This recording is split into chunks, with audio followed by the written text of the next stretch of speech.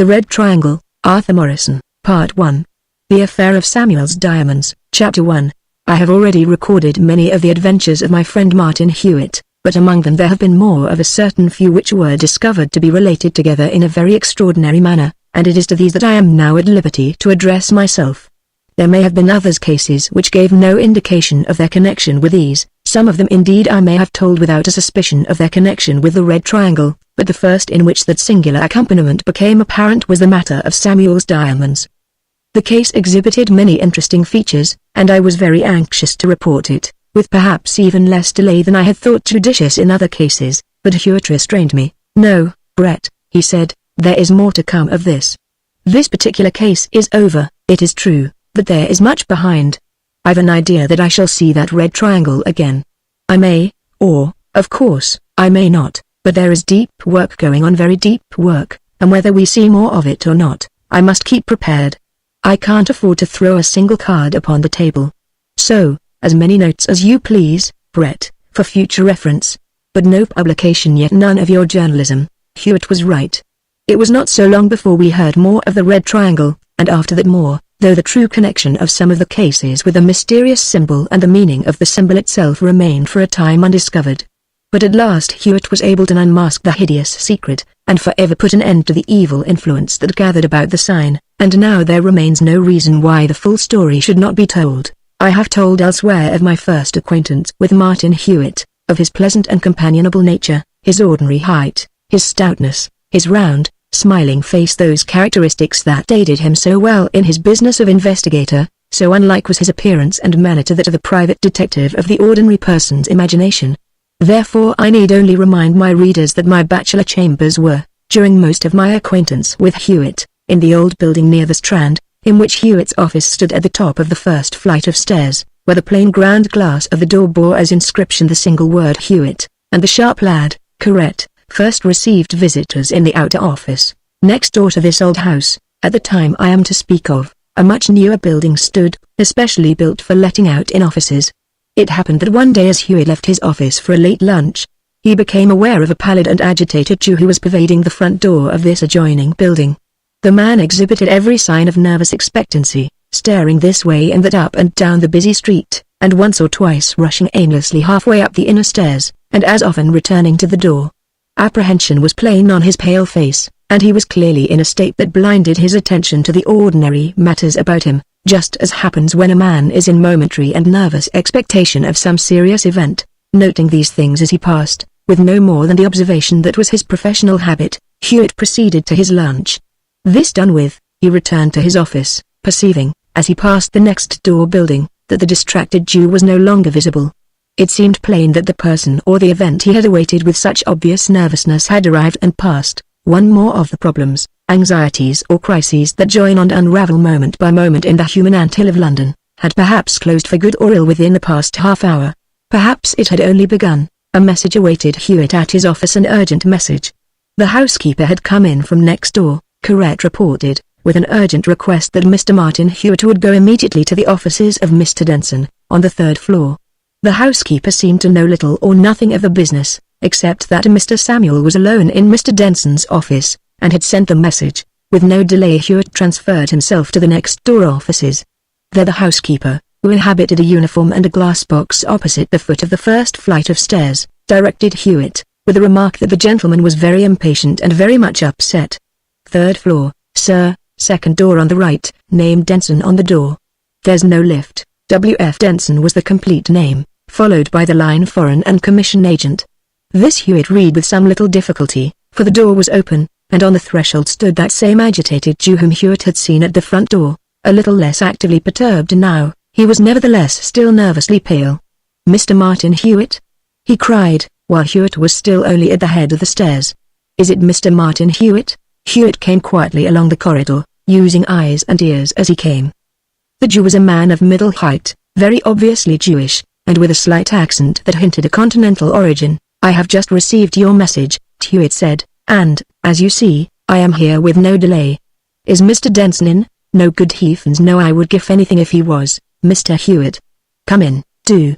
I have been robbed by Denson himself, without a word of doubt. It is terrible. £15,000. It ruins me, Mr. Hewitt, ruins me. Unless you can recover it. If you recover it, I will pay. Oh, I will pay very well indeed. There was a characteristically sudden moderation of the client's emphasis when he came to the engagement to pay. Hewitt had observed it in other clients, but it did not disturb him. First, he said, you must tell me your difficulty. You say you have been robbed of £15,000, diamonds, Mr. Hewitt, diamonds. All from the case. Here is the case, empty. Let us be methodical. We will shut the door and sit down. Hewitt pressed his client into a chair and produced his notebook. It will be better to begin at the beginning. First, I should like to know your name, and a few such particulars as that. Louis Samuel, Hatton Garden 150, Hatton Garden, diamond merchant. Yes. And what is your connection with Mr. Denson? Business, just business, Samuel responded. He pronounced it pishness, and it seemed his favorite word. Like this, I will tell you. I have known him some time, and did at first small pishness. He bought a little diamond and have it set in bracelet, and he pay straightforward pishness. Then he bought some very good paste stones, all set in gold, and he pay quite straightforward pishness. At the same time he says, I'm pishness man myself, Mr. Samuel, he says, and I like to make a little monies as well as pay out sometimes. Don't you want any little agencies done? I do all foreign commissions, and I can forward and receive and clear at dock and custom house. If you send any diamonds I can consign and insure very cheapest rates to you, special. If you want brokerage or buy and sell for you, confidential, I can do it with lowest commission. Especially I have good connection with America. I have many rich Americans, principals and customers, he says, and often I could do pishness for you when they come over, by which he meant he might sell them diamonds? Hewitt queried. Just so, Mr. Hewitt replied, pishness. And after that 2 or 3 little parcels of diamonds he bought for American customers, he says. But he says he can do bigger pishness soon. So he has, good heavens, he has. But I tell you, I do also 1 or 2 small pishnesses with him, and that is all right. He treat me very well and I pay when it suits. Then he says, Samuel, he says, very friendly now and eat, Samuel, could you get a nice large lot of diamonds for an American customer I expect here soon? And I say, of course I can. Enough, he says, to fit out a rich man's wife, that is, to peg in. He is not long rich. And he will want more soon. She will make him pay. But to peg in a good fit out of diamonds, I tell him yes, and I offer usual commission. But no, says Denson, he wants no commission, he will make his own profit. That I don't mind so long as I get mine, so I agree to put the diamonds in at a price. The American, he says, is to come over about a big company deal, and when it is through he will pay well. So last week I bring up the full collection all cut but unset, and I wait out in that room while Denson shows them to his customer. You mean you let them out of your sight? Yes, that is not so uncommon, replied pishness. You see, I was out here, this is the only way out. Denson was in the inner office with the Stones and the American. Neither could get out without passing here. And I had done pishness with him already. Well, you see, I wait downstairs with my case, this case, till Denson sends down. He doesn't want me to show very natural, you see, in pishness. When I sell to make a profit, perhaps for somebody else, I don't want that somebody to know my customer, else he sells direct and I lose my profit, very natural. See, of course, I understand. It's a point of business among you gentlemen to keep your own customers to yourselves. And often, no doubt, diamonds pass through several hands before reaching the eventual customer, leaving a profit in each. Always, Mr. Hewitt, always, you might say. Well, you see, Denson sends down that his customer is in, and I come up. Denson comes out from the inner office, takes my case, and I wait in there. The case which Samuel showed Hewitt was of black leather, perhaps 18 inches long by a foot wide. The arrangement of the office was simple. In this, the outer room, a small space was partitioned off by means of a ground glass screen, and it was in that Samuel meant that he had waited. Well, he took the case in, and I could hear some sound of talking but not much, you see, the door being shut. After a time the door opens and I hear Denson say, very well, think over it, but don't be long or you'll lose the chance. Excuse me while I put them back in the safe. Then he shuts the door and brings the case to me and goes back. But of course I stay till I have looked very carefully through all the diamonds, in the different compartments of the case, in case one might have dropped on the floor, or got changed, you know. That is pishness, just so. And they were all right? All right, and same as the list I know well, a diamond that I have seen once. So I go away, And afterwards Denson tells me that the American liked much the stones but wouldn't quite come up to price. That, of course, is very usual pishness. But he will rise, Samuel, Denson says. I know him quite well, and them diamonds is as good as sold with a good profit for me, and a good one for you, too, I bet, he says. I was putting the lot to him for £15,000, and it would have been a nice profit in that for me. And then Denson he chaffs me and he says, Samuel, he says, wasn't you afraid my customer and me would hook it out to the window with all your stones? I don't like that sort o' joke in pishness, you see, but I say, all right, I wasn't afraid o' that. The window was a mile too high, and besides I could see it from where I was sitting. And so I could, you see, plain enough to see if it was opened, the ground glass partition, in fact, cut off a part of the window of the outer office, which, being at an angle with the inner room, gave a side view of the window that lighted the department. Denson laughed at that. Samuel went on. Ha ha, says he, I never thought of that. Then you could see the American's hat hanging up just by the window, rum hat, ain't it? And that was quite true, for I had noticed it. Hey, big, grey, wide awake, almost white. Hewitt nodded approvingly. You are quite right, he said, to tell me everything you recollect, even of the most trivial sort. The smallest thing may be very valuable. So you took your diamonds away the first time, last week. What next? Well, I came again, just the same, today, by appointment. Just the same I sat in that place, and just the same Denson took the case into the inner room. He's come to buy this time, I can see, Denson whispers, and winks. But he'll fight hard over the price. We'll see. And off he goes into the other room. Well, I waited. I waited and I waited a long time. I looked out sideways at the window, and there I see the American's big wide-awake hat hanging up just inside the other window, same as last time. So I think they are a long time settling the price, and I wait some more. But it is such a very long time, and I begin to feel uneasy. Of course, I know you cannot sell 15,000 worth of diamonds in 5 minutes. That is not reasonable pishness. But I could hear nothing at all now, not a sound. And the boy that came down to call me up, he wasn't come back.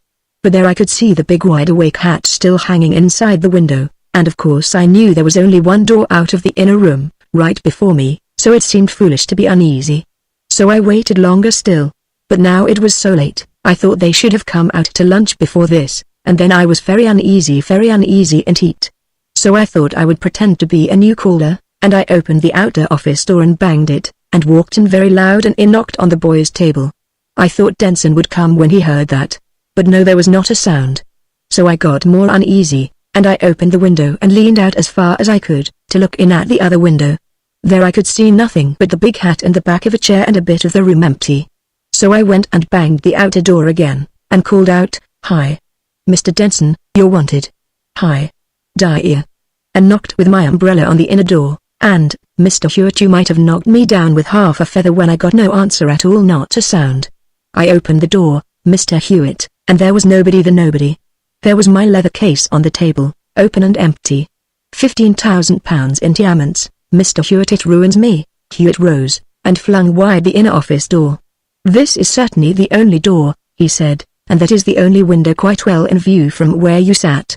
There is the wide-awake hat still hanging it is quite new, obviously brought for you to look at, it would seem.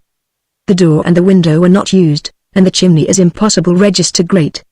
But there was one other way there. The inner wall of each of the rooms was the wall of the corridor into which all the offices opened, and this corridor was lighted and the offices partly ventilated by a sort of hinged casement or fanlight close up by the ceiling, oblong, and extending the most of the length of each room. Plainly an active man, not too stout, might mount a chair back, and climb very quietly through the opening. That's the only way, said Hewitt, pointing. Yes, answered Samuel, nodding and rubbing his knuckles together nervously. I saw it when it was too late. But who'd have thought such a thing beforehand? And the American, either there wasn't an American at all, or he got out the same way. But, anyway, here I am, and the diamonds are gone, and there is nothing here but the furniture not worth £20. Well, Hewitt said, so far, I think I understand, though I may have questions to ask presently. But go on. But there is no more, Mr. Hewitt. Quite enough, don't you think? There is no more. I am robbed. But when you found the empty room, and the case, what did you do? Send for the police? The Jew's face clouded slightly. "No, Mr. Hewitt," he said, "not for the police, but for you. Reason plain enough. The police make a great fuss, and they want to arrest the criminal. Quite right, I want to arrest him, and punish him too, plenty. But most I want the diamonds back, because if not it ruins me. If it was to make choice between two things for me, whether to punish Denson or get my diamonds, then of course I'd take the diamonds, and let Denson go. I cannot be ruined. But with the police, if it is their choice, they catch the thief first, and hold him tight, whether it loses the property or not. The property is only second with them, with me it is first and second, and all. So I take no more risks than I can help, Mr. Hewitt. I have sent for you to get first the stones, afterwards the thief if you can. But first my property. You can perhaps find Denson and make him give it up rather than go to prison. That would be better than having him taken and imprisoned, and perhaps the stones put away safe all the time ready for him when he came out. Still, the police can do things that I can't," Hewitt interposed, "stop people leaving or landing at ports, and the like. I think we should see them." Samuel was anxiously emphatic. "No, Mr. Hewitt," he said, "certainly not the police. There are reasons. No, not the police, Mr. Hewitt, at any rate, not till you have tried. I cannot have the police just yet." Martin Hewitt shrugged his shoulders. "Very well," he said, "if those are your instructions, I'll do my best. And so you sent for me at once, as soon as you discovered the loss?" "Yes, at once, without telling anybody else." "I have told nobody." "Did you look about anywhere for Denson in the street, or what not?" "No, what was the good? He was gone." "There was time for him to go miles." "Very good. And speaking of time, let me judge how far he may have gone. How long were you kept waiting?" 2 hours and a quarter, very near within 5 minutes. "By your watch?" "Yes, I looked often, to see if it was so long waiting as it seemed." "Very good. Do you happen to have a piece of Denson's writing about you?" Samuel looked round him. "There's nothing about here," he said, "but perhaps we can find." "Oh, here's a postcard." He took the card from his pocket, and gave it to Hewitt. "There is nothing else to tell me, then?" queried Hewitt. "Are you sure that you have forgotten nothing that has happened since you first arrived?" "Nothing at all?" There was meaning in the emphasis, and a sharp look in Hewitt's eyes. "No, Mr. Hewitt," Samuel answered, hastily, "there is nothing else I can tell you." "Then I will think it over at once. You had better go back quietly to your office, and think it over yourself, in case you have forgotten something, and I need hardly warn you to keep quiet as to what has passed between us unless you tell the police. I think I shall take the liberty of a glance over Mr. Denson's office, and since his office boy still stays away, I will lend him my clerk for a little. He will keep his eyes open if any callers come, and his ears too. Wait while I fetch him." Chapter 2. It was at this point that my humble part in the case began, for Hewitt hurried first to my rooms. "Brett," he exclaimed, "are you engaged this afternoon?" "No, nothing important. Will you do me a small favor? I have a rather interesting case. I want a man watched for an hour or so, and I haven't a soul to do it. Corrette may be known, and I am known. Besides, there is another jobs for Corrette." "Of course," I expressed myself willing to do what I could. "Capital," replied Hewitt. "Come along, you like these adventures, I know, or I wouldn't have asked you, and you know the dodges in this sort of observation. The man is one Samuel, a Jew, of 150 Hatton Garden, diamond dealer. I'll tell you more afterwards. Corrette and I are going into the offices next door, and I want you to wait thereabout. Presently I will come downstairs with him and he will go away. An hour or so will be enough, probably." I followed Hewitt downstairs. He took Corrette with him and locked his office door. I saw them both disappear within the large new building, and I waited near a convenient postal pillar box, prepared to seem very busy with a few old letters from my pocket until my man's back was turned. In a very few minutes Hewitt reappeared, this time with a man, a Jew, obviously, whom I remembered having seen already at the door of that office more than an hour before, as I had passed on the way from the bookseller's at the corner. The man walked briskly up the street, and I, on the opposite side, did the same, a little in the rear. He turned the corner, and at once slackened his pace and looked about him. He took a peep back along the street he had left, and then hailed a cab. For 100 yards or more I was obliged to trot, till I saw another cab drop its fare just ahead, and managed to secure it and give the cabman instructions to follow the cab in front, before it turned a corner. The chase was difficult, for the horse that drew me was a poor one, and half a dozen times I thought I had lost sight of the other cab altogether, but my cabman was better than his animal, and from his high perch he kept the chase in view, turning corners and picking out the cab ahead among a dozen others with surprising certainty. We went across Charing Cross Road by way of Cranbourne Street, past Leicester Square, through Coventry Street and up the Quadrant and Regent Street. At Oxford Circus the Jew's cab led us to the left, and along Oxford Street we chased it past Bond Street End. Suddenly my cab pulled up with a jerk, and the driver spoke through the trapdoor. "That fare's getting down, sir," he said, "at the corner o' Duke Street." I thrust a half-crown up through the hole and sprang out.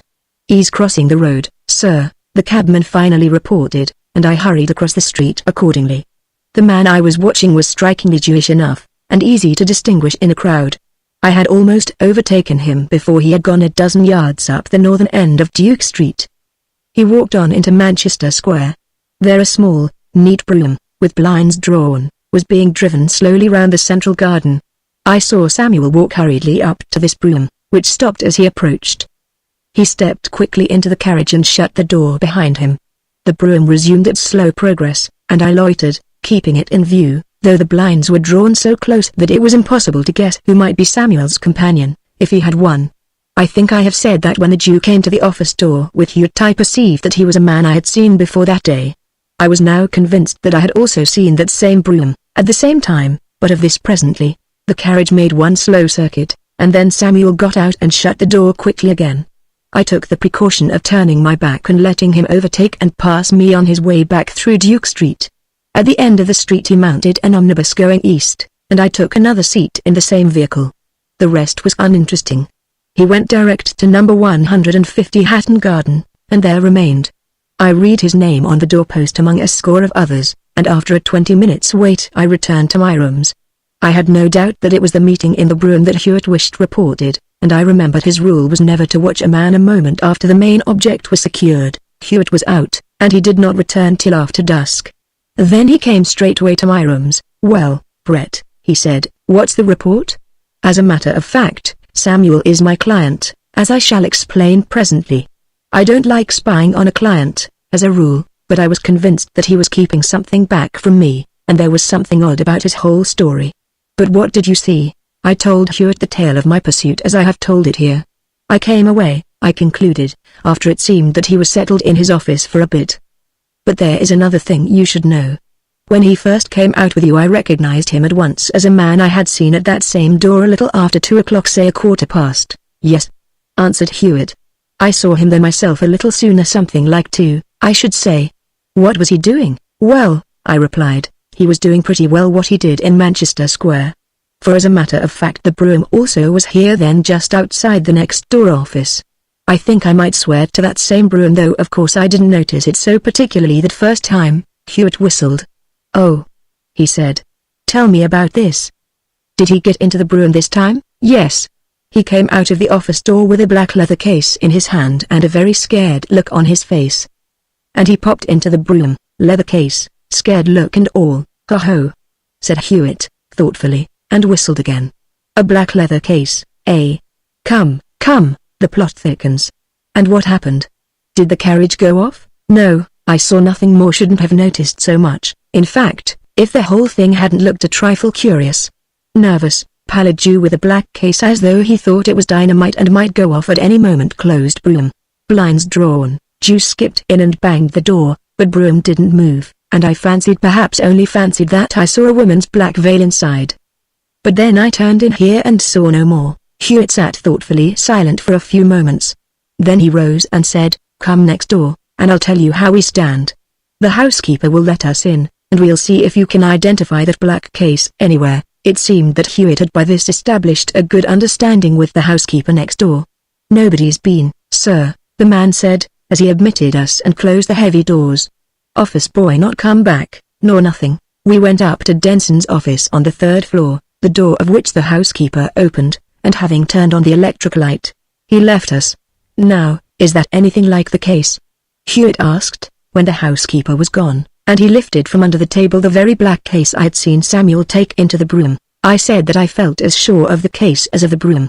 And then Hewitt told me the whole tale of Samuel and his loss of £15,000 worth of diamonds, just as it appears earlier in this narrative. "Now, see here," said Hewitt, when he had made me acquainted with his client's tale, "there is something odd about all this.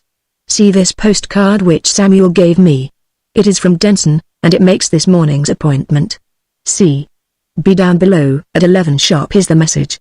He came and he waited just 2 hours and a quarter, as he tells me, being certain to the time within 5 minutes. That brings us to 1:15, the time when he finds he is robbed, and he came downstairs in a very agitated state at 1:15, as I have since ascertained. At 2 I pass and see him still dancing distractedly on the front steps, certainly very much like a man who has had a serious misfortune, or expects one. At 1:15 that was about it, I think? I nodded. At 1:15 you see him, still agitated, diving into the brougham with his black case in his hand, and a little afterward, after all this, mind he tells me this story of a robbery of diamonds from that very case, and assures me that he sent for me the moment he discovered the loss, that is to say, at 1:15, a positive lie, and has told nobody else. He further assures me that he has told me everything that has happened up to the moment he meets me. Then he goes away to his office, as he tells me. But you find him posting to Manchester Square and cheers a cab, and there once more plunging into that same mysterious closed brougham. Now why should he do that? He has seen the person in that brougham, presumably, an hour before, and there can be nothing more to communicate, except the result of his interview with me, a thing I warned him to keep to himself. It's odd, isn't it? It is. What can be his motive? I want to know his motive. I object to working for a client who deceives me. Indeed, it's unsafe. I may be making myself an accomplice in some criminal scheme. You observe that he never called for the police, a natural impulse in a robbed man. Indeed, he expressly vetoes all communication with the police. Of course he gave reasons. But the reasons are not good enough. I can't stop a man leaving this country anywhere around the coast except by going to the police. Can it be, I suggested, that Samuel and Denson are working in collusion, and have perhaps insured the stones, and now want your help to make out a case of loss? Scarcely that, I think, for more than one reason. First, it isn't a risk any insurer would take, in the circumstances. Next, the insurer would certainly want to know why the police were not informed at once. But there is more. I have not been idle this while, as you would know. I will tell you some of the things I have ascertained. To begin with, Samuel is known in Hatton Garden only as a dealer on a very small and peddling scale. A dabbler in commissions, in fact, rather than a buyer and seller of diamonds in quantities on his own account. His office is nothing but a desk in a small room he shares with 2 other small dealers like himself. When I spoke to the people most likely to know of his offering £15,000 worth of diamonds on his own account, they laughed. An investment of £200 or £300 in stones was about his limit, they said. Now that fact offers fresh suggestions, doesn't it? Hewitt looked at me significantly. You mean, I said after a little consideration, that Samuel may have been entrusted with the diamonds to sell by the real owner, and has made all these arrangements with Denson to get the gems for themselves and represent them as stolen? Hewitt nodded thoughtfully. There's that possibility, he said. Though even in that case the owner would certainly want to know why the police had not been told, and I don't know what satisfactory answer Samuel could make. And more, I find that no such robbery has been reported to any of the principal dealers in Hatton Garden today, and, so far as I can ascertain, none of them has entrusted Samuel with anything like so large a quantity of diamonds as he talks of lately. At any rate, isn't it possible that the diamonds are purely imaginary? I suggested. Mightn't there be some trick played on that basis? Perhaps a trick on the American customer if there was one. Hewitt was thoughtful. There are many possibilities, he said, which I must consider. The diamonds may even be stolen property to begin with. That would account for a great deal, though perhaps not all. But the whole thing is so oddly suspicious, that unless my client is willing to let me a great deal further into his confidence tomorrow morning I shall throw up the case. Did you direct any inquiries after Denson? Of course, which brings me to the other things I have ascertained. He has not been here long, a few months. I cannot find that he has been doing any particular business all the time with anybody except Samuel. With him, however, he seems to have been very friendly. The housekeeper speaks of them as being very thick together.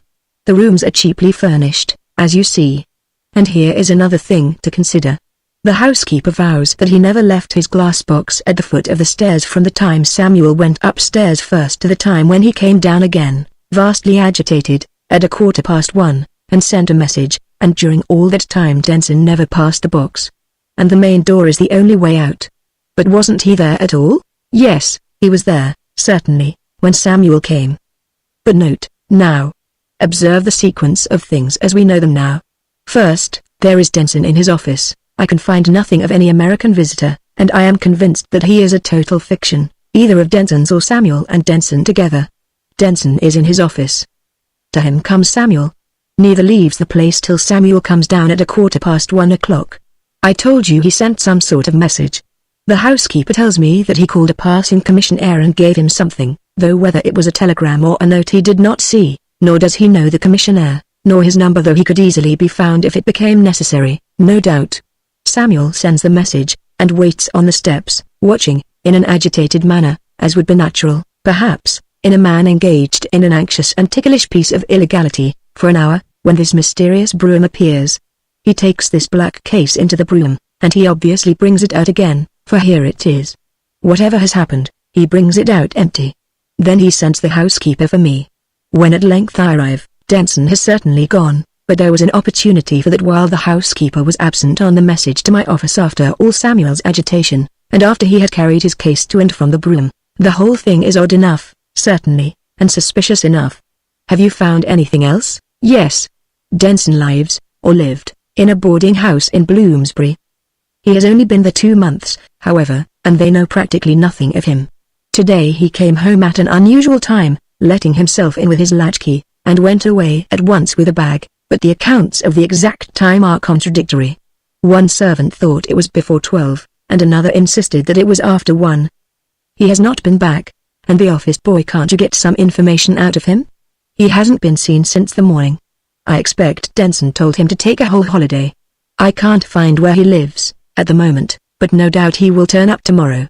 Not that I expect to get much from him. But I shan't bother. Unless Mr. Samuel will answer satisfactorily some very plain questions I shall ask, and I don't expect he will. I shall throw up the commission.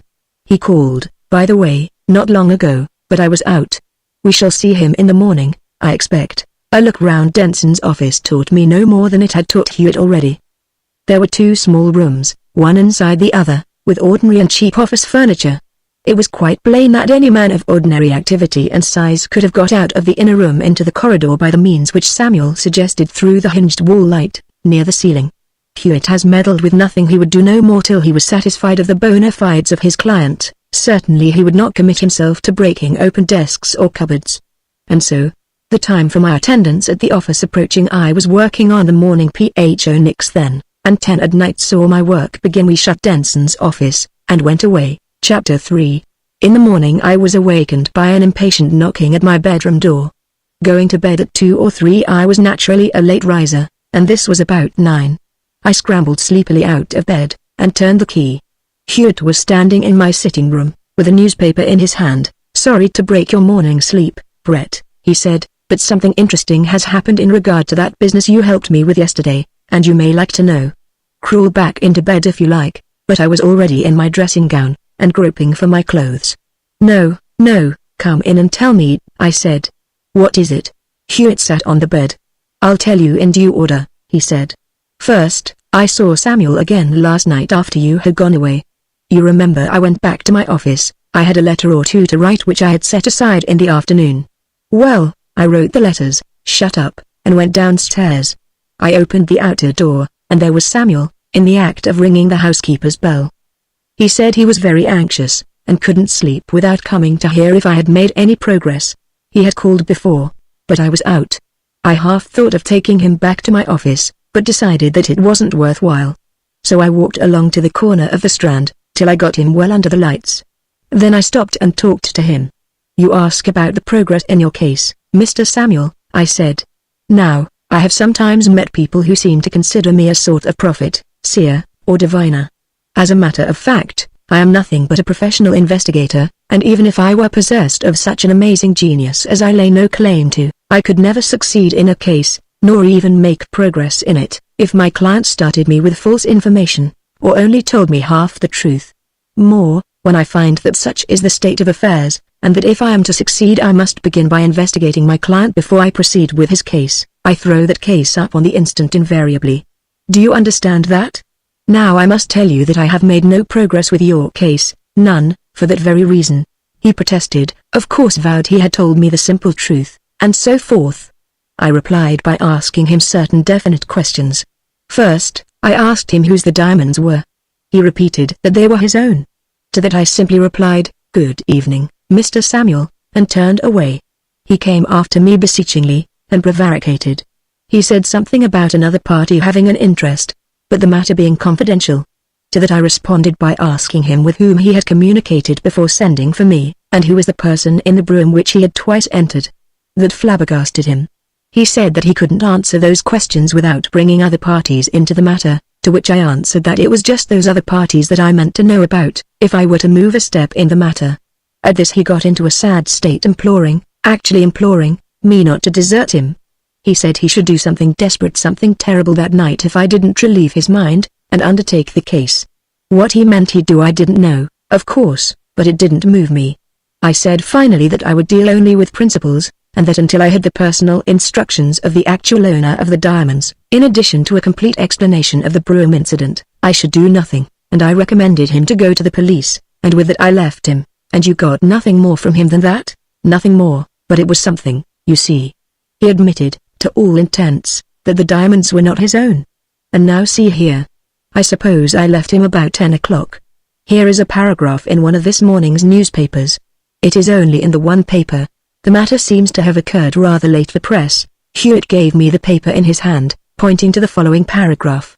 Horrible discovery. A shocking discovery was made just before midnight last night, near the York Column, where a police constable found the dead body of a man lying on the stone steps. The body, which was fully clothed in the ordinary dress of a laboring man, bore plain marks of strangulation, and it was evident that brutal murder had been committed.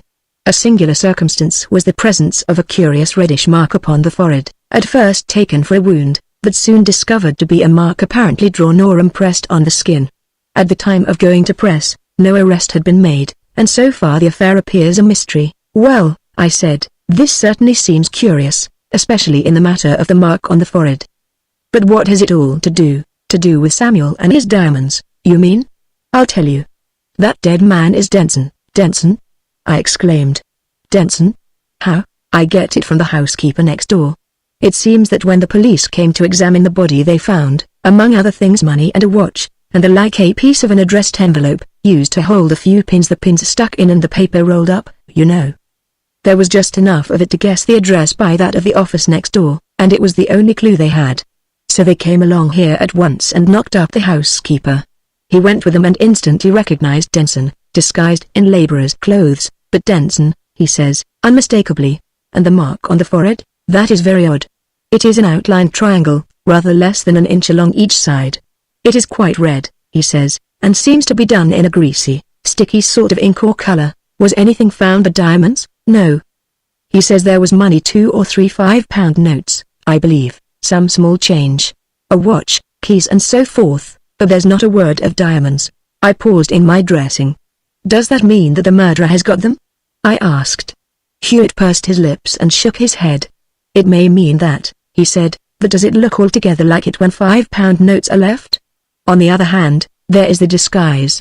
The only reason that we know of for that would be that he was bolting with the diamonds. But the really puzzling thing is the mark on the forehead.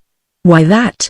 Of course, the picturesque and romantic thing to suppose is that it is the mark of some criminal club or society. But criminal associations, such as exist, don't do silly things like that. When criminals rob and murder, they don't go leaving their tracks behind them purposely. They leave nothing that could possibly draw attention to them if they can help it. Also, they don't leave £5 notes. But I'm off to have a look at that mark. Inspector Plummer is in charge of the case. You remember Plummer, don't you, in the Stanway cameo case, and 2 or 3 others? Well, Plummer is an old friend of mine, and not only am I interested in this matter myself, but now that it becomes a case of murder, I must tell the police all I know, merely as a loyal citizen. I've an idea they will want to ask our friend Mr. Samuel some very serious questions. Will you go now? Yes, I must waste no more time. You get your breakfast and look out for me, or for a message. Hewitt was off to Vine Street, and I devoted myself to my toilet and my breakfast, vastly mystified by this tragic turn in a matter already puzzling enough. It was not a messenger, but Hewitt himself, who came back in less than an hour. Come, he said, Plummer is below, and we are going next door, to Denson's office. I've an idea that we may get at something at last. The police are after Samuel Hotfoot. They think he should be made sure of in any case without delay, and I must say they have some reason, on the face of it. We joined Plummer at once. I have already spoken of Plummer in my accounts of several of Hewitt's cases in which I met him, and we all turned into the office next door. We found a very frightened and bewildered office boy, whom Denson had given a holiday yesterday, after sending him down to Samuel. He had come to his work as usual, only to meet the housekeeper's tale of the murder of his master and the end of his business prospects. He had little or no information to impart. He had only been employed for a month or 6 weeks, and during that time his work had been practically nothing. Plummer nodded at this information, and sniffed comprehensively at the office furniture. "I know this sort o' stuff," he said. "This is the way they fit up long-firm offices and such. This place was taken for the job, that's plain, by one or both of them." The boy's address was taken, and he was given a final holiday, and asked to send up the housekeeper as he went out. Plummer passed Hewitt a bunch of keys. The housekeeper entered. "Now, Hut," said Martin Hewitt, "you were saying yesterday, I think, that the main front door was the only entrance and exit for this building?" "That's so, sir, the only one as anybody can use, except me." "Oh. Then there is another, then?" "Well, not exactly to say an entrance, sir. There's a small private door at the back into the court behind, but that's only open to take in calls and such, and I always have the key. This house isn't like yours, sir. You have no back way into the court as we have. It's a convenience, sometimes." "Ah, I've no doubt. Do you happen to have the key with you?" "It's on the bunch hanging up in my box, sir." "Shall I fetch it? I should like to see it, if you will." The housekeeper disappeared, and presently returned with a large bunch of keys. "This is the one, Mr. Hewitt," he explained, lifting it from among the rest. Hewitt examined it closely, and then placed beside it one from the bunch Plummer had given him. "It seems you're not the only person who ever had a key exactly like that, Hut," he said. "See here, this was found in Mr. Denson's pocket." Plummer nodded sagaciously. "All in the plant," he said. "See, it's brand new, clean as a new pin, and file marks still on it." "Take us to this back door, Hut," Hewitt pursued. "We'll try this key. Is there a back staircase?" There was a small back staircase, leading to the coal cellars, and only used by servants. Down this we all went, and on a lower landing we stopped before a small door. Hewitt slipped the key in the lock and turned it. The door opened easily, and before us was the little courtyard which I think I have mentioned in one of my other narratives, the courtyard with a narrow passage leading into the next street. Martin Hewitt seemed singularly excited. "See there," he said, "that is how Denson left the building without passing the housekeeper's box. And now I'm going to make another shot. See here." This key on Denson's bunch attracted my attention because of its noticeable newness compared with most of the others. Most of the others, I say, because there is one other just as bright. See this small one. Now, Hut, do you happen to have a key like that also?" Hut turned the key over in his hand and glanced from it to his own bunch. "Why, yes, sir," he said presently. "Yes, sir. It's the same as the key of the fire hose cupboards." "Does that key fit them all?" "How many fire hose cupboards are there?" "2 on each floor, sir, 1 at each end, just against the mains. And 1 key fits the lot." "Show us the nearest to this door." A short, narrow passage led to the main ground floor corridor, where a cupboard-lettered fire hose stood next the main and its fittings. "We have to keep the hose cupboards locked," the housekeeper explained apologetically, "cause mischievous boys in the offices." This key fitted as well as the other. A long coil of brown leather hose hung within, and in a corner lay a piece of chamois leather evidently used for polishing the brass fittings. This Hewitt pulled aside, and beneath it lay another and cleaner piece of chamois leather, neatly folded and tied round with cord. Hewitt snatched it up. He unfastened the cord. He unrolled the leather, which was sewn into a sort of bag or satchel, and when at last he spread wide the mouth of this satchel, light seemed to spring from out of it, for there lay a glittering heap of brilliants. "What?" cried Plummer, who first got his speech. "Diamonds. Samuel's diamonds." "Diamonds, at any rate," replied Hewitt, "whether Samuel's or somebody else's. But they can't have been there long."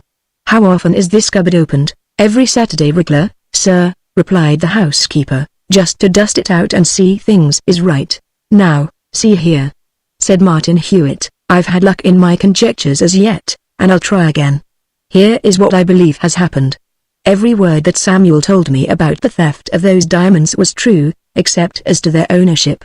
Denson has planned all along to rob him of as big a collection of diamonds as he could prompt him to get together, and he has played up to this for months. His smaller dealings one way and another were ground bait. Very artfully he let Samuel take the diamonds safely away once, in order that he should be less watchful and less suspicious the second time. This second time he does the trick exactly as we see. He hangs up the imaginary American's hat, he escapes by the fanlight, and he goes out by the back way to avoid the housekeeper's observation. He has arranged beforehand for this, too. He has seized an opportunity when the housekeeper has been out of his box to get wax impressions of these two keys, and he has made copies of them. And here we come on a curious thing. It is easy enough to understand why he should foresee and get himself a key for the back door, in order to make his escape. But why the key of the hose cupboard? Why, indeed, should he leave the diamonds behind him at all? It is plain that he meant to come back for them probably at night. He would have been wholly free from observation in that quiet courtyard, and he could let himself in, get the diamonds, and leave again without exciting the smallest alarm or suspicion. But why take all the trouble? Why not stick to the plunder from the beginning? The plain inference is that he feared somebody or something.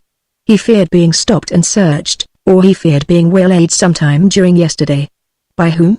There's the puzzle, and I can't see the bottom of it, I confess. If I could, perhaps I might know something of last night's murder. As to Samuel's prevarications, there is only one explanation that will fit, now that the rest is made clear. He must have been entrusted with these diamonds by a private owner, for sale secretly. Some lady of conspicuous position in difficulties, probably perhaps unknown to her husband. Such things occur every day.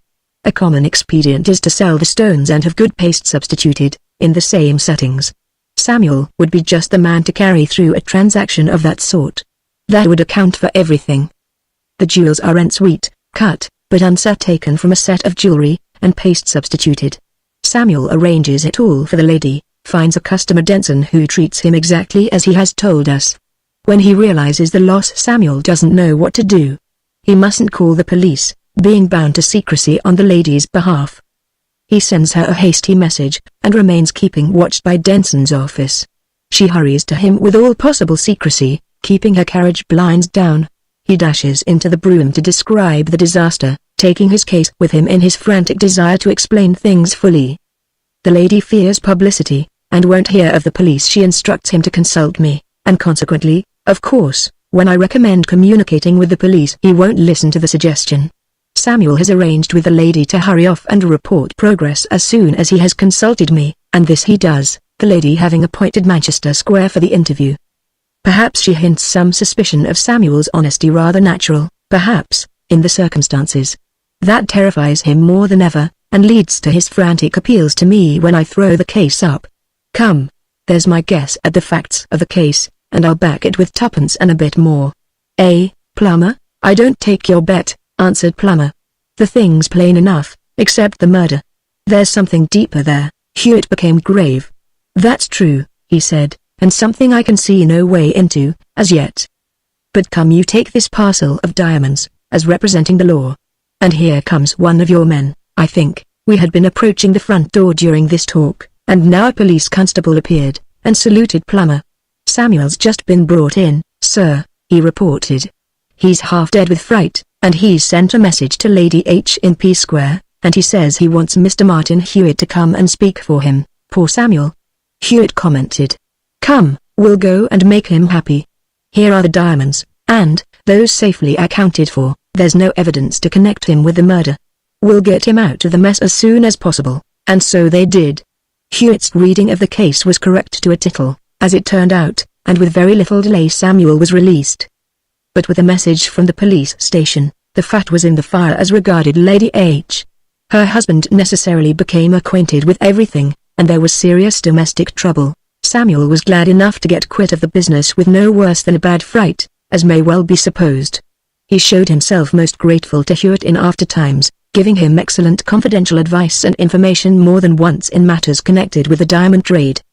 He is still in business, I believe, in a much larger way, and I have no doubt he is the wiser for his experience, and for the lesson which Hewitt did not forget to rub well in, that it is useless and worse to place a confidential matter in the hands of a man of Hewitt's profession, and at the same time withhold particulars of the case, however unessential they may appear to be. But meantime, on the way to Vine Street I asked Hewitt what led him to suppose that the new key on Denson's bunch fitted a lock in that particular office building. Call it a lucky guess, if you like, Hewitt answered, but as a matter of fact it was prompted by pure common sense. Plummer showed me the things found on the body, and I saw at once that the keys offered the only chance of immediate information. I went through them one by one. There was his latchkey, the key with which he had gone into his lodgings to fetch away the disguise. There was another largish key, equally old, probably the key of his office door. There were other smaller keys, also old, plainly belonging to bags and trunks and drawers and so forth. And then there was the large, perfectly new key. What was that? It was not the key of any bag or drawer, clearly it was the key of a door with a lever lock. What door? Had Denson some other office? Perhaps he had. But first it was best to begin by trying it on places we were already acquainted with. At once I thought of Denson's disappearance unobserved by the housekeeper. Could this be the key of some private exit from the office building? I resolved to test that conjecture first, and it turned out to be the right one. Being successful so far, of course I turned to the other new key and tried that, as you saw. But what of that triangular mark on the man's forehead? Martin Hewitt became deeply thoughtful. That, he said, is a matter wholly beyond me at present, as indeed is the whole business of the murder. Whether we shall ever know more I can't guess, but the matter is deep and difficult and dark. As to the mark itself, that seems to have been impressed from an engraved stamp of some sort. It is a plain equilateral triangle in red outline, measuring about an inch on each side. It is in a greasy, sticky sort of red ink, which may be smeared, but is very difficult, if not impossible, to rub away. What it means I can't at present conjecture. I have told you my reasons for not thinking it the sign of any gang of criminals. But whose sign is it? Surely not that of some self-constituted punisher of crime? For such a person, with no risk to himself, could have handed Denson over to the police, if he knew of his offense. Can he have been murdered by an accomplice? But he used no accomplice. If one thing is plain in all that story of the stolen diamonds, it is that Denson did the thing wholly by himself. Besides, an accomplice would have taken the keys and have gone and secured the diamonds for himself, else why the murder at all? But no keys were taken, nothing was taken, as far as we can tell. And why was the body placed in that conspicuous position? It is pretty certain that the crime cannot have happened where the body was found. Somebody must have heard or seen a struggle in such a place as that. As it is, I should say, the body was probably brought quietly to the spot in a cab, or some such conveyance, but mystery envelops this crime everywhere. So far as I can see, there is no clue whatever beyond the red triangle, which, as yet, I cannot understand. The strangling points to the murder being committed by a powerful man, certainly, and it is a form of crime that may have been perpetrated silently. But beyond that I can see nothing. The apparent motivelessness of the thing makes the mystery all the darker, and the circumstances we are acquainted with, instead of helping us, seem to complicate the puzzle. What was it that Denson feared when he left those diamonds behind him, when he might have carried them away? And why should he fear it in daytime and not at night, since it would seem plain that he meant to have returned for the stones at night? Where did he go to disguise himself yesterday? We know it was not in his lodgings. And where has he left the clothes he discarded? All these doubts and mysteries were destined to be cleared up, in more or less degree, but it was not till Hewitt and I had witnessed other singular adventures that the answer came to the problem. The real meaning of the red triangle was made apparent, and its connection with the theft of Samuel's diamonds grew clear. For indeed the connection proved in the end to be very intimate indeed. Once, a little later, we were allowed to see a shade farther into the mystery, as I shall tell in the proper place. But even then the real secret remained hidden from us till the appointed end. So ended the case of Samuel's diamonds, so far as concerned Samuel himself and the owner, but the case of the red triangle had only begun. Part 2. The case of Mr. Jacob Mason, Chapter 1. The mystery of Denson's death remained a mystery, despite all the police could do. The coroner's jury returned a verdict of murder by some person or persons unknown, which, indeed, was all that could be expected of them, for they had no more before them than the bare fact that the body, disguised in the clothes of a labourer, had been found on the steps near the Duke of York's column, just before midnight, by a police constable. But for the housekeeper's identification, even the name of the victim would have been unknown. The jury certainly wasted some time in idle speculation as to the strange triangular mark found on the forehead, without a speck of evidence to help them, but in the end they returned their verdict, and went home. But the police knew a little more than the jury, though that little rather confused than helped them.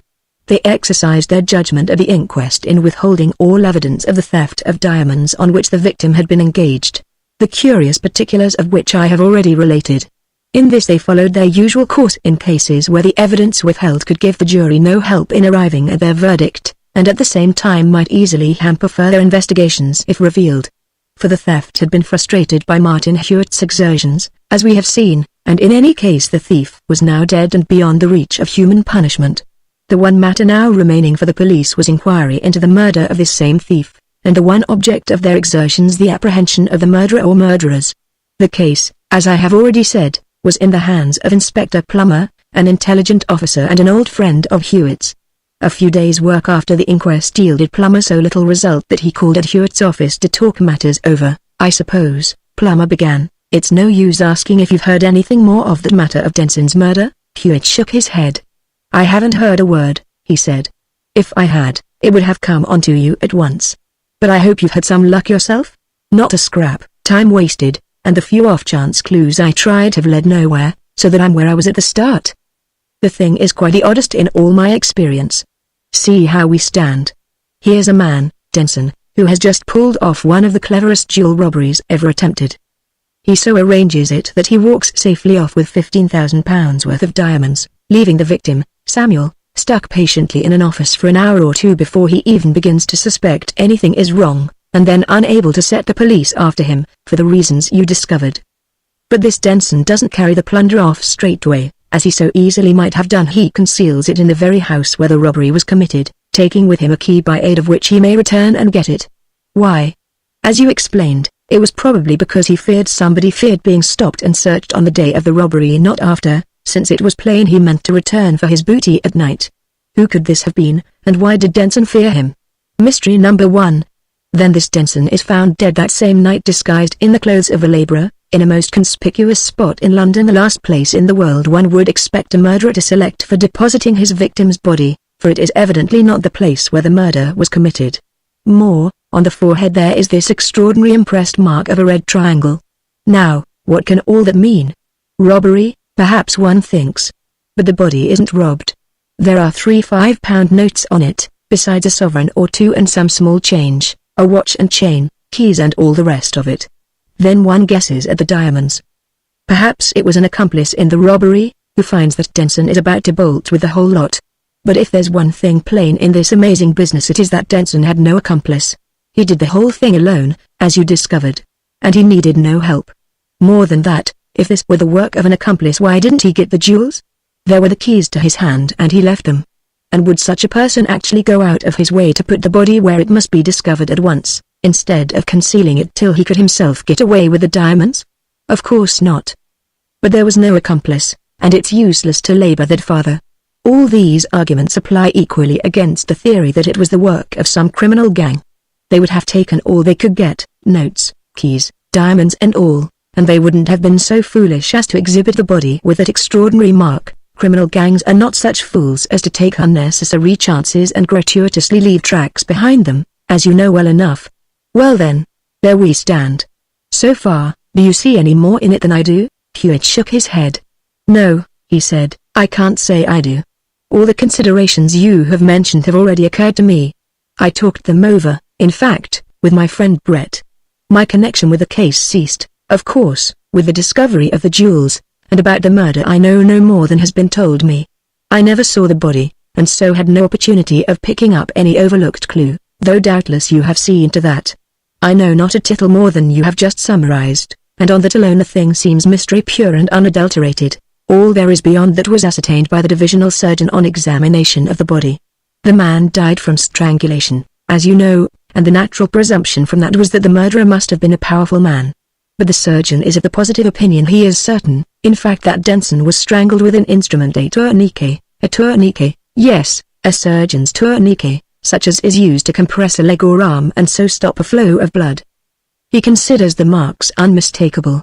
Now that might point to the murderer being a medical man, conjecturally, yes, though, of course, it justifies nothing more than conjecture, precisely. Well, that was something, but precious little. A tourniquet is a common thing enough, no more than a band with screw fittings, and there was nothing to show that the tourniquet used was any different from 1,000 others, and I can see no particular reason why a doctor should commit a murder like this any more than any other man, in which the divisional surgeon agreed with me. And doctor or none, that red triangle was altogether unaccounted for. About that, too, by the way, the divisional surgeon told me a little, but a very useless little. The mark was not properly dried, owing to its slightly greasy nature, and although it was almost impossible to remove it wholly, it was possible to scrape off a little of the ink, or color. Here is a little of it on a paper quite dried now, of course. Plummer carefully took from his pocket a small folded paper, unfolded it, and revealed a smaller paper within. On this were 2 little smears of a bright red color. "That's the stuff," he said. The surgeon examined it, and he reports it to be rather oddly constituted so as to bear some affinity of meaning, possibly, to the triangle. For the stuff is a compound of 3 substances: animal, vegetable and mineral. There is a fine vegetable oil, he says, some waxy preparation, certainly of animal origin, and a mineral cinnabar, vermilion, in fact. But though there may be some connection between the triangle and the substances representing the 3 natural kingdoms, it gives nothing practical, nothing to go on. Martin Hewitt had been closely examining the marks on the paper, and now he answered, "I'm not so sure of that, though, Plummer. I think at least that it gives us another conjecture. I should guess that the man you want, as well as being acquainted with the use of the tourniquet, has at some time traveled in, or to, China. Why, unless I am wider of the mark than usual, this is the pigment used on Chinese seals. A Chinaman seal acts for his signature on all sorts of documents. It is impressed or printed by hand pressure from a little engraved stone die, precisely as this triangle seems to have been, and the ink or color is almost always red, compounded of vermilion, wax, and oil of sesamum." Plummer sat up with a whistle. "Phew. Then it may have been done by a Chinaman." Hewitt shrugged his shoulders. "It's possible," he said. "Of course, though, the sign, the triangle, is not a Chinese character. As a character, of course it is the Greek delta. But it may be no character at all. In the signs of the ancient Kabbalah, the triangle, apex upward as it was in this case, was the symbol of fire, apex downward, it signified water." Plummer patted the side of his head distractedly. "Heavens," he said, "don't tell me I'm to search all China, and Greece, and wherever the Kabbalistic pundits come from." "Well, no," Hewitt answered with a smile. "I think I should, at any rate, begin in this country. I rather think you might make a beginning at Denson.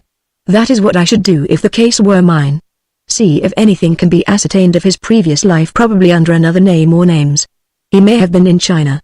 "Yes, certainly, as we stand at present, I should begin at Denson. I think I will," the inspector replied, "though there's precious little to begin on there. I'd like to have you with me on this job, but, of course, that's impossible, since it's purely a police matter. But some information, may come your way, and in that case you'll let me know at once." Of course I shall. It's a serious matter, as well as a strange one. I wish you all luck." Plummer departed to grapple with his difficulties, but in fact it was Hewitt who first heard fresh news of the red triangle, and that from a wholly unexpected quarter. It was, indeed, only 2 days after Plummer's visit that Corrette brought into Hewitt's private room the card of the Reverend James Potswood, with a request for a consultation. Mr. Potswood's name was known to Hewitt, as, indeed, it was to many people, as that of a most devoted clergyman, rector of a large parish in northwest London, who devoted not only all his time and personal strength to his work, but also spent every penny of his private income on his parish. It was not a small income that Mr. Potswood spent in this unselfish way, for he came of a wealthy family, and though a good part of his parish was inhabited by well-to-do people, there was quite enough poverty and distress in the poorer quarters to cause this excellent man often to regret that his resources were not even larger. He was a spare, active, grey-whiskered man of nearly 60, with prominent and not very handsome features, though his face was full of frank and simple kindliness. "My errand, Mr. Hewitt," he said, "is of a rather vague, not to say visionary, character, and I doubt if you can help me. But at any rate I will explain the trouble as well as I can. In the first place, am I right in supposing that you were in some way professionally engaged in connection with that extraordinary case of murder a week or so ago, the case in which a man named Denson was found dead on the steps by the Duke of York's column?" "Yes and no," Hewitt answered. "I was professionally engaged on a certain matter about which you will not wish me to particularize, since it is the business of a client, and in course of it I came upon the other affair. Then before I ask what you know of that mysterious event, Mr. Hewitt, I will tell you my story, so that you may judge whether you are able to reveal anything, or to do anything. Of course, what I say is in the strictest confidence. Of course, I have a parishioner, a Mr. Jacob Mason, of whom I have seen very little of late years, scarcely anything at all. In fact, till a few days ago. He is fairly well-to-do, I believe, living a somewhat retired life in a house not far from my rectory. For many years he has labored at natural science chemistry in particular, and he has a very excellently fitted laboratory attached to his house. He is a widower, with no children of his own, but his orphan niece, a Miss Creswick, lives under his guardianship. Mr. Mason was never a very regular churchgoer, but years ago I saw much more of him than I have of late. I must be perfectly frank with you, Mr. Hewitt, if you are to help me, and therefore I must tell you that we disagreed on points of religion, in such a way that I found it difficult to maintain my former regard for Mr. Mason.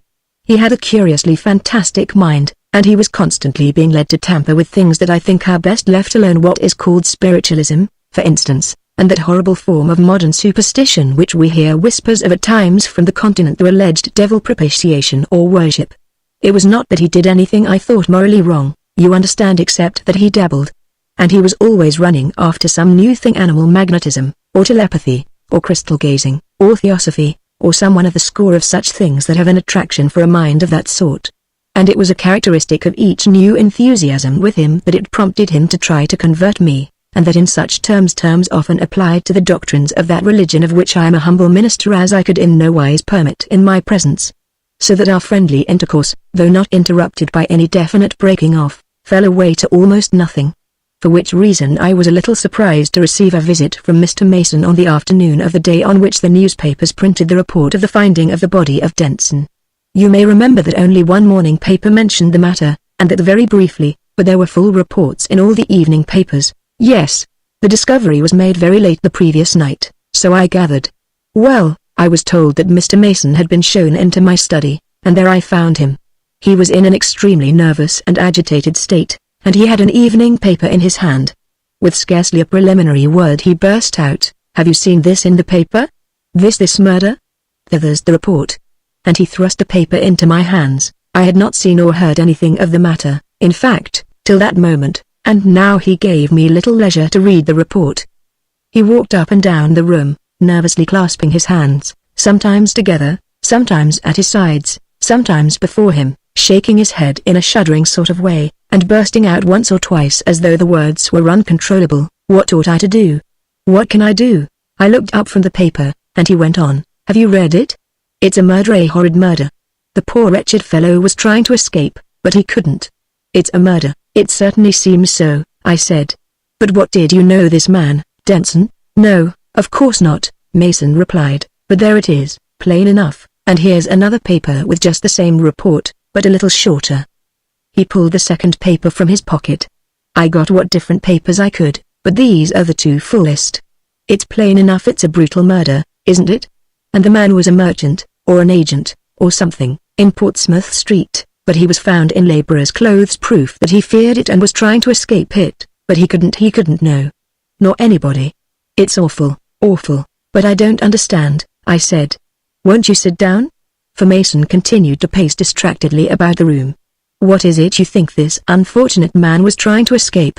And what am I to do in the matter?" He stopped, pressed both hands to his head, and seemed to control himself by a great effort. "You must excuse me," he said. "I'm a bit run down lately, and my nerves are all wrong. I'm talking rather wildly, I'm afraid. I really hardly know why I came to you, except that I haven't a soul I can talk to about anything, scarcely." He took a chair, and sat for a little while with his head forward on his hand and his eyes directed towards the floor. Then he said, in a musing way, rather as though he was thinking aloud than talking to me, "You were right, after all, Potswood, and I was a fool to disregard your warnings. I oughtn't to have dabbled, I should have left those things alone." I said nothing, thinking it best not to disturb him, but to leave him free to say what he wanted to say in his own way. He remained quiet for a minute or two more, and then sat up with an appearance of much greater composure. "You mustn't mind me, Potswood," he said.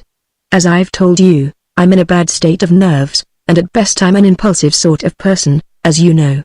I needn't have bothered you like this. I came rushing round here without thinking, and if the house had been a bit further off I should have come to my senses before I reached you. After all, there's nothing so much to disturb oneself about, and this man, this Denson, may very well have deserved his fate. Don't you think that likely?" He added this last question with an involuntary eagerness that scarcely accorded with the indifferent tone with which he had begun. I answered guardedly. I said of course nobody could say what the unhappy man's sins might have been, but that whatever they were they could never justify the fearful sin of murder. And, I added, if you know anything of the matter, Mason, or have the smallest suspicion as to who is the guilty person, I'm sure you won't hesitate in your duty. My duty? He said. Oh yes, of course, my duty. You mean, of course, that any law-abiding citizen who knows of evidence should bring it out. Just so. Of course I haven't any evidence. That paper gave me the first news of the thing. I think, I rejoined, that anybody who was possessed of even less than evidence of any suspicion which might lead to evidence should go at once and place the authorities in possession of all he knows or suspects. Yes, he said very calmly now, though it seemed at cost of a great effort. So he should, no doubt, in any ordinary case. But sometimes there are difficulties, you know, great difficulties. He stopped and looked at me furtively and uneasily. A man might fear for his own safety. He might even know that to say what he knew would be to condemn himself to sudden death, and more, perhaps, more. Suppose it might be, suppose, for instance, a man was placed between the alternatives of neglecting this duty and of breaking an oath, a binding oath of a very serious, terrible character. An oath, we will say, made previously, without any foreknowledge of the crime. I said that any such oath taken without foreknowledge of the crime could not have contemplated such an event, and that however wrong the taking of such an oath might have been in itself, to assist in concealing such a crime as this murder was infinitely worse than taking the oath, and infinitely worse than breaking it. Though as to the latter, I repeated that any such engagement made without contemplation or foreknowledge of such a crime would seem to be void in that respect. I went further, much further. I conjured him to make no secret of anything he might know, and not to burden his conscience with complicity, for that was what concealment would amount to in such a terrible crime. I added some further exhortations which I need not repeat now, and presently his assumed calmness departed utterly, and he became even more agitated than when first he came. He would say nothing further, however, and in the end he went away, saying he would think over the matter very seriously. It was quite plain to me that my poor friend was suffering acutely from the burden of some terrible secret, and that in his impulsive way he had rushed to confide in me at the first shock of the news of this murder, and that afterwards his courage had failed him. But I conceived it my duty not to allow such a matter to stand thus. Therefore, giving Mason a few hours for calm consideration, I called on him in the evening. I was told that he was not very well and had gone to bed. He had, however, left a message, in case I should call, to the effect that he would come and see me in the morning. I waited the whole of that next morning and the whole of the afternoon, and saw nothing of him. In the evening urgent parish work took me away, but next morning I called again at Mason's house and saw him. This time he avoided the subject, tried to dodge it, in fact. But I was not to be denied, and the result was another scene of alternate agitation and forced calmness. I will not weary you, Mr. Hewitt, with useless repetition, but I may say that I have seen Mason twice since then without bringing him to any definite resolve. As a matter of fact, I believe that he is restrained from saying anything further by sheer terror. He has even gone so far as to deny absolutely that he knows anything of the matter, and then has contradicted himself a minute afterwards. At last, this morning, I have brought him a degree further. In the last few days I made it my business to acquaint myself, as far as possible, with the exact circumstances of the tragedy, so far as they are known, and in course of my inquiries I saw the housekeeper of the offices next door, the man who identified the body as Denson's. He either could not, or would not, tell me very much, but he did say that you had been working in some way in connection with the case, and that you knew as much of it as anybody. That gave me an idea. This morning I told Mason that not only he, but I also had a duty in respect to this matter, and my duty was to see that nothing in connection with such a crime as this should be hushed up on any consideration or for anybody's fancies. I said that if he liked he need tell me no more, but might take you into consultation professionally, as your client, allowing me first to see you and to assure you that, consistently with his own safety, he was anxious to further the ends of justice. I said that, as your client, your first duty would be to protect him, that your professional practice would keep your mouth absolutely sealed, and that you already knew a good deal about the crime, perhaps more than he suspected. I protested that this seemed to me the very least he could do, and I warned him that if he refused to do even this, I should have to consider whether it was consistent with my character, as a clergyman and a loyal citizen, any longer to conceal the fact that he was keeping back information that might lead to the apprehension of the murderer. This frightened him, and between the fear of the threat and the fear that you might already know more than he suspected, He authorized me. He was even eager about it to come and see you, always, of course, under a pledge of strict professional secrecy. So far your account is quite clear, Mr. Pottswood, Hewitt said. You have done your best, now I must do mine. You wish me to see Mason at once, no doubt. I arranged to bring you to his house, if you were willing and your engagements permitted, at 3 this afternoon. Will that do? I have been keeping you, I see it is past 1 already. Will you lunch with me at my club? With great pleasure, more especially as I have a few questions to ask as we go along. Is it far? Just at this end of Pall Mall. We will walk, if you like. Tell me now, said Hewitt as they went, anything you know about Mr. Mason's habits, family connections, and so forth, as fully and as minutely as you please. Has he any friends connected with China, for instance? China? Why, no, I think not, but I'll tell you all I know. Mr. Mason has no family connections, so far as I am aware at any rate, in London except his niece, Miss Creswick. She is within a few months of 21, a charming girl, but horribly shut in, for Mason has almost no visitors. Miss Creswick was his sister's daughter. She lost her mother first and then her father, and was left to the guardianship of her uncle. He was also trustee under the will, and he has, I believe, discretion to keep charge of her property, if he thinks fit, till she reaches the age of 25, though in case of his death she is to inherit in the ordinary way, on coming of age. She is a very dutiful and, indeed, an affectionate niece, though I must say he is scarcely fair to her, keeping her, as he does, so completely secluded from the society of young people of her own age. Mere thoughtlessness, I think. He has had no children of his own, his mind is wholly occupied with his science and his fads, and he makes himself a recluse without a thought of the girl. And that brings me to what I was about to say at first, when you asked me if Mr. Mason had any friends connected with China. There is a young Dr. Lawson is his name, some very distant connection of the family, I think, who had a professional appointment of some sort in Shanghai for a year or two, but who is now in London trying to work up a small practice of his own. If you hadn't mentioned China I shouldn't have thought of him, since he never goes to the house now, or, at any rate, is supposed not to go. Doesn't go to the house? And why is that? Well, there was a disagreement. What it was I don't quite know, but in the first place it had some connection with some of Mason's experiments, something which Lawson declined to help him with for professional reasons, or else something he declined to do for Lawson, I don't know which. But the thing went further, for, as a matter of fact, there was something between the young people. Lawson is only 28 and Mason put an end to that. It had been something like a formal engagement, I think, but in the quarrel Mason was always quarreling with somebody when he had friends, and that's why he has so few now. In the quarrel things were said that ended in a rupture. Whether young Lawson was fortune hunting or not I cannot say, but Mason certainly accused him of it, and promised to keep back the girl's money as long as he could.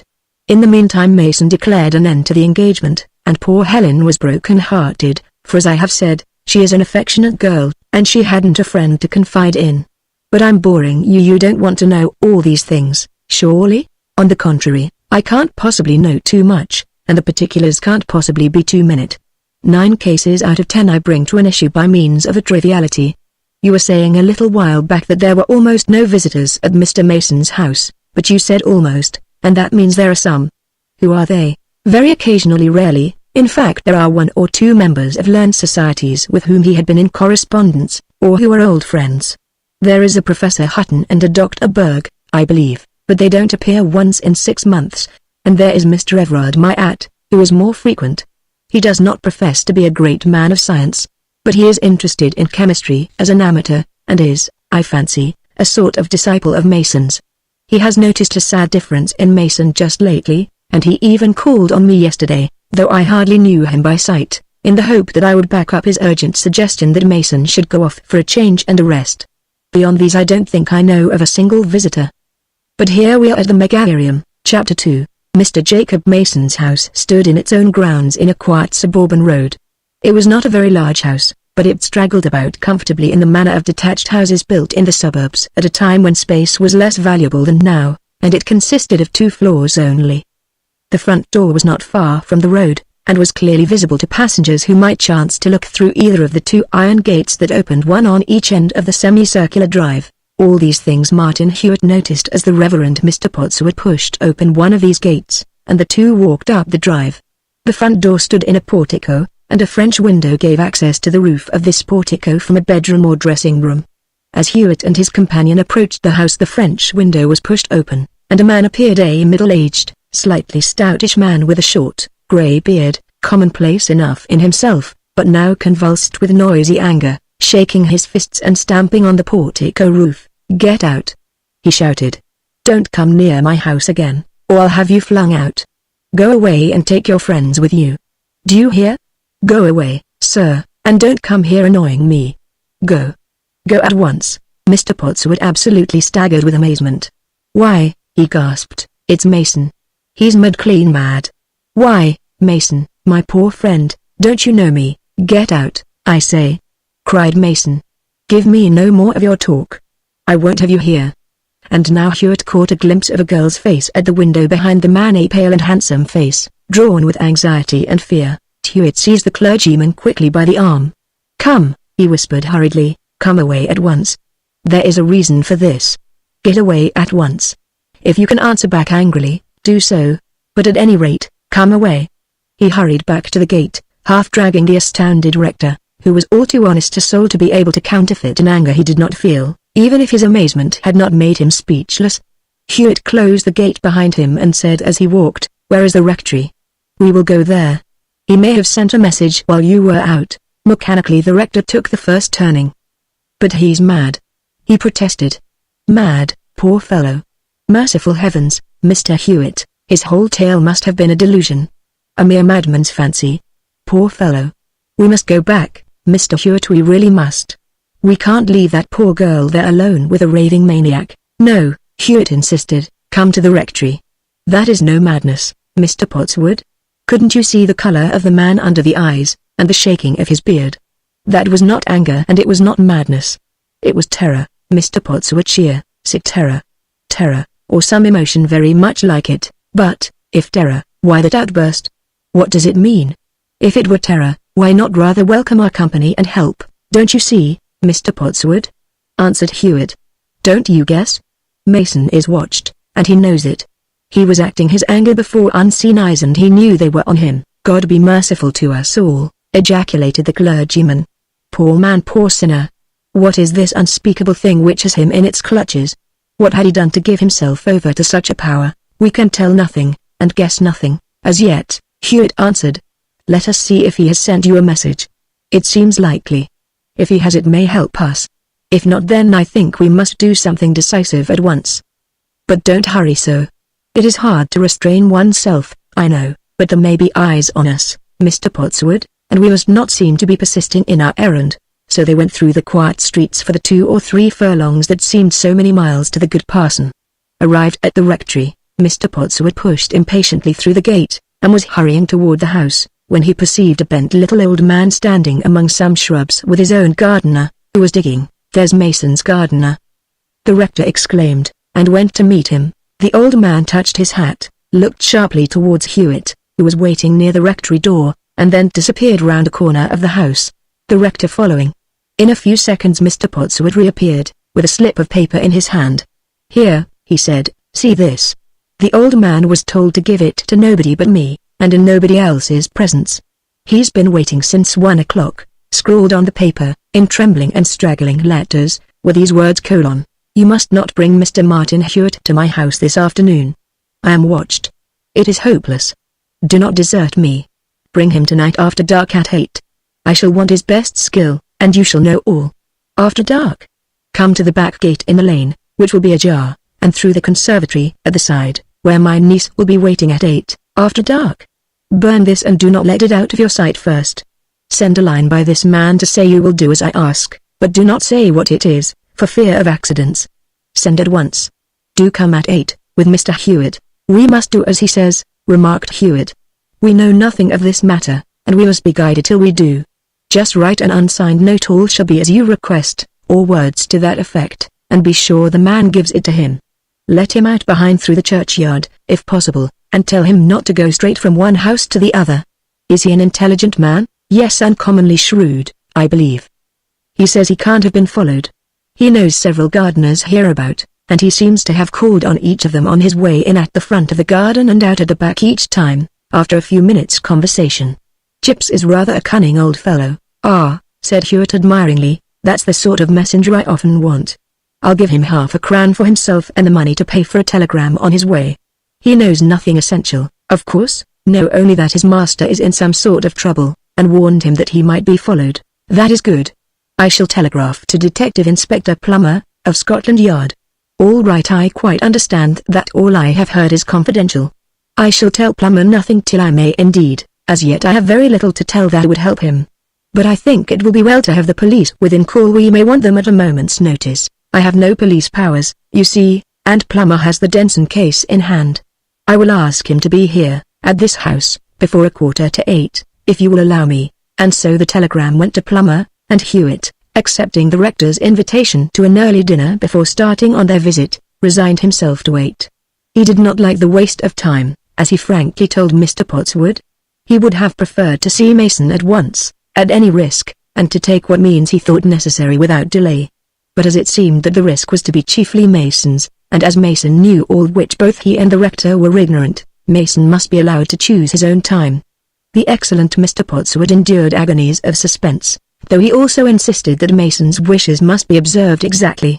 What is it, or what can it be? He ejaculated again and again. What dreadful influence can thus compass a man about, here in London, in these times? It was autumn, and night fell early.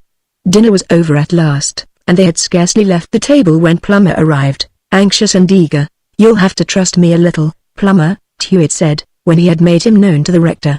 I can tell you nothing now, no nothing, in fact, or very little more than nothing. The fact is, I'm going to see a man who promises information to me alone, in confidence, as his client, and I don't know how long I may have to keep you in the dark. But this is where the trail lies hot, and I know that's where you want to be. More, if you're wanted suddenly you'll be at hand. You have a man or two with you, I suppose, as I suggested, 3 of the best of them.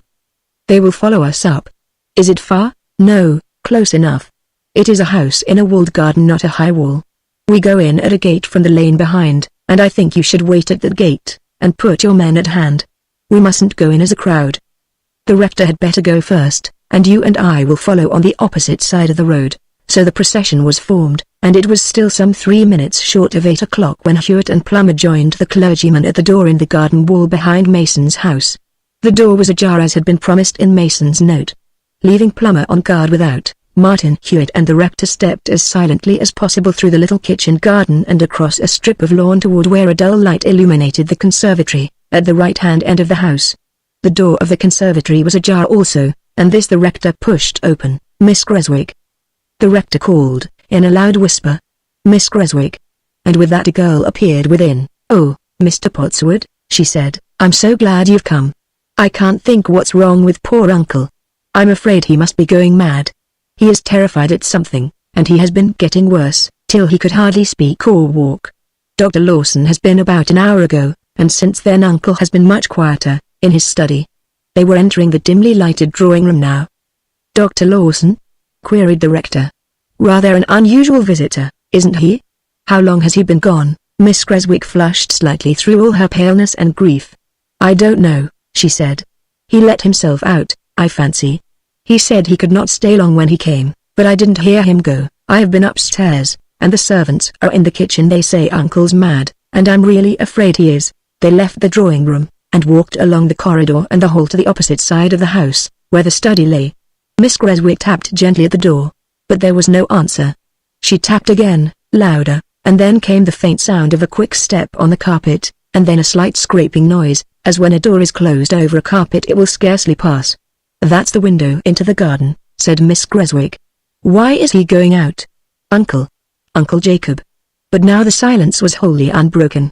Hewitt snatched quickly at the door handle. Locked, he said. Come the quickest way into the garden. They ran out at the front door, and round toward the study window. It was a French window, exactly at the opposite end of the house to the conservatory, and now the gaslight streamed out through one half of it, which stood curtainless and ajar, while the curtain was drawn across the other half. Hewitt was the least familiar with the place, but he was quickest on his legs, and more seriously alarmed than the others. He reached the window first and instantly turned and thrust the rector back against Miss Creswick. Quick!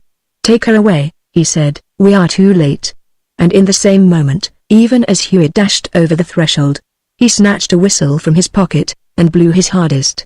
There on the floor lay Mason, his face dreadful and staring and black. Tight in his neck was the band of a tourniquet, and fresh and wet on his forehead was the red triangle. Hewitt snatched at the screw of the tourniquet behind the neck, and loosened it as quickly as hands could turn. But it was too late. Too late. The examining surgeon afterwards said, by a quarter of an hour, Plummer was at the window with his men at his heels even before the tourniquet was half unscrewed. Round the wall of the garden, shouted Hewitt, and whistle up the police. He's only this moment out. The house was alive with shouts and screams. The rector came running back, and Hewitt, busy with his useless attempt at restoration, called now for a doctor. People were scampering in the street, and Hewitt left the victim to the care of the rector, and himself joined Plummer, all in fewer seconds than it may be told in. But Plummer and his men were beaten, for nothing not so much as a moving shadow was seen in the garden or about the walls. Worse, the general trampling would obliterate possible tracks. Plummer set a guard of police about the wall, and came in for consultation with Hewitt. The body was carried into another room, and Hewitt and Plummer began an examination of the study. No signs of a struggle, commented Plummer, and there was no noise. They say. That's very odd, from what I have seen and heard today, said Hewitt. It is as I should have expected. I believe the man was almost killed by terror before he was strangled, dazed, stricken dumb, paralyzed, deafened by it, everything but blinded, poor wretch. And to have been blinded would have been a mercy. And then, as they made their examination systematically, calmly and without flurry, Hewitt told the whole tale of his day's adventures, together with all he had heard from the rector. The man's dead, he said, and his confidence is at an end. Indeed, I never had it. The case, so far as I am concerned, is over before I have even touched it. I haven't had a chance, Plummer, and the thing is deep and dark, deep and dark. Oh, if only the man had let me come to him in the daylight, spite of all. This might all have been averted. There has been a close search here, too. See how everything is turned over. But, stay, a low fire smouldered in the grate, and on it lay ashes of many burnt papers. Hewitt passed the shovel carefully under these ashes, lifted them out and placed them gently on the table under the light of the gas pendant. I must leave you, said Plummer. There'll be an inspector here from the station in a moment. He won't interfere with you, and if anybody can get information out of this room, it's you. The next thing for me is plain. I must make sure of Dr. Lawson, if he can be found. That is quite right, without a doubt, Hewitt responded. I may find anything or nothing in this room, and, meanwhile, he was the last person known to have been here, and the only visitor, and he was not heard to go out, unless we heard him go when we were outside the study door. More, it was plainly someone familiar with the place who was able to get away so quickly by the window and the garden, and his interest in getting rid of Mason, to the girl of age in a few months, and all obstacles to getting hold of her, and her money, removed. And the surgical tourniquet, the Chinese color and everything. Quite right, you must make sure of him, as you say. You will get his address from the rector. Meanwhile, I'll try to begin my little contribution to the case to begin it as best I can. After all, the chances have made it useless. Chapter 3. It was after 9 when Plummer returned. The rector had just rejoined Hewitt in the study, having left poor Miss Creswick, utterly broken down, in the room, in charge of a scarcely less terrified servant. Plummer tapped, and pushed the study door open. That's done clean and sure enough, he said, with professional calmness. And he's a cool hand, is that Dr. Lawson? But have you found anything more? We shall want all we can get. We shall, Hewitt assented, and we shall find more than we've got now, or I'm grievously mistaken. But tell me first what you've done. He removed the blotting pad, on which the paper ashes still lay, and very carefully shut it away in a wide drawer where no draught could disturb it. He also shut another drawer which stood open. We had no difficulty in finding Dr. Lawson, Plummer began. We met him, in fact, leaving his surgery. I went back with him into the gas light, and there put it to him plump. Well, he was staggered, badly. Any man would be, of course. But he pulled himself together wonderfully soon, and the first thing he said was that he was just on his way to Mason's house. I thought at first, of course, that he meant to deny that he had been there already, and I gave him the usual warning about what he said being used in evidence. But he went on, and I've got it all safely noted. He admitted that he had been here, at about 7 o'clock or just before, and he said he came because Mr. Mason sent for him. That doesn't seem likely, does it, on the facts as we know them? Why, no, said the rector. The last time he was here he was ordered out, and I know of no reason why he should have been asked to come today. We must ask if anybody was sent. I have asked, replied Plummer, just now, and none of the servants were sent. But Lawson's story is that he was sent for and came, though he said he shouldn't say what Mason wanted to see him about till he knew more of the case. Looks as though he hadn't quite got his story ready yet, doesn't it? He had thought over the point about not being seen to go away, though. He said he had let himself out at about 7:30, being familiar with the ways of the house. And he said that Mason was rather unwell, nervously upset when he left him, but that was all. It's terrible, said the rector, terrible. It seems impossible to believe it of young Lawson, and yet. And then after a pause, good heavens! He burst out again. Why, I only realize it now. There is the other crime, too. Denson. 2 murders.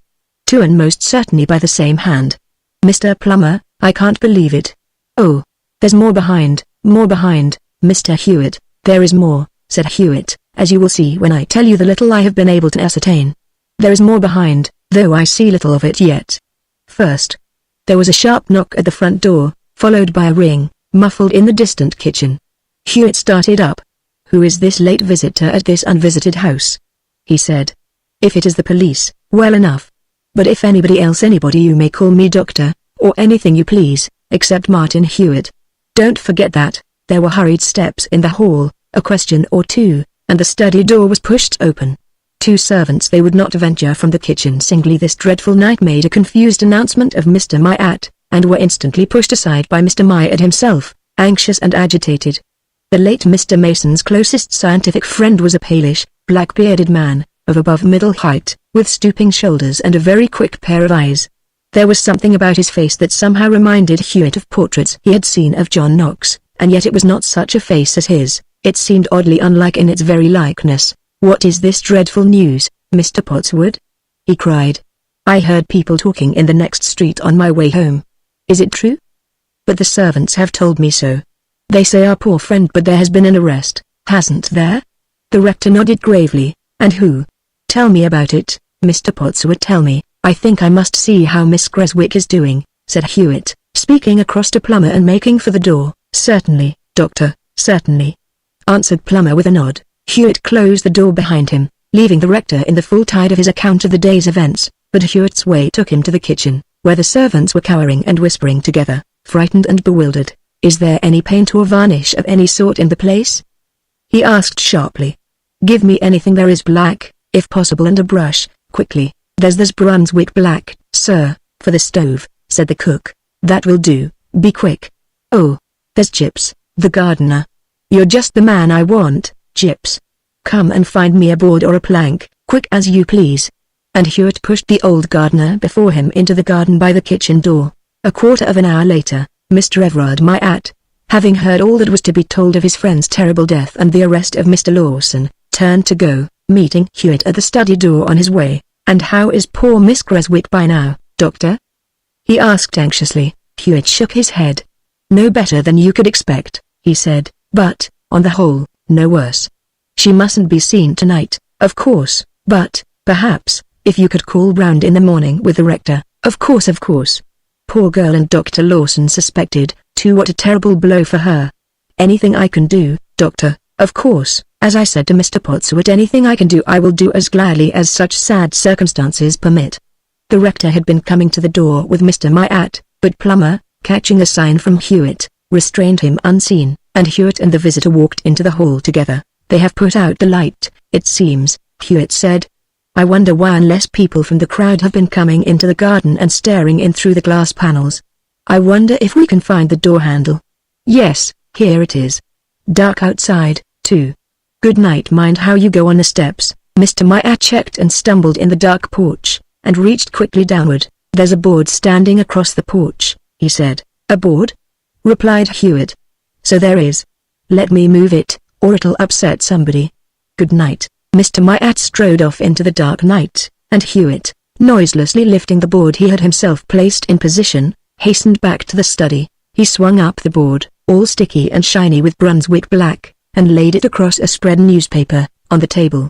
There on the top, in the midst of the black varnish, were the prints of all 5 fingertips of a hand, where Mr. Myatt had felt for the obstruction in the porch. Hewitt opened the drawer he had shut a little while back, and took therefrom a sheet of writing paper. And when, with the lens from his pocket, He began to examine the paper in comparison with the finger marks on the board. Plummer and the rector could see that there were also two distinct finger marks on the paper and one faint one all red. Plummer came to look. "What's this?" he said. "Was this what you were going to tell us about?" Hewitt did not reply for a few moments, but continued his examination. Then he rose and turned to Plummer. "You've still got that piece of paper in your pocket, I suppose," he said, "with the little red smudges of color put there by the police surgeon?" "Yes, here it is," and the detective took it from his waistcoat pocket. "Thanks," said Hewitt. "Now, see here. That is a little of the red stuff taken from the mark on Denson's forehead a week ago, and found to consist of mullein, oil and wax. You have seen the second impression of that awful mark on the forehead of your poor friend Mason, Mr. Pottswood, tonight. This room has been searched for papers before we began, and papers have been burnt. In the search this drawer was opened containing, as you see, nothing but a supply of new-headed notepaper. The notepaper was hastily lifted to see if anything else lay beneath, and here, on the bottom sheet, these finger marks were left in that same adhesive, freely marking red a sort of stuff that sticks to and marks whatever it touches. The hand that lifted the paper was the hand that impressed that ghastly mark, and the hand that left its print on this black varnish was Mr. Everard Myatt's. Now compare the two." Plummer had snatched the lens, and was narrowly comparing the marks ere Hewitt had well finished speaking. "They are," he cried, as the rector bent excitedly over him. "They are the same. See, forefinger and middle finger the same, every line." "I needn't tell you," pursued Hewitt, "certainly I needn't tell Plummer, that is the most certain and scientific method of identification known. The police know that and use it. But now there is some more. You saw me take that charred paper from the fire. Sometimes words may be read on charred paper. It depends on the paper and the ink. Most of the cinders were too much broken to yield any information, though we may try again by daylight. But one was suggestive. See it?" Hewitt very carefully pulled out the flat drawer that held the cinders. "You see," he went on, "that one this is different from the rest. It has retained its original form better, and has been less broken, because of being of thicker paper. It is a crumpled envelope. Look at the flap, it has never been closed down. Moreover, on that same flap you may read in embossed letters, still visible, part of the name of this house. Plain inference, this was an envelope intended for a letter never sent, and so crumpled up and dropped into the waste paper basket. But why should such an apparently unimportant thing as that be carefully brought from the waste paper basket and burned? Somebody was anxious that the smallest scrap of paper evidencing a certain correspondence should be destroyed. But look closely at the front of the envelope. The ink shows a rather lighter gray than the paper. The address is incomplete at any rate, no more than some of the first line and a little of the second is at all visible now, but it is plain that the first line begins with an E. The letters immediately following are not distinct, but next there is a capital M beginning a name which is clearly Myatt or Myall. Now, that is why, when Myatt came here, I took the first steps to hand to get an impression of his fingertips, in order to compare them with the marks on that paper. "But why?" asked the astonished rector. "Why did he come back?" "Nothing but a bold measure to see how things were going. He came as his own spy, that's all. He's a keen and dangerous man. Don't you remember telling me how he called on you yesterday, though you hardly knew him by sight, merely to ask you to persuade Mason to take a holiday? It struck me as a little odd at the time. He was pumping you, Mr. Pottswood. He wanted to find what Mason had been saying. And he is not alone. Plainly he is not alone, for poor Mason knew they were watching everywhere. But come, this is no time for speculation. Plummer, you must hold him safely. We'll pick up evidence enough when you've got him." "I wouldn't leave it, Plummer. I'd take him tonight." "You're right, as usual, Mr. Hewitt," Plummer agreed. More especially as the rector was a little incautious in talking to him just now. "I? What did I say?" Mr. Pottswood asked, astonished. "I had no suspicions. How could I have?" "No, Mr. Pottswood," the detective replied, "you had no suspicions, and for that very reason, in the excitement of a narrative, you called Mr. Martin Hewitt by his right name at least twice. And after I had called him Doctor, too." He added regretfully, "Is that so?" asked Hewitt.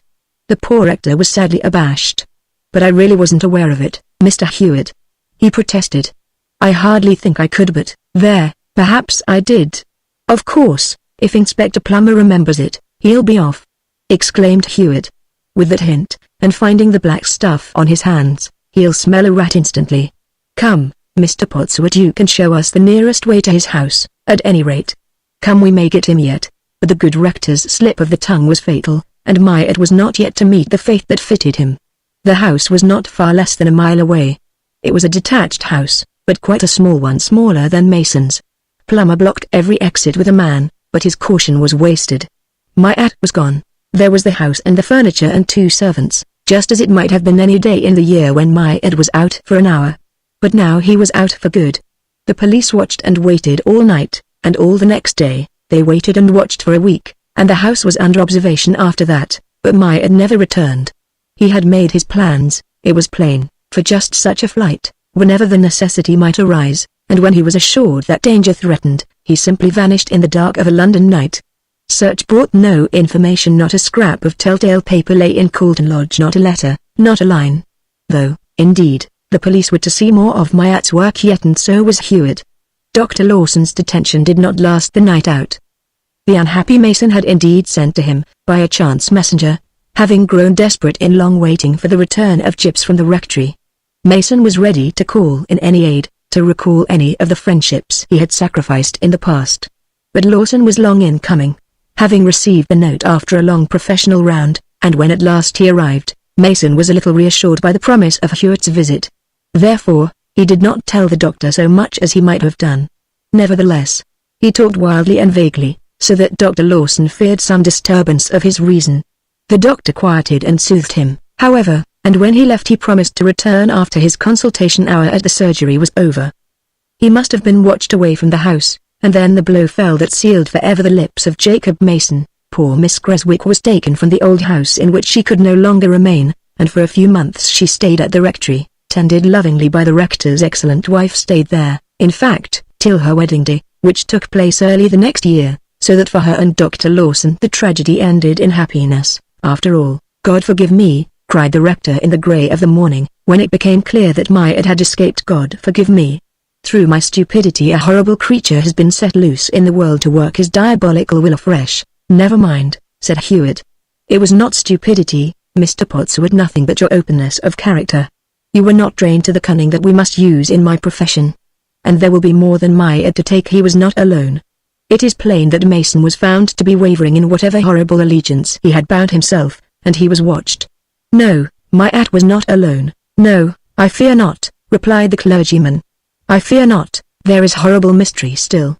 The watching and besetting that terrified him so much, the fact that he seems to have yielded up his life without a struggle, and that with help so near, and the connection, what could it have been, ? Between Mason and the other victim Tenson. That is a deep mystery indeed. And that horrible sign. Mr. Hewitt, you have done much but not all. No, replied Martin Hewitt, not nearly all. It is even doubtful whether or not it will be my lot to come across the thing again, but it will be in the hands of the police. And, after all, we have achieved something. For we know that if Myatt can be captured we shall be at the heart of the mystery. Part 3. The Case of the Lever Key, Chapter 1. In some of the cases which we now know to have been connected with the Red Triangle, there was nothing, in the first place, to show any such association. In some of these cases the connection has become apparent only since the final clearing up of the whole mystery, and with these cases we have no present concern, but in others it revealed itself during the investigation of the case. It was to this second category that the next case belonged, the next at all connectable, that is, after that of the mysterious death of Mr. Jacob Mason and the flight of Everard Myatt. The case was remarkable in other respects also. First, because in one of its features it had a resemblance to the case of Samuel's diamonds, which first brought the Red Triangle to Hewitt's notice. Next, because in its course Hewitt encountered what he declared to be the most ingenious and baffling cryptogram that he had ever seen in the length of his strange experience. And thirdly, because I was the means of placing that cryptogram in his hands, owing to one of those odd chances that arise again and again in real life, are, indeed, so common as to pass almost unregarded and yet might be thought improbable if offered in the guise of a mere story. Hewitt has often alluded to the curious persistence of such chances in his experience. I think I have elsewhere mentioned a certain police officer's prolonged search after a criminal for whose arrest he held a warrant, ending in the discovery because of a misdirected call that the man had been living all the time next door to himself, and I have also told of the other detective inspector, who, being sent in search of a criminal of whom he had but the meagrest and most unsatisfactory particulars, and whom he scarcely hoped ever to run down, actually fell over the man as he was leaving the office where he had received his information, in the doorway of which the fellow had stooped to tie his shoelace. But, As Hewitt would say, nothing but the exceptional nature of the surrounding circumstances makes these things seem extraordinary. What more ordinary experience, for example, than to meet a friend in some London street, perhaps one friend of the only dozen or so you have among the 4 millions of people about you. The odds against you too, of all the millions, choosing the one street of the thousands in London to walk down at the same minute of time, would seem incalculable, and yet the chance comes off so often as to be a matter of the most ordinary experience. On this occasion I was expecting orders from my editor to produce certain articles on the subject of the London hospitals. It will be remembered that the matter was very much in the air a few years ago, and as nothing is professionally more uncomfortable than to be called on suddenly for an accurate and reasonable leading article on a subject one knows nothing about, I wrote to my friend, Barton McCarthy, who is house surgeon at St. Augustine's, and he replied by an offer to tell me anything I cared to ask if I would call at the hospital. I set out accordingly some little time after a breakfast, even later than ordinary, and called in at Hewitt's office on my way downstairs, to say that I should not be lunching at our usual place that day. "No," Hewitt answered, "nor shall I expect. I'm off to the city, at once. I have an urgent message to go immediately to Kingsley, Bell and Dalton's, in Broad Street, where a big bond robbery has just been discovered. Perhaps I can give you a lift in my cab." We hurried off together accordingly. Hewitt knew nothing of the case he had to examine, and so could tell me nothing, beyond the short urgent request that he would come at once, and that the matter involved the loss of bonds to a very large amount, and he dropped me at a convenient spot, whence my walk to the hospital was but a short one. I saw my friend McCarthy, and bothered him very successfully for nearly an hour, getting all the information I had expected, and more, during a very interesting walk through the great hospital. "You get some idea in a place like this," said McCarthy, as we came at last into the receiving room for accident cases, "you get some idea, Brett, of the size of this great London machine working about us. You might walk about the streets for a week and never see a serious accident, or even an accident at all, and yet, you see, here they come all day long, a stream of people damaged or killed in the machine. A decent workman was having a gashed hand dressed and strapped, and a navvy with bandages about his head was being led away by a friend. Nurses and dressers were waiting ready to take their orderly turns at the incoming casualties, and as we looked a more serious case was brought in on an ambulance by 2 policemen. The patient was a ragged, disreputable-looking fellow of middle age, in grimy and tattered clothes, whose head had been roughly bandaged by the policeman who brought him. He had been knocked down and kicked on the head by a butcher's cart horse, it seemed, in Moorgate Street, and he was quite insensible. A very short examination showed that the case was nothing trivial, and McCarthy sent me to sit in his private room to wait lunch, while he gave the matter his personal attention. When he returned he brought a small crumpled envelope in his hand. "That case is put to bed," he said, "still insensible." "Is it very bad?"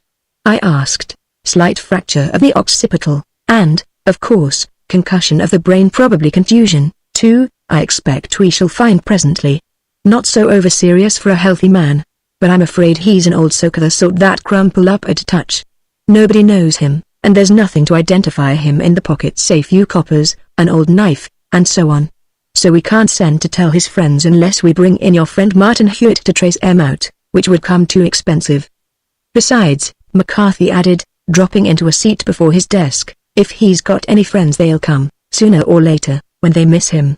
This is the only thing he got beside what's in the pockets. He'd been sent on a message, probably." My friend held up the crumpled envelope and took from it a small key.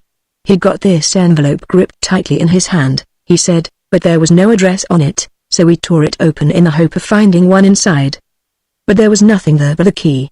If you were a very promising pupil of your friend Hewitt, I should expect you to take a glance at it and tell us the man's address at once, together with his age, birthplace, when vaccinated, and the residence of his maternal grandmother. But you're not, so I'll let you off." McCarthy turned the key idly about in his hand and tried it on a lock in his desk. "Stopped up," he remarked, withdrawing it, and peeping into the barrel. "Not dirt, either, stopped up with paper." "What's that for?" He took a pin to clear the barrel, and the paper came away quite readily. It was a tight little roll, which the surgeon pulled out into a small strip rather less than 3 inches long and about half an inch broad. "Hello!" he exclaimed. "Look here. Here's a job for Martin Hewitt, after all. Figures. What does that mean? And what an amazing place to put them in. A key barrel. By Jove, Brett, this looks like one of your favorite adventures. Somebody sends a key in an envelope, and a row of incomprehensible figures rolled up inside the key. Look at it, I took the key and the paper. The key was of a good sort, small, inscribed Tripp's patent on the bow, and it evidently belonged to a superior lever lock. The paper which had come from the barrel was very thin and tough, a kind I have seen used in typewriters.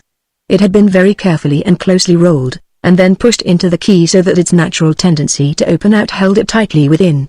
Written upon it with a fine pen appeared a series of very minute figures, thus: 9, 8, 14, 4, 20, 18, 5, 9, 15, 19, 20, 0, 3, 9, 8, 5, 3, 23, 0, 0, 5, 13, 14, 19, 19, 20, 0, 0, 0, 0, 6, 1, 5, 20, 0, 0, 0, 0, 3, 22, 1, 15, 0, 0, 0, 0, 18, 5, 1, 8, 20, 11, 18, 9, 5, 20, 12, 5, 23, 14, 14, 1, 1, 20. Well, inquired McCarthy, what do you make of it?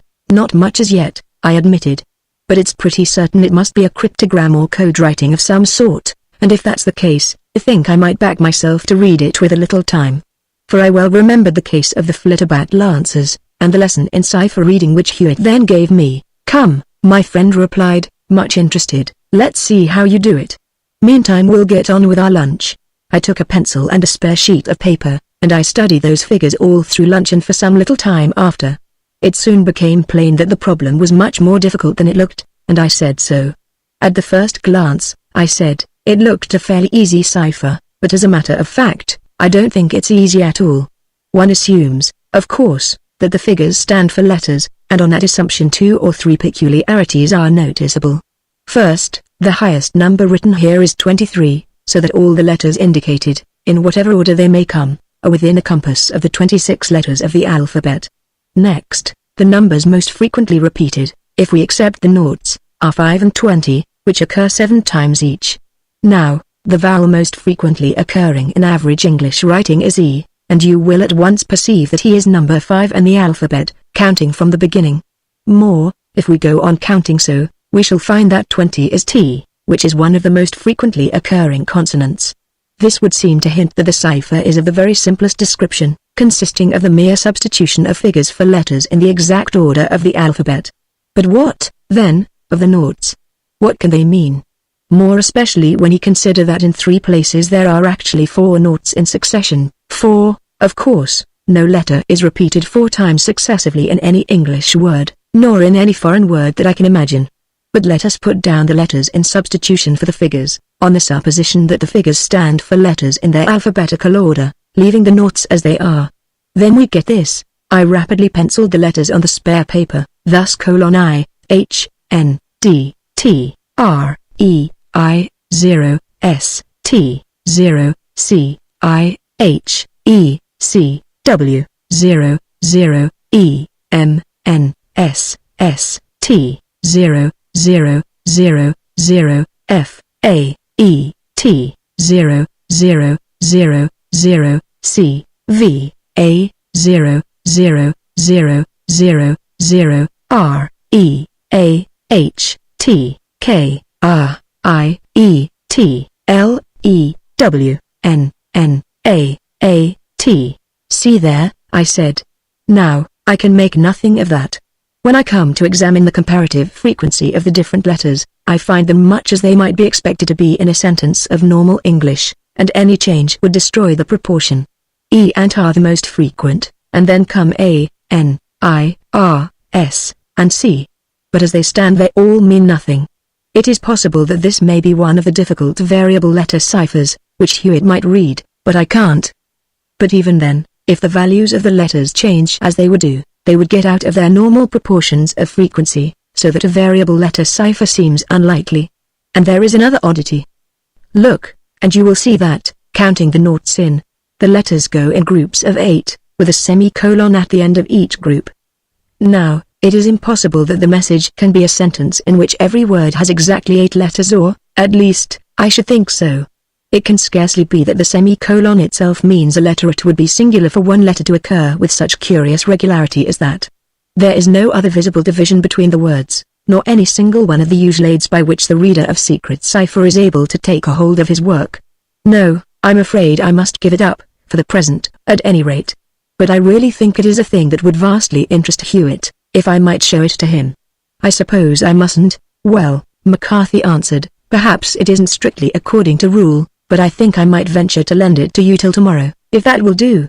Indeed, I think, on second thoughts, that I may consider myself quite justified, since it may lead to the man's identification, and it will be a sufficient answer to any inquiry to say that I have shown it to Mr. Martin Hewitt for that purpose. But you'll be careful of it, won't you? Do you want the key, too? I think, if I may, I will take the key and the envelope all together. You can never tell what may or what may not help him, and the three things may hang together, and perhaps explain each other in some mysterious way. Very good, here's the whole bag of tricks. It's a queer business altogether, and I must say I feel inquisitive. Certainly, if Hewitt can get anything out of those figures I shall be mighty curious to know how he does it. You'll come in again tomorrow, then? I promised I would, and walked off with the crumpled envelope, the little key, and the puzzling strip of figures. Since the lesson from Hewitt which I have alluded to, I had often amused myself with cryptogram reading, and I had never found a cipher message in a newspaper agony column the meaning of which I could not get at with a little trouble. But this was something altogether beyond me, and if I have any reader who prides himself on his ability to read secret cipher, I recommend him to try his skill on this one before he reads further. The circumstances, too, seemed as puzzling as the writing itself. Why, if any person wished to send a note and a key in a closed envelope, should he take the trouble to pack the note inside the key? Why, especially when the note was already written in so baffling a cipher? Whither had this ragged messenger been going with the mysterious package, and who had sent him, and why? Guessing and musing, I reached home, and found that Hewitt had returned before me. I made my way into his office, and came on him sitting at his desk with a large lens, attentively examining a broken brass padlock. Am I bothering you? I asked. Are you on the bond robbery, now? Martin Hewitt nodded, with a jerk of the hand toward the padlock. It's a tough job, he said, and I shall shut myself up presently and think hard over it. Just now I can't see my way into it at all. But what have you got there? Never mind, I said, you're too busy now. I came across something very odd at the hospital, which I thought would interest you, that's all. Very well, let me see it. I haven't begun my bout of cogitation yet. Show me. I put the envelope, the key and the paper on the table before him. Hewitt, with a glance of surprise, picked up the key and examined it. That's curious, he said, and straightway began fitting the key to the broken padlock on the desk. Why, man alive! He cried, with a sudden burst of excitement, where did you get this? This is the article, the key, the very thing I want. He sprang to his feet and stared in my face in sheer amazement. Heavens, Brett, the thing's almost supernatural. I've a broken lever padlock here, and of all things in the world I wanted to find the one key that fitted it, and you calmly walk in and clap down the very thing under my nose. Where did you get it? I told him the tale of the man who had been knocked down in Moorgate Street, and I explained exactly how the paper, the key and the envelope were found in relation to each other, and why I had brought them. And when was the man knocked over? Hewitt asked. Sometime between 1 and 2 o'clock, I should say, I replied. They brought him in well before 2, at any rate. Hewitt stared into vacancy for a moment, thinking hard. Then he said, Brett, I believe you've saved my reputation, not that it could have suffered much, perhaps, in such a desperate case. But as a fact I had already advised the calling in of the police, and should, perhaps, even have given up the part of the case still left me. But this ought to put me on the proper track. You see, every one of these patent lever locks differs in some slight degree from all the rest, and only its own key will fit it, and here, by this amazing piece of good luck, is the one key for this very lock, and the man who had it is detained in hospital. Come, I'm off to see him. Insensible, you say, when you left? Yes, I answered, and likely to be so for some time, McCarthy thinks, so you probably won't get much information out of him just yet. But the cipher, I'll examine the cipher as I go along, I think. But I should like to take a look at the man, at any rate, even if he can't tell me anything. Will you give me a note to your friend McCarthy? Of course, I answered, readily, and sat down to scribble the few lines necessary to introduce Hewitt. When I had finished, Hewitt, who had been examining the cryptogram meanwhile, remarked, This cipher is something out of the common, Brett.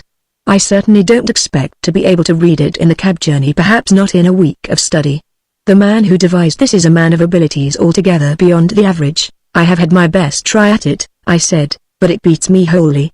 I brought it purely as a matter of curiosity, to show you. It was the merest chance that I brought the key as well, and if you hadn't I should probably have put the cipher aside until the case was over, and so have missed the whole thing. Another lesson: never to despise what seem like trifles. If you have studied the cipher you have no doubt observed, but there, we'll talk that over afterwards, and the whole case if you like. I'll go now, and I'll tell you all about the business when time permits. Chapter 2. Here is the case of the bond robbery as it had been presented to Martin Hewitt that morning, while I was at St. Augustine's Hospital, and as I learned it from him later. I had been a little puzzled to hear Hewitt say that the case had seemed so desperately hopeless that he advised the calling in of the police, because my experience had rather been that it was Hewitt who was commonly called in often too late when the police were beaten, and I had never before heard of a case in which this order of things was reversed. It turned out, however, as will be seen, that in the state of the matter as it first presented itself the only measures that seemed possible were such as it was in the power of the police alone to adopt. Messrs. Kingsley, Bell, and Dalton were an old established firm of brokers whose operations were not enormous nor much in the eye of the public, but who carried on a steady and reputable business in a set of offices high up in a great building in Broad Street, a building so large that the notice offices to let was a permanent fixture in the front porch. The firm's clients were chiefly steady-going investors of the old-fashioned sort, who wished to avoid all speculative fireworks, and to deal through a firm whose habits were conformable to their own.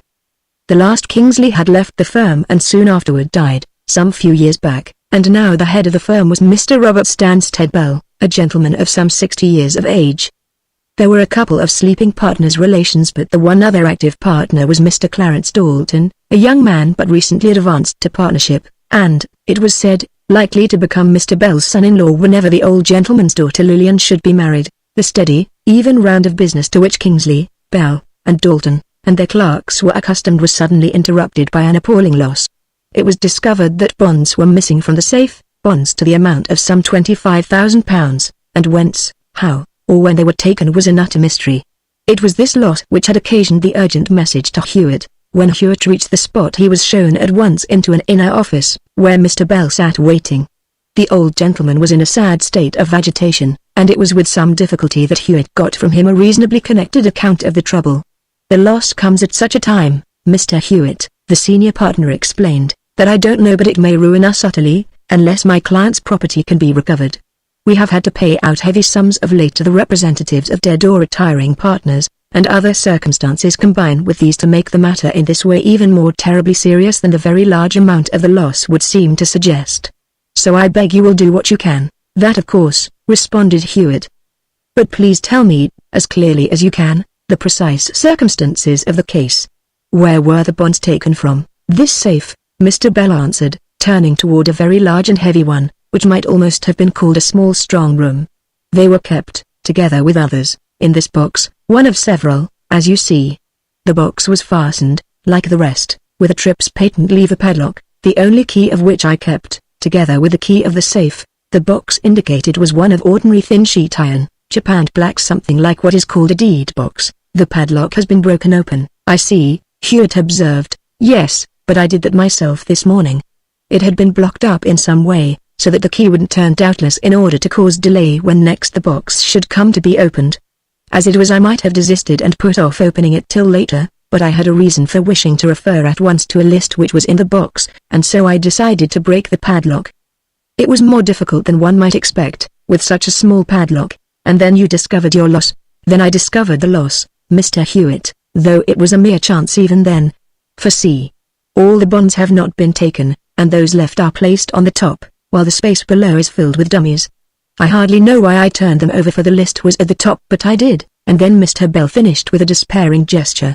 "And this was some time this morning, at about 11:30. "And when did you last open the box before that?"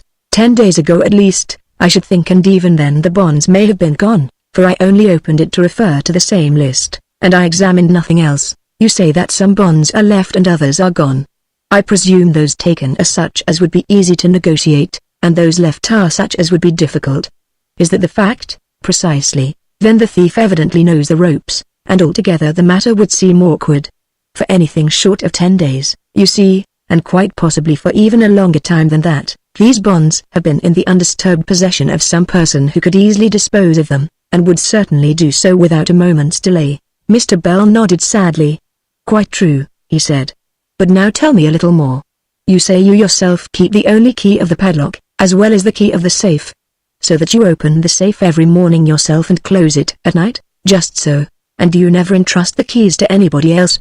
The key of the safe is on a separate bunch from the key of the box. This second bunch, with the key of the box, is always in my pocket, and not a soul else ever touches it. The other bunch, with the outer key of the safe, I sometimes hand to my partner, or to the head clerk, Mr. Foster, if something is wanted from the safe when I am busy. Though, as a rule, the safe door is open so long as I am about the place. Nothing but the books can be taken out without the use of other keys for the drawers and boxes, which I keep on the private bunch.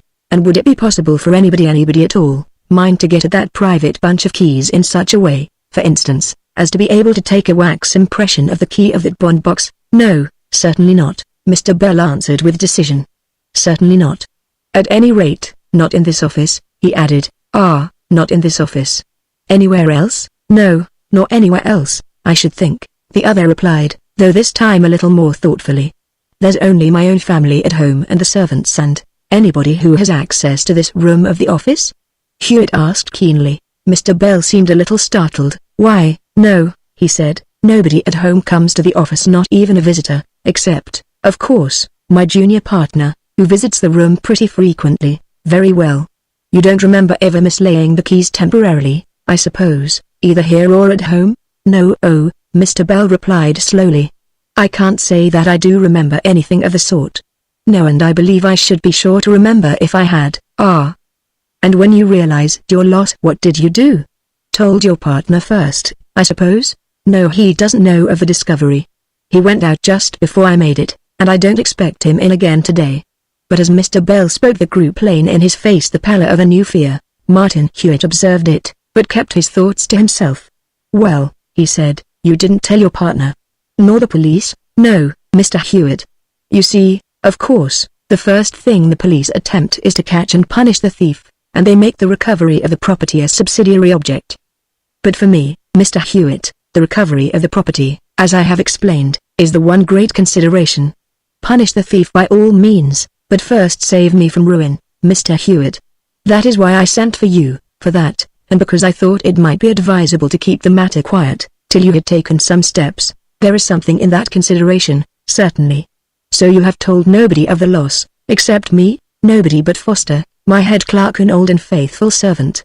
It was he, in fact, who suggested sending for you. As he put it very forcibly, you can act for me and my interests, while the police act for themselves, and very properly, of course, as police in the interest of the community. Very well. I see you have several clerks in the outer office. Do they ever come into this room? Never, unless they are sent for. If you and your partner were out, and one of the clerks came in without being sent for, the rest would know it. Of course, certainly, I observe 3 private rooms opening out of this. What are they? This is a sort of extra inner room where I have private interviews with clients. I was in there with a client for half an hour this morning before I discovered the loss. The next is a mere little box of a room where the correspondence clerk sits and works. The other is a larger place. It is shared between my partner, Mr. Clarence Dalton, and the head clerk, Mr. Foster. Now let me have your broken padlock and the key. I see you have forced up the front plate with a screwdriver. I will borrow that screwdriver, if you please, and force it off completely. Hewitt's client produced a screwdriver from a drawer, and in a very few moments the interior of the little padlock lay uncovered. Hewitt examined the lock attentively for some few minutes, trying the key several times against the levers. Then he stood up and said, Mr. Bell, you have made a mistake. This is not your lock at all, not my lock, exclaimed the broker. What do you mean? I tell you it is the lock of that box, and I broke it open myself. Yes, answered Hewitt calmly, it was on that box, and you broke it open yourself, but all the same it is not your lock. Let me explain. These are very good little padlocks, with an excellent lever action, dogged against detent, as the technical phrase goes, so that only the key properly made for each lock will open it. They are so good, indeed, as locks, that it would be a waste of time to try picking them, when, because of their small size, it is so very easy to break them apart, just as you have done yourself. And just as I could probably have done in half the time, having had rather more experience. Now that is what has been done with your lock by the person who has your bonds. But of course a broken lock has one disadvantage as compared with a skillfully picked lock. It shows at the first glance what has happened. In this case, Mr. Bell, your lock has been broken and taken away, and the thief, having first provided himself with another padlock of precisely the same make and size, has substituted that, locked it with its proper key and so left it. What? Then that was why, that, of course, was why you supposed it to be out of order when you attempted to open it with your key. As a matter of fact, it is even now in perfectly good order, except for the damage we have jointly committed with the screwdriver. And now, observe. That lock was shut by another key. If the man that did that is as sharp as I suppose he is, he will have got rid of that key at once. But perhaps he hasn't, and if not, then the man who has that key is the thief. At any rate, the key is the clue we must hunt for. Let us have your clerks in one by one, and look at their keys. Some are out at lunch by this time, probably. No, I said they might be wanted, so kept them. I thought you might prefer to see them before they went out. Very well thought of. But perhaps scarcely judicious, on the whole. Because if there is a guilty person among them it may give him a hint, and the odds are rather against its being very useful, considering the possibility even probability that the bonds and the collateral evidence left here days ago. But we'll look at their keys, by all means, and then they may go to lunch as soon as you please. Let me do the talking, or perhaps you'll start a scare. Send for the nearest clerks first, then the others. As each comes in, mention his name, so that I can hear it. Say, oh, Mr. Brown or Jones, or what not. Have you some keys about you? Don't mention my name, and I will do the rest. Push to the door of the safe, and lock this drawer in the table. Mr. Bell did as Hewitt directed, and then called the head clerk, Mr. Foster, from his room, with the prescribed inquiry about keys. Yes, Mr. Foster, Hewitt added pleasantly, I'm not sure that the lock is quite in order, but I promised to open it for Mr. Bell, so we'll try. Mr. Foster, a slim, active old gentleman, grown grey in the firm service, pulled a bunch of keys from his pocket, and Hewitt scrutinized each narrowly. No, he said, I'm afraid none of these will do. Stay, he added suddenly, and turning his back, carried the bunch to the window. No, he concluded, as he came back to the table and tried one of the keys fruitlessly. No, I'm afraid none of those will do. Thank you, Mr. Foster. You don't happen to have any more, do you? No, Mr. Foster hadn't any more, and he retired to his room. Then Mr. Bell called the correspondence clerk, Mr. Henning. Mr. Henning was a much younger man than the head clerk, 26 or so, pale and blue-eyed, with weak whiskers and a straggling moustache. His keys were just as readily produced as Mr. Foster's, but again Hewitt's examination was unsuccessful. The only other key he had belonged to the typewriter, and that did not fit. Then came Mr. Potter, the bookkeeper, round, and tubby, and puffy, and his keys went under inspection in the same way, taking a little longer this time, with 2 separate dashes to the light of the window. Then there was Mr. Robson, young and spruce, Mr. Clancy, older and less tidy, and 4 or 5 more. All the keys were examined, all with the same lack of success, and all the clerks were sent away to take their turns at lunch. No, Hewitt reported, as soon as he and Mr. Bell were alone again, it was certainly none of those keys. Though indeed, my little attempt was desperate at best. A man would be a fool to keep that key longer than he needed it, and especially to string it with his others. Still, of course, it is by just such blunders as that 9 criminals out of 10 are discovered. And now let me take a good look at that box and its contents. He lifted the box from the safe to the table, and narrowly scrutinized its exterior, especially about the hasp, where the padlock had been. Either the thief was an experienced hand, he said, or he took some steady practice with a few such padlocks as this before setting to work.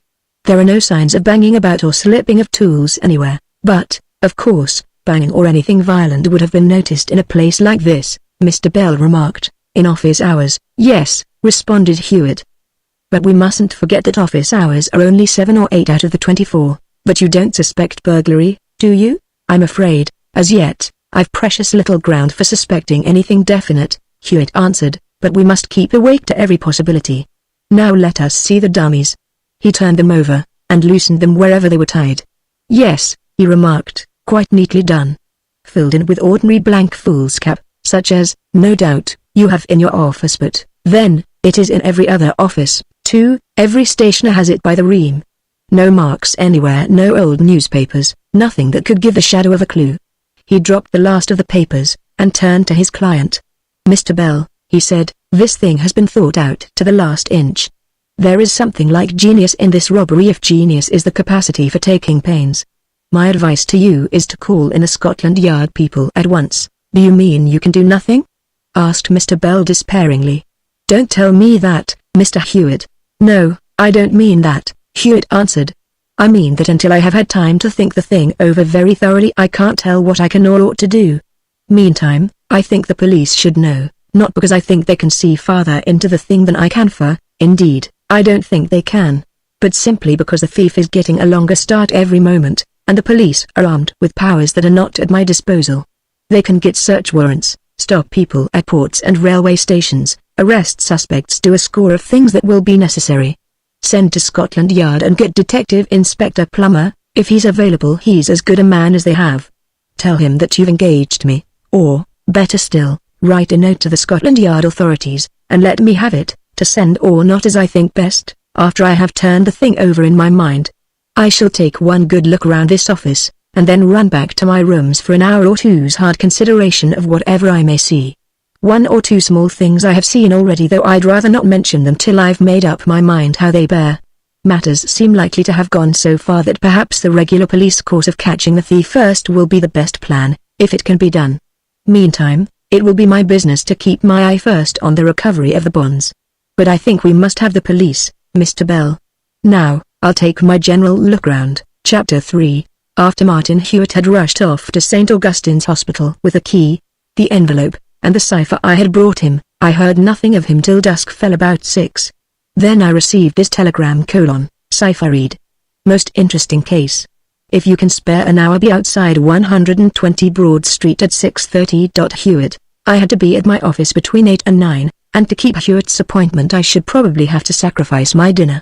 But I was particularly curious to know the meaning of that cipher, and just as curious to know how it could be read, and, moreover, I knew that any case that Hewitt called interesting would probably be interesting above the common. So I took my hat and sought a cab. I was first at the meeting place, indeed, a little before my time. Number 120 Broad Street was a great new building of offices, most, if not all, closed at this time, a fact indicated by the shutting of one of the halves of the big front door, where a charwoman was sweeping the steps under the board which announced that offices were to be let. I waited nearly a quarter of an hour, and then at last a hansom stopped and deposited Hewitt and another older gentleman before me. "Hope we haven't kept you waiting, Brett," Hewitt said. "This is Mr. Bell, of Kingsley, Bell and Dalton." It took me a little longer than I expected to reach him. "His offices are shut, and the clerks all gone, but we are going to turn up the lights for a bit. The lift man is gone too, I expect, so we shall have a good long stair climb." As to the lift man, Hewitt was right, and during our long climb I received, briefly, an account of the loss Mr. Bell's firm had suffered. "I have told Mr. Bell," Hewitt said, "that it was you who happened across the key in such an odd fashion, and when I wired I was sure he would be glad to let you see the upshot of your strange bit of luck. I was also pretty sure that you would like to see it, too. For I really believe that this case, which I confess seemed pretty near hopeless a few hours ago, is coming to an issue now, and here." "Did you get any information out of the man in the hospital?" I asked. "Not a scrap," Hewitt replied. "He was still insensible. And though I saw his clothes, and they told me a good deal about the gentleman's personal habits which are not dazzlingly noble, to put it mildly, they told me nothing else whatever, except that he had recently been knocked down in the mud, which I knew already. But the cipher has told me something, as I will explain presently." By this time we had reached the high floor in which the offices stood, and Mr. Bell, all wonder and pale agitation, unlocked the outer door, and turned on the electric light. "Now," cried Hewitt, "show me your ventilators." There were some, it seemed, in the top panes of the windows, but these were not what Hewitt wanted. There were others in the form of upright chambers or flues, made of metal, and painted the same color as the walls about them. They rose from the floor in corners and all angles, and could be shut or opened by means of lids over their upper ends. These were more to Hewitt's mind, and he went about from one to another, groping under the lids, and poking down into the flues with a walking stick. There was a wire grating, or diaphragm, it seemed, in each of them, 2 or 3 feet down, and we could hear the end of the stick raking on this at each investigation.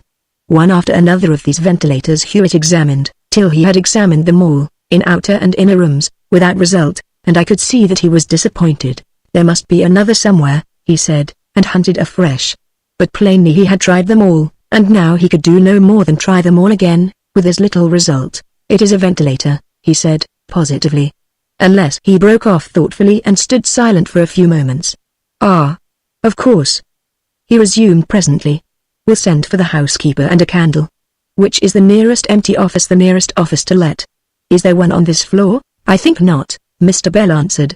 But there's one on the floor below, just opposite the lift. I see the bill on the door every day as I come up. We'll try that, then. I'll rake out every ventilator in this palatial edifice before I'll call myself beaten. Come, call the housekeeper. Is there a speaking tube? Tell him to bring a light. The housekeeper came, wonderingly, with a watchman's oil lantern, and we all went to the floor below. Opposite the lift was a glass door from which a bill had recently been torn. Why, it's let, said Mr. Bell. Yes, sir, assented the housekeeper. Let a day or two ago to a Mr. Catherton Hunt. Or, at least, a deposit was paid.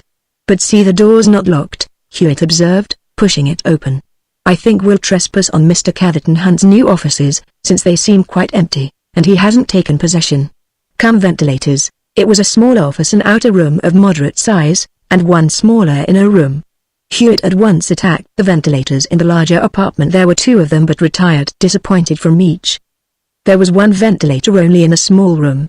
Hewitt tilted the lid, which was at about the level of his eyes, thrust in his hand, and drew forth a bundle of folded papers, thrust in his hand again and drew forth another bundle, did it again, and drew forth more. Mr. Bell fell upon the first bundle almost as a dog falls upon a bone, and now he snatched eagerly at each successive paper or bundle, till Hewitt raked the grating with his stick, and declared that there were no more. Is that all? He asked. Mr. Bell went tremblingly from paper to paper, and, at last, said that he believed it really was. I can verify it by the list upstairs, he added, if you are sure there are no more. No more, repeated Hewitt, rattling his stick in the ventilator again. Let us go and verify, by all means. We sent the puzzled housekeeper away, and returned to the office above, and presently Mr. Bell, now beginning so far to recover from his amazement as to express incoherent gratitude, reported that the bonds were correct and complete to the last and least. Very well, said Hewitt, then my part of the business is done, though I must say I've had luck, or rather, Brett has had it for me. But the police must come on now. I think, Mr. Bell, we'll go along to Scotland Yard when we leave here. They'll be wanting to see Mr. Catherton Hunt, I expect, whoever he is, and somebody in your office, too, if I'm not sadly mistaken. Who? Gasped Mr. Bell. That, perhaps, you can help to point out. See here, do you know whose figures they are? And Hewitt produced the small slip of paper containing the cipher. They're very small, remarked Mr. Bell, putting on his glasses. Very small indeed. But I think why they're Henning's, I do believe. Ah. One or two other little things seem to point that way. Henning is your correspondence clerk, I believe, and I expect this thin little slip is a specimen of your typewriter paper. Have you any of his written figures for comparison? Well, no, I hardly think. You see, he typewrites his letters, and although I know his writing very well, I can't at the moment put my hand on any figures of his. Never mind, it's mere matter of curiosity. The police will ask him questions in the morning. What I believe has happened is this. Our friend Henning, if he's the man, has a friend outside a great deal cleverer than himself, though he would seem to have his share of cunning, too. Between them they resolved to rob you in the way they have done temporarily. Henning was to take advantage of his position in that little inner room to get at the safe some day when it was open and when you were engaged in your own private inner room with a client, so leaving the safe unwatched. He was provided with a spare patent padlock and key, of the sort you use on that black box, and his confederate had drilled him in the trick of breaking that particular sort of padlock open, with other spare specimens. He got his opportunity this morning, only this morning, I think, else we should never have got these bonds back, nor even have heard of them again. I think you said you were engaged with a client for half an hour? Yes, from about 10:30 to 11. That was his chance, and he took it. He broke the padlock, took out the bonds, substituted the dummies he had already prepared in his own desk, and locked the box again with the new padlock. Meantime Hunt had paid a deposit, pending references, on the office below their nearest empty room. Of course, he wouldn't get the key until the tenancy was finally accepted, which he never intended it should be. But he easily arranged to have the door left unlocked for a day or two, on some convenient excuse, arranging decorations, or what not. And the bill was taken down, so that prospective and prospecting tenants were kept away. The bonds being stolen, Hanning took the first opportunity of carrying them to the empty office, probably piecemeal, a thing he could easily manage almost under your nose, before you were aware of your loss. There he was to conceal them, either in the chimney, under the boards, or in the ventilator, as he might find convenient, and he found the ventilator most convenient. Then he was to apprise his confederate of the fact that the robbery had been effected in order that Hunt might come and quietly fetch the plunder away. The message was to take an ingenious form. Hunt was to have a fellow waiting about in the street, and as soon as Hanning could get out, say to lunch, he was just to send the key by this messenger, the key with which he had locked the new padlock on the black box. You see the advantages of that simple arrangement. First, the key, which is evidence, is got rid of in a safe and effectual way, a thing that couldn't be done as well by merely flinging it away on or near the premises, where it might be found.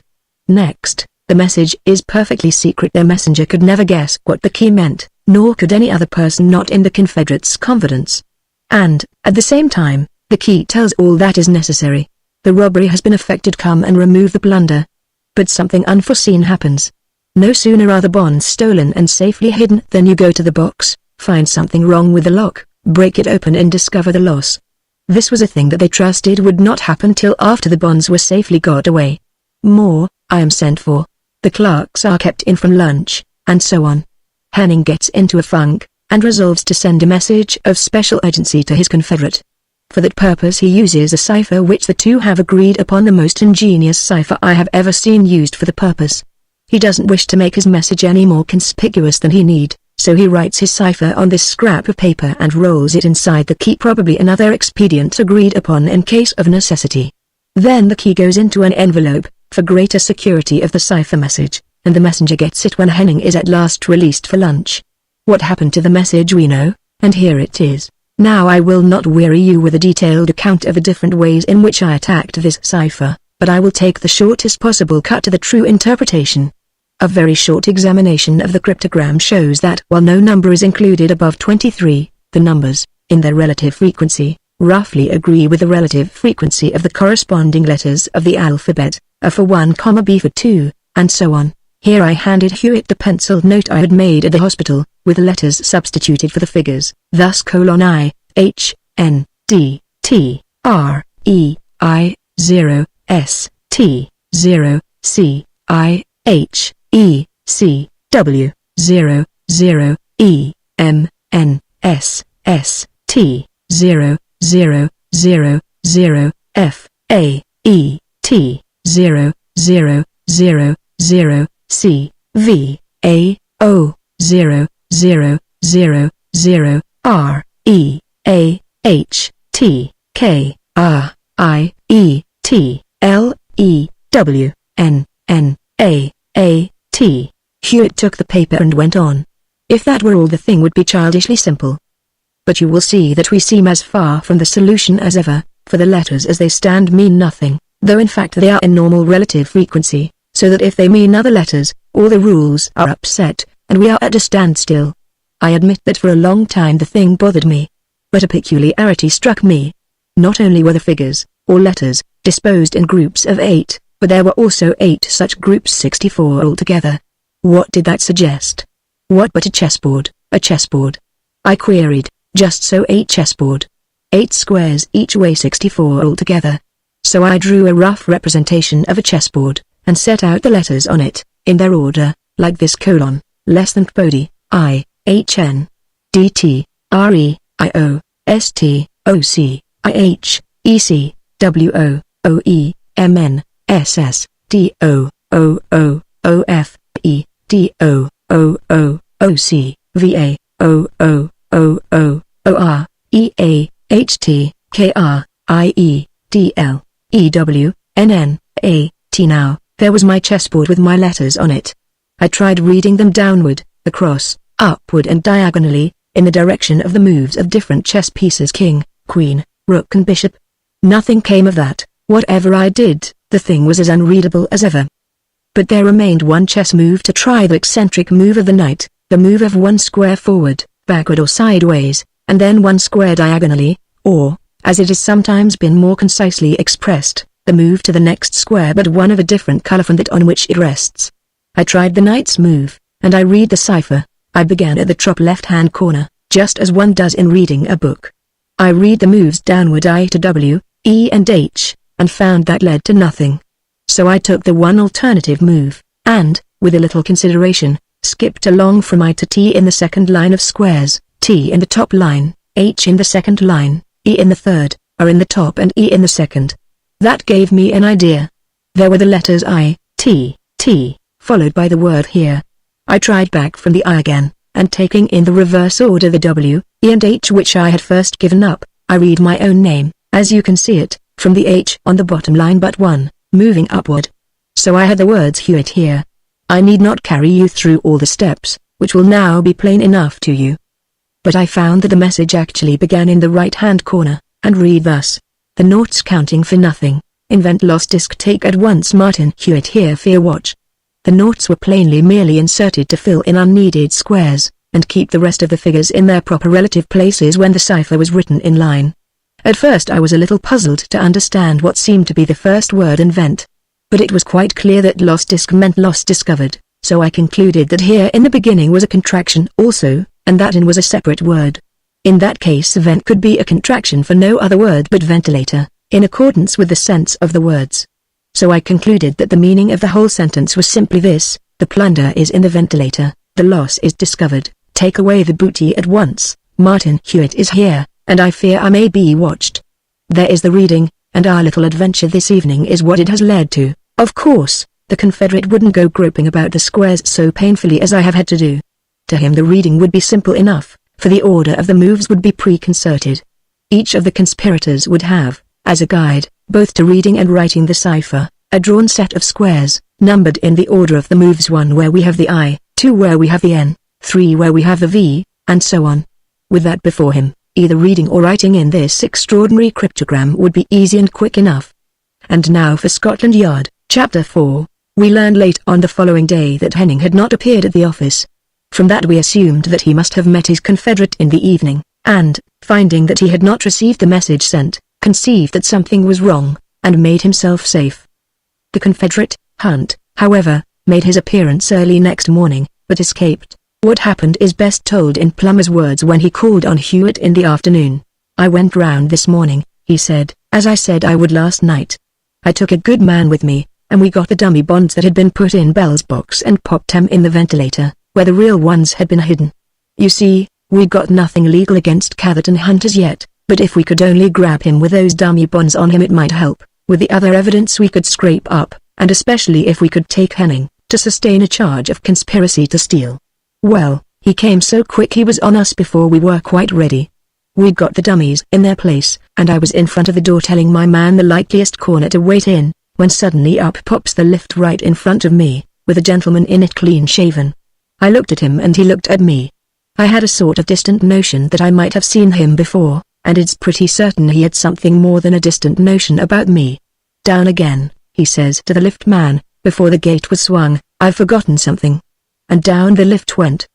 You'll understand I had no idea he was the man we wanted, but as the lift went down and my eyes were on the man's face, I saw who he was. When he stood straight before me I had no more than a vague notion that I'd seen him somewhere before. But down the lift went, and in the flash of time when he'd nearly disappeared, and the bottom part of his face was hidden by the sill of the lift opening the part of his face where his beard had been when we met him last I saw it was Myatt. Myatt? Good heavens, Everard Myatt, Mr. Hewitt, the man that murdered Mr. Jacob Mason. Everard Myatt, for 1,000, with his beard shaved. And we've lost him again. What could we do? We shouted and ran downstairs, and that was all. He'd gone, of course. And when we asked the hall porter he told us that Mr. Catherton Hunt had just come down the lift and hurried out. Part 4. The Case of the Burnt Barn, Chapter 1. Everard Myatt or Catherton Hunt was lost again. Martin Hewitt had been wholly successful, for he had recovered Mr. Bell's missing bonds, but the police caught neither of the conspirators. Investigation at Henning's lodgings showed that careful preparations must have been made for an immediate flight if it should become necessary, and the flight had taken place. The man in the hospital, who had been knocked down in carrying from one to the other the extraordinary message that Hewitt deciphered, remained insensible for a few days, and could not be questioned till some time later still. Then he professed to have forgotten all about the message on which he was going when he met his accident, and the medical men in attendance informed the police that it was quite possible that the fellow's statement was true. He said that he did carry messages sometimes, when he could get a job, but he could remember nothing of the message of the key, nor of who had sent him, nor where he was to go. Nevertheless, the police, although they professed to accept his statement, kept a wary eye on him after his discharge from the hospital, for they had a very great suspicion that he knew more than he chose to tell. But nothing more was heard of the accomplices till another case of Martin Hewitt's brought the news, and that in a manner strange enough. The matter began, as so many matters of Hewitt's did, with the receipt of a telegram, followed immediately by another. For the first having been handed in at a country office not very long before 8 the previous evening, it was not delivered at Hewitt's office till the morning, in accordance with the ancient manners and customs observed in the telegraphic system of this country. It had been dispatched from Throckham, in Middlesex, and it was simply a very urgently worded request to Hewitt to come at once, signed Claire Patrol. The second telegram, which came even as Hewitt was reading the first, on his arrival at his office, ran thus: Did you receive telegram? See newspapers. Matter life or death. Would come personally but cannot leave mother. Pray answer. Patrol. The answer went instantly that Hewitt would come by the next train, for he had seen the morning paper and from that knew the urgency of the case. But a consultation of the railway guide showed that trains to Throckham were fewer than one might suppose, considering the proximity of the village to London, and that the next would leave in about an hour and a quarter, so that I saw Hewitt before he started. He came up to my rooms, in fact, as I was beginning to breakfast. See here, he said, I am sent for in the Throckham case.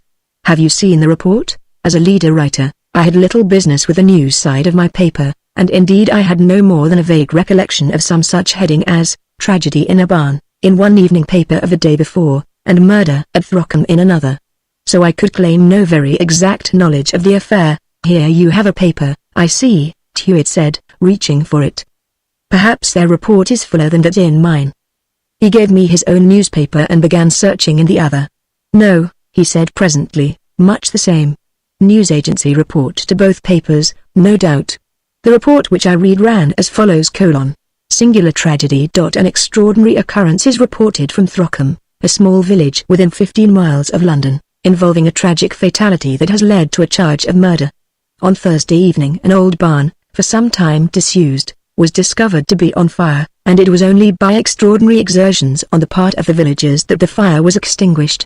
Upon an examination of the place yesterday morning, the body of Mr. Victor Patrol, a gentleman who had lived in the neighborhood for some time, and who had been missing since shortly before the discovery of the fire, was found in the ruins. The body was burnt almost beyond recognition, but not so much as to conceal the fact that the unfortunate gentleman had not perished in the fire, but had been the victim of foul play.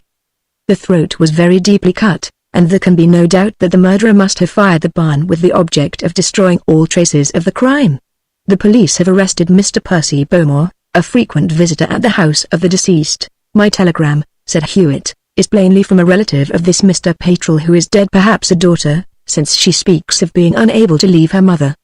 In that case, probably an only child, since there is no other to leave, unless the others are too young, I suggested. Just so, Hewitt replied. Well, Brett, he added, today is Saturday. Saturday was, of course, my off day, and I understood Hewitt to hint that if I pleased I might accompany him to Throckham. Saturday it is, I said, and I have no engagements. Would you care for me to come? As you please, of course. I can guess very little of the case as yet, naturally, beyond what I have read in the paper, but the subtle sense of my experience tells me that there is all the chance of an interesting case in this. That's your temptation. As for myself, I don't mind admitting that especially in these country cases, where the resources of civilization are not always close at hand, I'm never loath to have a friend with me who isn't too proud to be made use of. That's my temptation. No persuasion was needed, and in due time we set out together. Chapter 2. It is my experience that places are to be found within 20 miles of London far more rural, far sleepier, far less influenced by the great city that lies so near, than places thrice and 4 times as far away. They are just too far out to be disturbed by suburban traffic, and too near to feel the influence of the great railway lines. These main lines go by, carrying their goods and their passengers to places far beyond, and it is only by awkward little branch lines, with slow and rare trains, that any part of this mid-lying belt is reached, and even then it is odds but that one must drive a good way to his destination. Throckham was just such a place as I speak of, and that was the reason why we had such ample time to catch the first of the half-dozen leisurely trains by which one might reach the neighborhood during the day. The station was Redfield, and Throckham was 3 miles beyond it. At Redfield a coachman with a dog-cart awaited Hewitt, only one gentleman having been expected, as the man explained, in offering to give either of us the reins.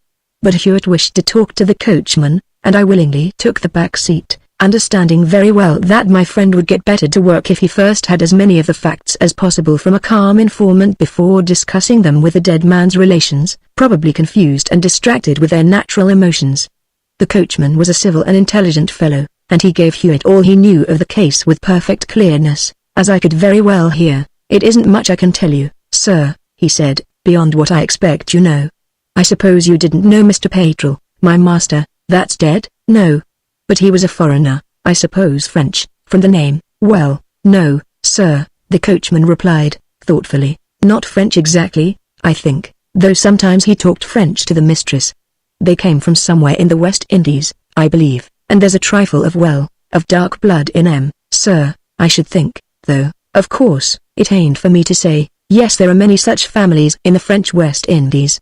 "Did you ever hear of Alexander Dumas?" "No, sir, can't say I did." "Well, he was a very great Frenchman indeed, but he had as much dark blood as your master had, probably more, and it came from the West Indies, too. But go on. Mr. Patrol, you must understand, sir, has lived here a year or two. I've only been with him 9 months. He talked English always as good as you or me, and he was always called Mr. Patrol, not Monsieur, or Signor, or any o' them foreign titles. I think he was naturalized. Mrs. Patrol, she's an invalid, came here an invalid, I'm told. She never comes out of her bedroom except on an invalid couch, which is carried. Miss Claire, she's the daughter, and the only one, and she was hoping you'd have been down last night, sir, by the last train. She's in an awful state, as you may expect, sir, naturally, to lose her father in such a terrible way." "Yes, sir, but it's worse than that even, for her. You see, this Mr. Beaumont, that they've took up, he's been sort of keeping company with Miss Claire for some time, and there's no doubt she was very fond of him. That makes it pretty bad for her, tucking it both ways, you see, of course terrible. But tell me how the thing happened, and why they took this Mr. Beaumont." "Well, sir, it ain't exactly for me to say, and, of course, I don't know the rights of it, been only a servant, but they say there was a sudden quarrel last night between Mr. Patrol and Mr. Beaumont. I think myself that Mr. Patrol was getting a bit excitable lately, whatever it was. On Thursday night, just after dinner, he went strolling off in the dusk, alone, and presently Mr. Beaumont, he came down in the afternoon, went strolling off after him. It seems they went down toward the Pensmeadow barn, Mr. Patrol first, and Mr. Beaumont catching him up from behind. A man saw them, a gamekeeper. He was lying quiet in a little wood just the other side of Pensmeadow, and they didn't see him as they came along together. They were quarreling, it seems, though grant that the gamekeeper couldn't hear exactly what about, but he heard Mr. Patrol tell Mr. Beaumont to go away. He preferred to be alone, and he did enough of Mr. Beaumont, from what Grant could make out. "Get out o' my sight, sir, I tell you," the old gentleman said at last, stamping his foot, and shaking his fist in the young gentleman's face. And then Beaumont turned and walked away. "One moment," Hewitt interposed. "You are telling me what Grant saw and heard. How did it come to your knowledge?" "Told me hisself, sir, told me every word yesterday. Told me twice, in fact. First thing in the morning when they found the body, and then again after he'd been to Redfield and had it took down by the police. It was because of that they arrested Mr. Beaumont, of course, just so." "And is this gamekeeper Grant in the same employ as yourself?" "Oh, no, sir. Mr. Patrol's is only just an acre or two of garden and a paddock. Grant's master is Colonel White, up at the Hall." "Very good. You were saying that Mr. Patrol told Mr. Beaumont to get out of his sight, and that Mr. Beaumont walked away. What then?" "Well, Grant saw Mr. Beaumont walk away, but it was only a feint, a dodge, you see, sir. He walked away to the corner of the little wood where Grant was, and then he took a turn into the wood and began following Mr. Patrol up, watching him from among the trees. Came close by where Grant was sitting, following up Mr. Patrol and watching him, and so Grant lost sight of him." "Did Grant say what he was doing in the wood?" "He said he'd found marks of rabbits and hares there, and he was watching to see if anybody came to set any more." "Yes, quite an ordinary part of his duty, of course." "What next?" "Well, Grant didn't see any more.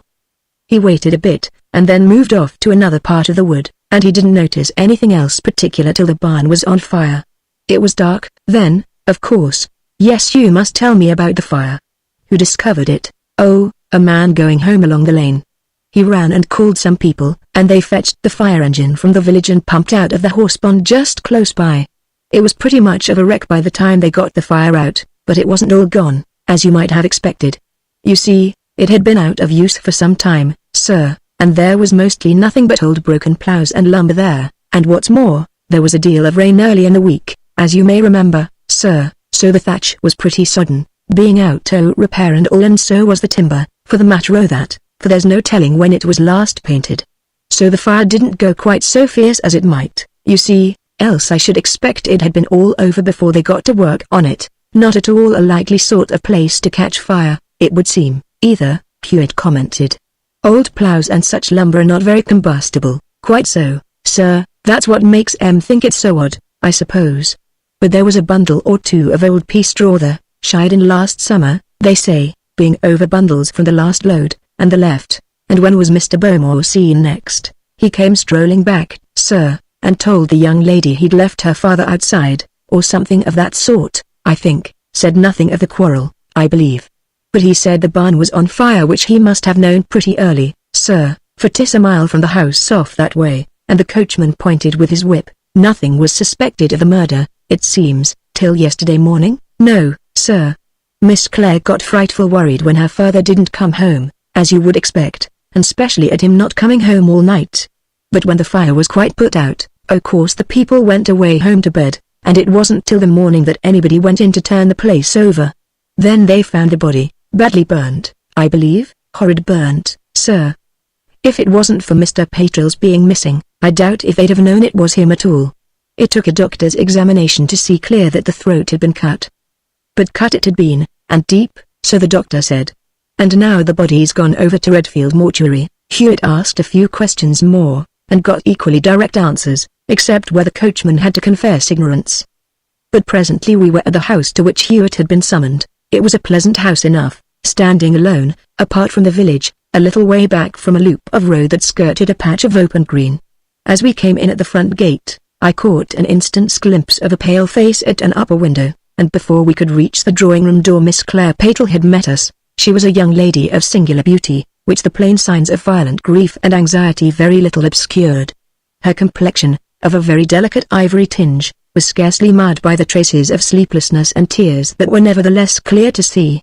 Her eyes were large and black, and her jetty hair had a slight waviness that was the only distinct sign about her of the remote blend of blood from an inferior race. "Oh, Mr. Hewitt," she cried, "I am so glad you have come at last. I have been waiting so long. And my poor mother is beginning to suspect." "You have not told her, then?" "No, it will kill her when she knows. I'm sure kill her on the spot. I have only said that father is ill at Redfield." "Oh, what shall I do?" The poor girl seemed on the point of breakdown, and Hewitt spoke sharply and distinctly. "What you must do is this," he said. "You must attend to me, and tell me all I want to know as accurately and as tersely as you can. In that case I will do whatever I can, but if you give way you will cripple me. It all depends on you, remember. This is my intimate friend, Mr. Brett, who is good enough to offer to help us. Now, first, I think I know the heads of the case, from the newspapers, and, more especially, from your coachman. But when you sent for me, no doubt you had some definite idea or intention in your mind. What was it?" "Oh, he is innocent, Mr. Hewitt, he is, really. The only friend I have in the world, the only friend we all have." "Steady, steady," Hewitt said, pressing her kindly and firmly into a seat. "You must keep steady, you know, if I am to do anything. I expected that would be your belief. Now tell me why you are so sure, Mr. Hewitt. If you knew him you wouldn't ask." "He would never injure my poor father. He went out after him purely out of kindness, because I was uneasy. He would never hurt him, Mr. Hewitt, never, never.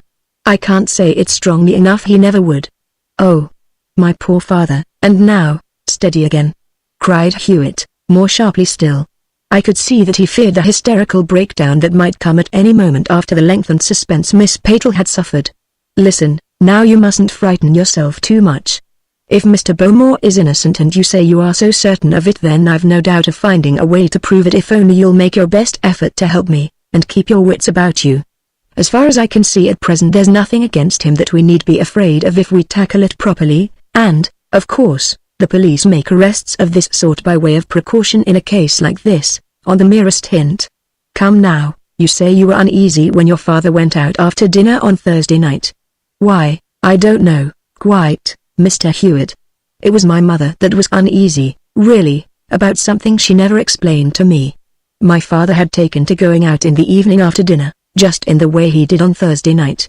I don't know why, but I think it had something to do with my mother's anxiety. Did he dress for dinner? No, not lately. He used to dress always, but he has dropped it of late. Hewitt paused for a moment, thoughtfully.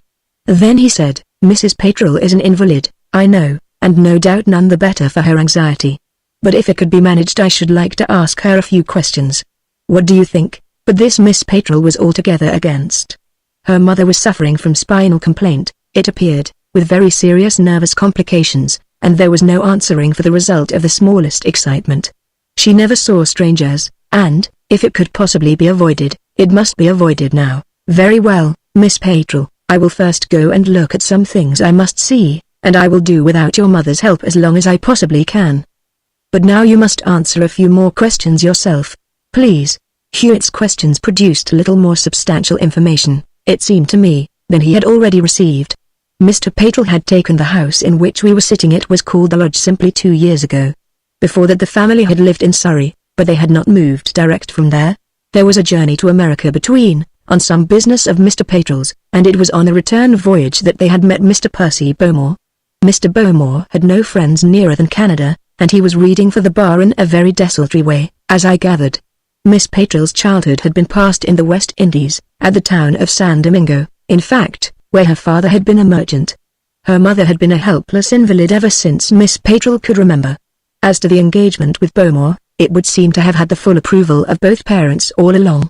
But a rather curious change had come over her father, she thought, a few months ago. What it was that had caused it she could not say, but he grew nervous and moody, often absent-minded, and sometimes even short-tempered and snappish, a thing she had never known before. Also he read the daily papers with much care and eagerness. It was plain that Miss Patrol had no idea of any cause which might have led to a quarrel between Bowmore and her father, and Hewitt's most cunning questions failed to elicit the smallest suggestion of reason for such an occurrence.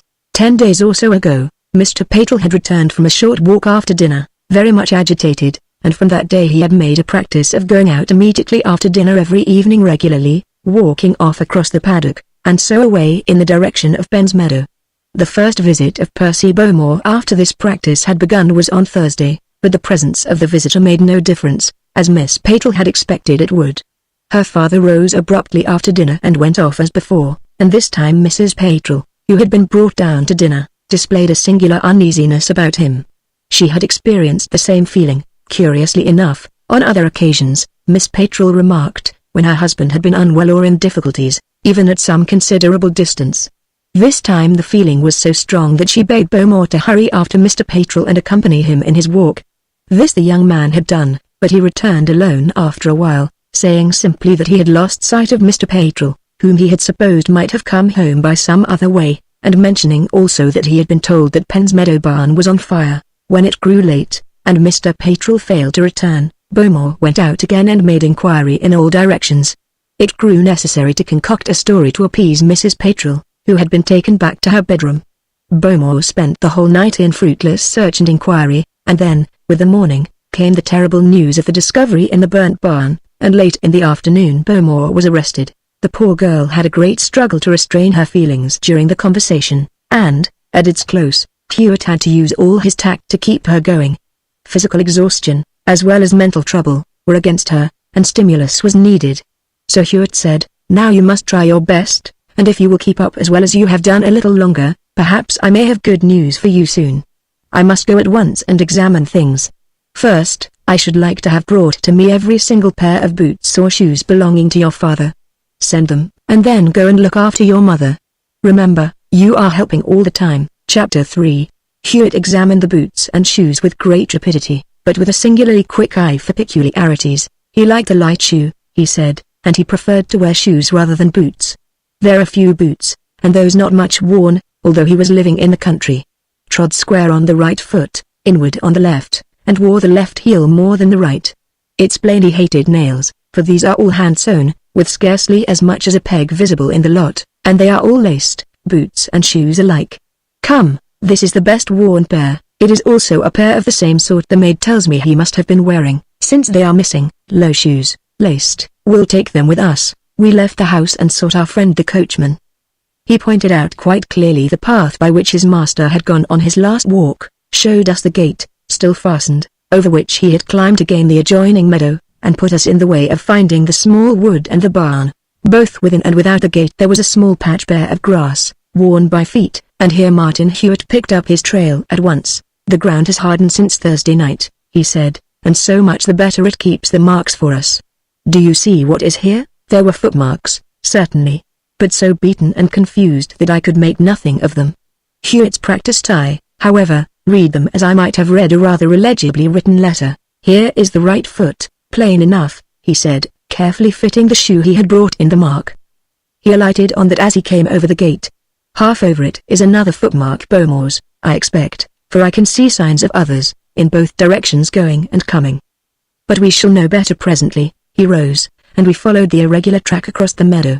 Like most such field tracks, its direction was plainly indicated by the thin and beaten grass, with a bare spot here and there. Hewitt troubled to take no more than a glance at each of these spots as we passed, but that was all he needed. The meadow was bounded by a hedge, with a stile, and at the farther side of this stile my friend knelt again, with every sign of attention. A little piece of luck, he reported. The left shoe has picked up a tiny piece of broken thorn twig just here. See the mark? The shoe was a little soddened in the sole by this time, and the thorn stuck. I hope it stuck altogether. If it did it may help us wonderfully when we get to the barn. For the trouble there will be the trampling all round of the people at the fire. So we went on till we reached the edge of the little wood. The field path skirted this, and here Hewitt dropped on his knees and set to work with great minuteness. Keep away from the track, Brett, he warned me, or you may make it worse. The police have been here, I see, and quite recently, coming from the direction of Redfield. Here are 2 pairs of unmistakable police boots and another heavy pair with them. No doubt they brought the gamekeeper along with them, to have things fully explained. From the corner of the wood to a point 40 yards along the path, back to the corner again, and then into the wood Hewitt went, carefully examining every inch of the ground as he did so. Then at last he rejoined me. I think the gamekeeper has told the truth, he said. It's pretty plain, thanks to the soft ground hereabout, notwithstanding the policeman's boots. Here they came together, the thorn twig sticks to the shoes still, you see, and here they stopped. The marks face about, and Bowmore's steps are retraced to the corner of the wood. Patrol's turn again and go on, and Bowmore's turn into the edge of the wood and come along among the trees. You don't see them in the grassy parts quite as well as I do, I expect, but there they are. We'll keep after Patrol's prints. Bowmore's come back in the same track, I see. The next stile led to Penn's meadow. This meadow, a large one, stretched over a rather steep hump of land, at the other side of which the barn stood. From the stile 2 paths could be discerned, one rising straight over the meadow in the direction of the barn, and the other skirting it to the left, parallel with the hedge. Here the footprints part, Hewitt observed, musingly, and what does that mean? Manoeuvring or what? He thought a moment, and then went on, we'll leave the tracks for the present and see the barn.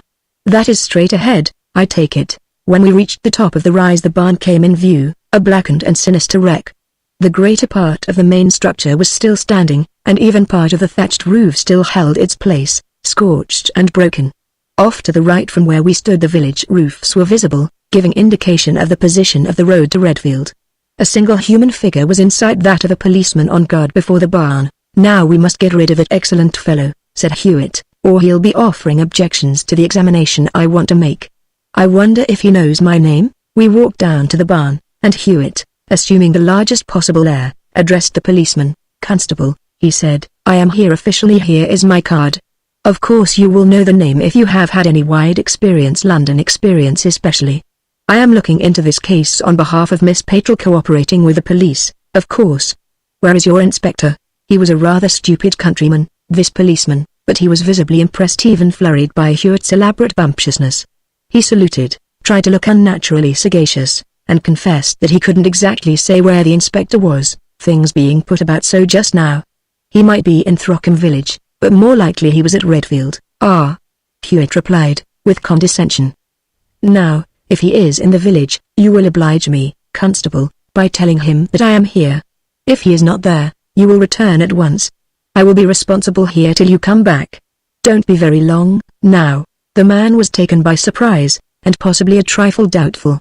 But Hewitt was so extremely lofty and so very peremptory and official, that the inferior intelligence capitulated feebly, and presently, after another uneasy salute, the village policeman had vanished in the direction of the road. The moment he had disappeared, Hewitt turned to the ruined barn. The door was gone, and the scorched and charred lumber that littered the place had a look of absolute ghostliness, perhaps chiefly the effect of my imagination in the knowledge of the ghastly tragedy that the place had witnessed. Well in from the doorway was a great scatter of light ashes, plainly the pea straw that the coachman had spoken of. And by these ashes, and partly among them, marked in some odd manner on the floor, was a horrible black shape that I shuddered to see, as Hewitt pointed it out with a moving forefinger, which he made to trace the figure of a prostrate human form. "Did you never see that before in a burnt house?" Hewitt asked in a hushed voice. "I have, more than once. That sort of thing always leaves a strange stain under it, like a shadow." But business claimed Martin Hewitt, and he stepped carefully within. Scarcely had he done so, when he stood suddenly still, with a low whistle, pointing towards something lying among the dirt and ashes by the foot of that terrible shape. "See?" he said. "Don't disturb anything, but look." I crept in with all the care I could command, and stooped. The place was filled with such a vast confusion of lumber and cinder and ash that at first I failed to see at all what had so startled Hewitt's attention.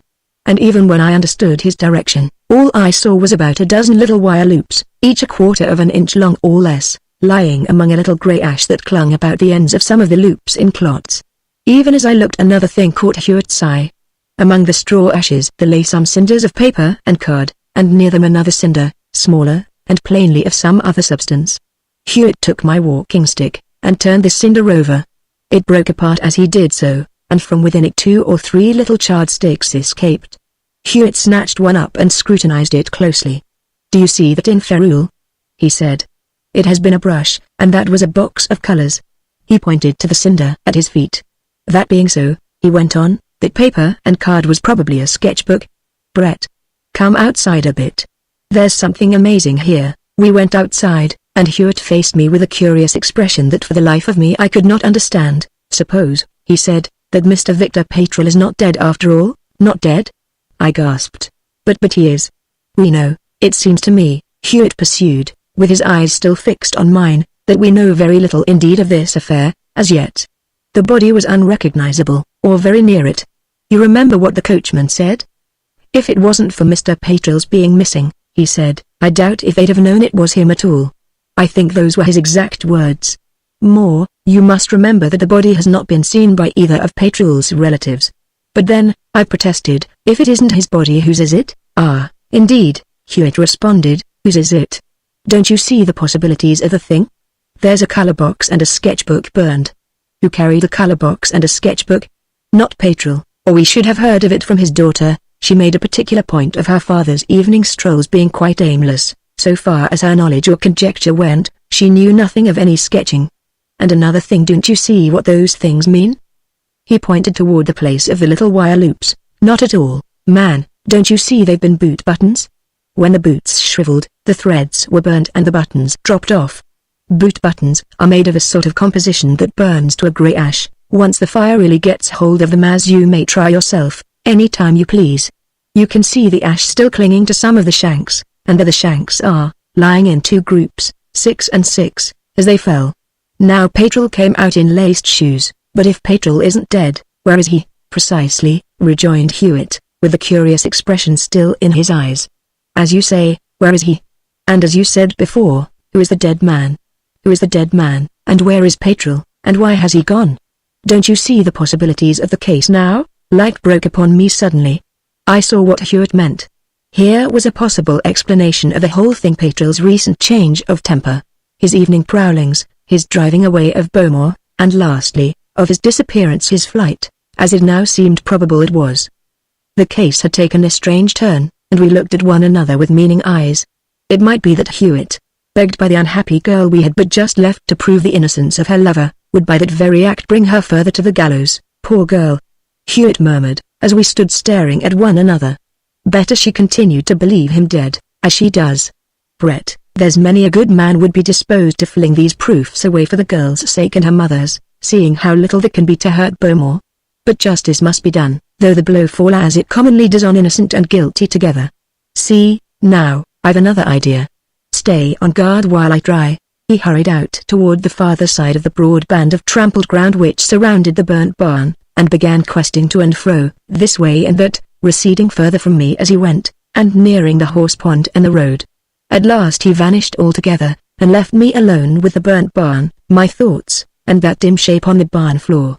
It was broad day, but I felt none too happy, and I should not have been at all anxious to keep the police watch at night. Perhaps Hewitt had been gone a quarter of an hour, perhaps a little more, when I saw him again, hurrying back and beckoning to me. I went to meet him. "It's right enough," he cried. "I've come on his trail again. There it is, thorn mark and all, by the roadside, and at a stile going to Redfield, probably to the station. Come, we'll follow it up. Where's that fool of a policeman? Oh, the muddle they can make when they really try. Need we wait for him?" I asked. "Yes, better now, with those proofs lying there, and we must tell him not to be bounced off again as I bounced him off. There he comes." The heavy figure of the local policeman was visible in the distance, and we shouted and beckoned to hurry him. Agility was no part of that policeman's nature, however, and beyond a sudden agitation of his head and his shoulders, which we guessed to be caused by a dignified spasm of leisurely haste, we saw no apparent acceleration of his pace. As we stood and waited we were aware of a sound of wheels from the direction of Redfield, and as the policeman neared us from the right, so the sound of wheels approached us from the left.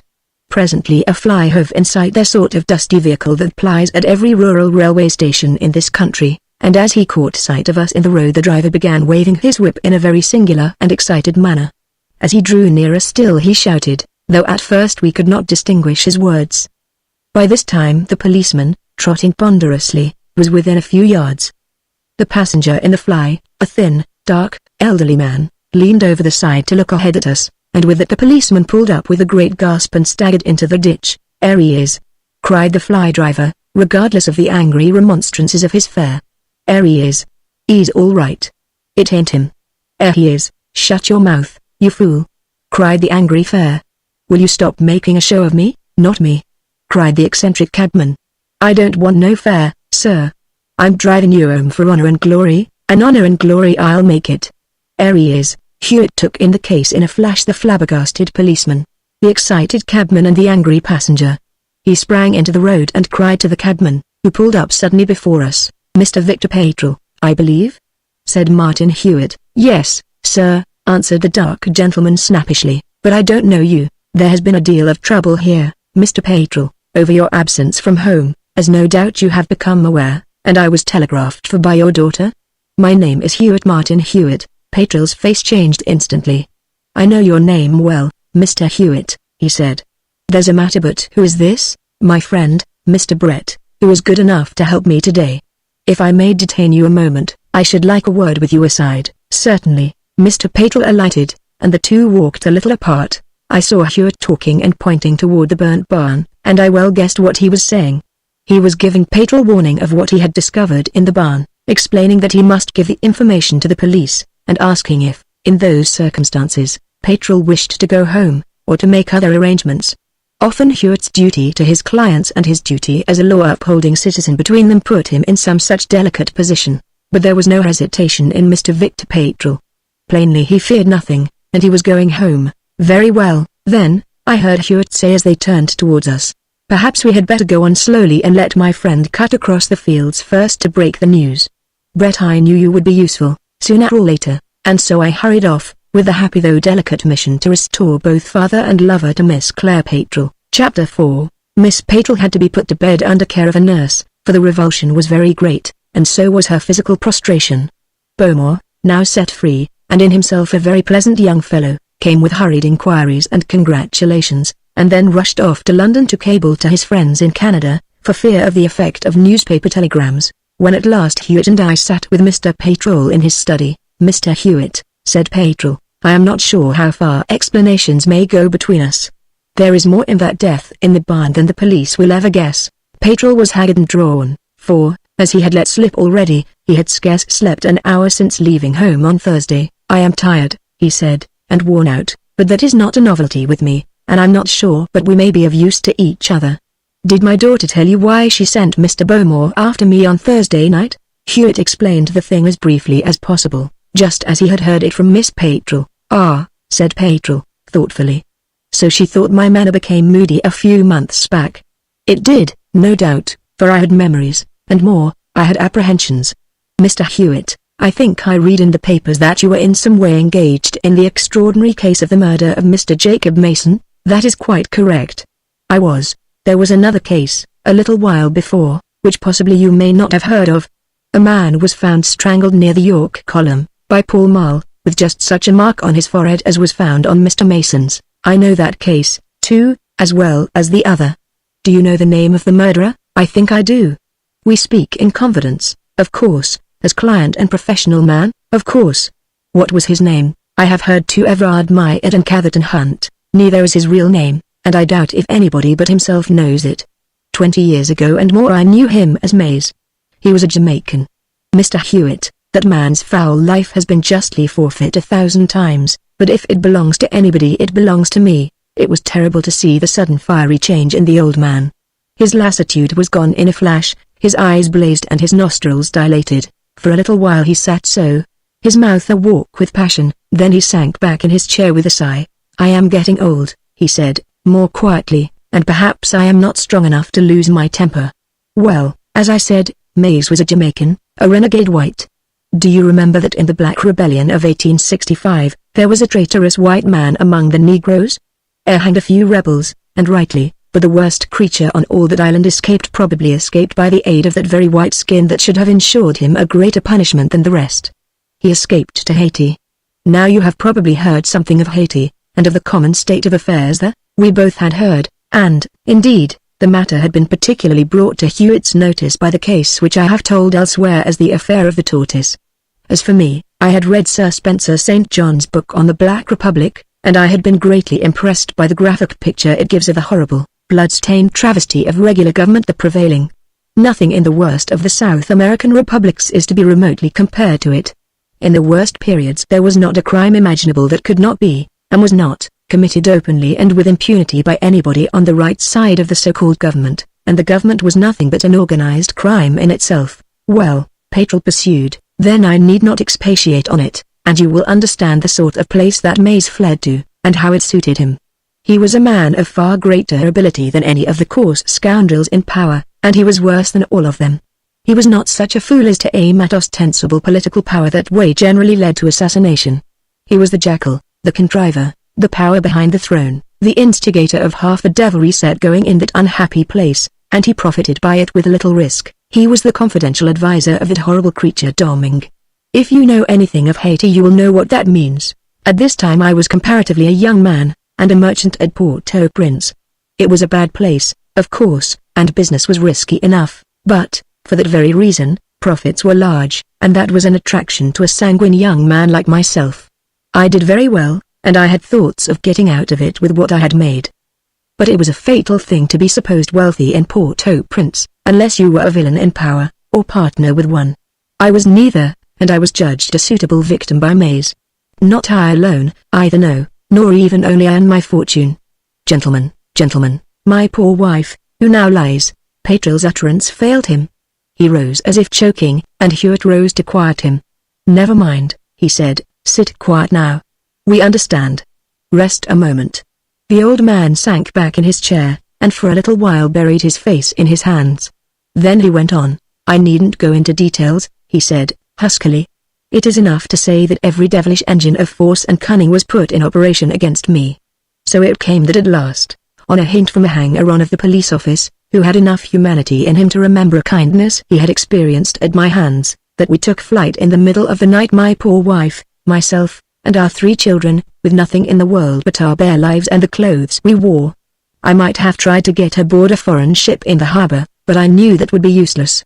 I should have been given up on whatever criminal charge Mays chose to present, and my wife and children with me. I had hope of somehow getting to San Cristobal, where I had a friend over the border in the other government of the island, the Dominican Republic. That was 80 miles away and more, across swamps, and forests and mountains. Well, we did it, Mr. Hewitt, and I dream of it still. They hunted us, sir, hunted us with dogs. We hid from them a whole day among the rank weeds up to our shoulders in the water of a pestilential fever swamp, Claire, the baby, on her mother's back, and both the boys on mine. They died next day. My 2 beautiful boys, gentlemen, died in my arms, and I was too weak even to bury them. There was another long pause, and the man's head was bowed in his hands once more. Presently he went on again, but at first without lifting his head. We did it, gentlemen, he said, we did it. We crawled into San Cristobal at the end of 5 days, and from that moment my dear wife has never once stood upright on her feet. So we came out of it, and the baby, Claire, was the one that suffered least. She was too young to understand, and her mother saved her, when I could not save the boys. He paused again, and presently sat up, pale, but in full command of himself. You will excuse me, gentlemen, I am sure, and make allowances for my feelings, he said. There is not a great deal more to tell. Mays did not last long in Haiti. Domingue was overthrown, and Mays left the island, I was told, and made for another part of the world. Years afterward I heard of his being in China, though what truth there may have been in the rumor I cannot say. My friend in San Cristobal, he was a cousin, in fact put me on my legs again, and after a while he helped me to begin business at San Domingo, under my present name, Petrel, which, in fact, was my mother's maiden name. There came a sudden push in trade with the United States about this time, and I went into my affairs with the more energy to distract my thoughts. In 15 years, to cut a long story short, I had made the small competency which I have brought to England with me, with the idea of a peaceful end to my life and my wife's, though I doubt if I am to have that now. I doubt it, and I will tell you why. Mr. Hewitt, when I went away without warning on Thursday night I was dogging Mays. Hewitt nodded, with no sign of surprise. And the man killed in the barn? That is one more of his 1,000 crimes, without a doubt. Though it differs. Do you know what drew my attention to the murders of the men Denson and Mason, and so set me thinking? In each case the murder was by strangulation, and the medical evidence at the inquests showed that it was effected by means of a tourniquet. In fact, in the second case, the tourniquet itself was left behind. Yes, Hewitt replied, I loosened it myself, but, unfortunately, I was too late. Well, now, Petrel went on, in Haiti, in my time, Mays's enemies had a habit of dying suddenly in the night, by strangulation, and a tourniquet was always the instrument. And just as murder was quite a popular procedure in that accursed place, so strangulation by tourniquet became for a while the most common form of the crime. It was rapid, effective, and silent, you see. So that a murder by tourniquet, quite an unknown thing in this country, took my attention at once, and when another followed it so soon, I felt something like certainty. And the triangle was suggestive, too. Were Mays's victims marked in that way in Haiti? No, there was no mark. But here Mr. Petrel's features assumed a curious expression. There are things which are not believed in this country which are laughed at, in fact, and called superstition. You know something of Haiti, and therefore you must have heard of voodoo, the witchcraft and devil worship of the West Indies. Well, Mays was as deep in that as he was in every other species of wickedness. It sounds foolish, perhaps, here in civilized England, and you may laugh, but I tell you that Mays could make men do as he wished, with their consent or against it. And he used a thing. It was generally known that he used a thing marked with a triangle, a red triangle, by the use of which he could bend men to his will. Hewitt was listening intently, with no sign of laughter at all, notwithstanding his client's apprehension. And I remembered the case of Mr. Jacob Mason, and how that victim had so fervently expressed his wish to the excellent clergyman, Mr. Potswood, that he had never dabbled in the strange devilries of Mayat or Mays, as we were now learning to call him. At any rate, Petrel resumed, you will understand that the conjunction of the tourniquet with the red triangle in the 2 cases you know of caused me some excitement. My daughter, as you have said, noticed a change in my habits from that time. My wife did more. She knew the reason. Mr. Hewitt, I am an older man, but there is hotter blood in my veins than in yours. My father was English, though you might scarcely suppose it, but my mother, to whose name I have reverted, was a French Creole. So perhaps my natural instincts come nearer to those of our savage ancestry than do yours. Whether or not you will understand me I do not know, but I can tell you that even now, in cold blood, for my paroxysm has exhausted itself and me, it seems to me that it would be my duty, not to say my sacred duty, to tear that man to pieces with my hands whenever and wherever I could put them on him. My old passions may have slept, I find, but they are alive still, and I found them waking when I realized that Mays was alive and in England. The words sane and insane are elastic in their application, but I doubt if you would have called me strictly sane of late. I evolved mad schemes for the destruction of this wretch, and I was ready to devote myself and everything I possessed to the purpose. More than once I contemplated coming to you, seeing that you had met the man in one of his villainies, with the idea of enlisting your aid. But I reflected that you would probably make yourself no party to a plan of private revenge, and I hesitated. And then, a little more than a week ago, I saw the man himself. Changed, without doubt, but not half as much changed as I am myself. Nevertheless, sure as I am of him now, I hesitated then. For it was here in the meadow that you know, near the barn, and the thing seemed so likely to be illusion that I almost suspected my senses. It was dusk, and he was walking and talking with another man, a good deal younger. And presently, while I was still confounded with surprise, and as they passed behind a clump of trees, Mays was gone, and I saw his companion alone. He was a young man, an artist, it would seem, with sketchbook and colors. I started, and Hewitt and I glanced at each other. Petrel saw it and paused. "Never mind," said Hewitt. "Please go on." "After that I came out every night, in the hope of seeing my enemy again. On several evenings I saw the young artist waiting by the barn expectantly, but nobody joined him. I found that this young man was lodging at a cottage in the village, and I resolved not to lose sight of him. At last, on Thursday night, I saw Mays again. Mr. Bowmore was here, and when I left the house he troubled me much by coming after me. I was obliged to tell him that I wished to be alone, and I was in a nervously explosive state when I did it. He seemed reluctant to go, my anger blazed out, and I violently ordered him off. From what he has told me it seems that he followed me still, but lost sight of me near Penn's Meadow. Well, be that as it may, I saw Mays and the young artist again. I watched from a rather awkward spot, and dusk was falling, so that I could not see all that passed, but presently I was aware that Mays was making off by the road alone, and I followed him. From that moment I think I really was mad, though my madness did not drive me to attack him at once. I had a feeling of curiosity to see where he would go, and a curious cruel idea of letting him run for a little first, as a cat feels, I suppose, with a mouse. You may judge that I was not in my normal state of mind from the fact that all through yesterday and part of today I never as much as thought of telegraphing home to say that I had gone to London. For it was to London I followed him. I took no ticket at the station. I got on the platform by stealth, and entered the train unobserved, for he and one boy were the only passengers, and I feared attracting attention. It was easy enough, in such a station as Redfield, and I paid my fare at London. And after all I lost him. Lost him in London. How? Like a fool. I saw him enter a house, and waited. Followed him again, and waited at another. I might have flung him into the river from the embankment, and I refrained. And then whether it began at a dark corner or in a group of people I cannot tell, but I suddenly discovered that I was following a stranger of about Mays's form and stature. It was what I should have expected, and provided for, in London streets at night. If I have been mad, it was then I was worst. I suppose by that time it must have been too late to get back home, but I never thought of that. I ran the streets the whole night, like a fool, hunting for Mays. I kept on all day yesterday. I waited and watched hours at the two houses he had visited, and it was not till early this morning that I flung myself on a bed in a private hotel in Euston Road. I slept a little, and my paroxysm was over. Perhaps I am more fortunate than I am disposed to think, since I am as yet in no danger of trial for murder. This passionate, wayward, stricken man was plainly the object of fascinated interest to Hewitt. My friend waited a moment, and then said, "The houses he called at, I should like to know them." "And where you lost sight of him?"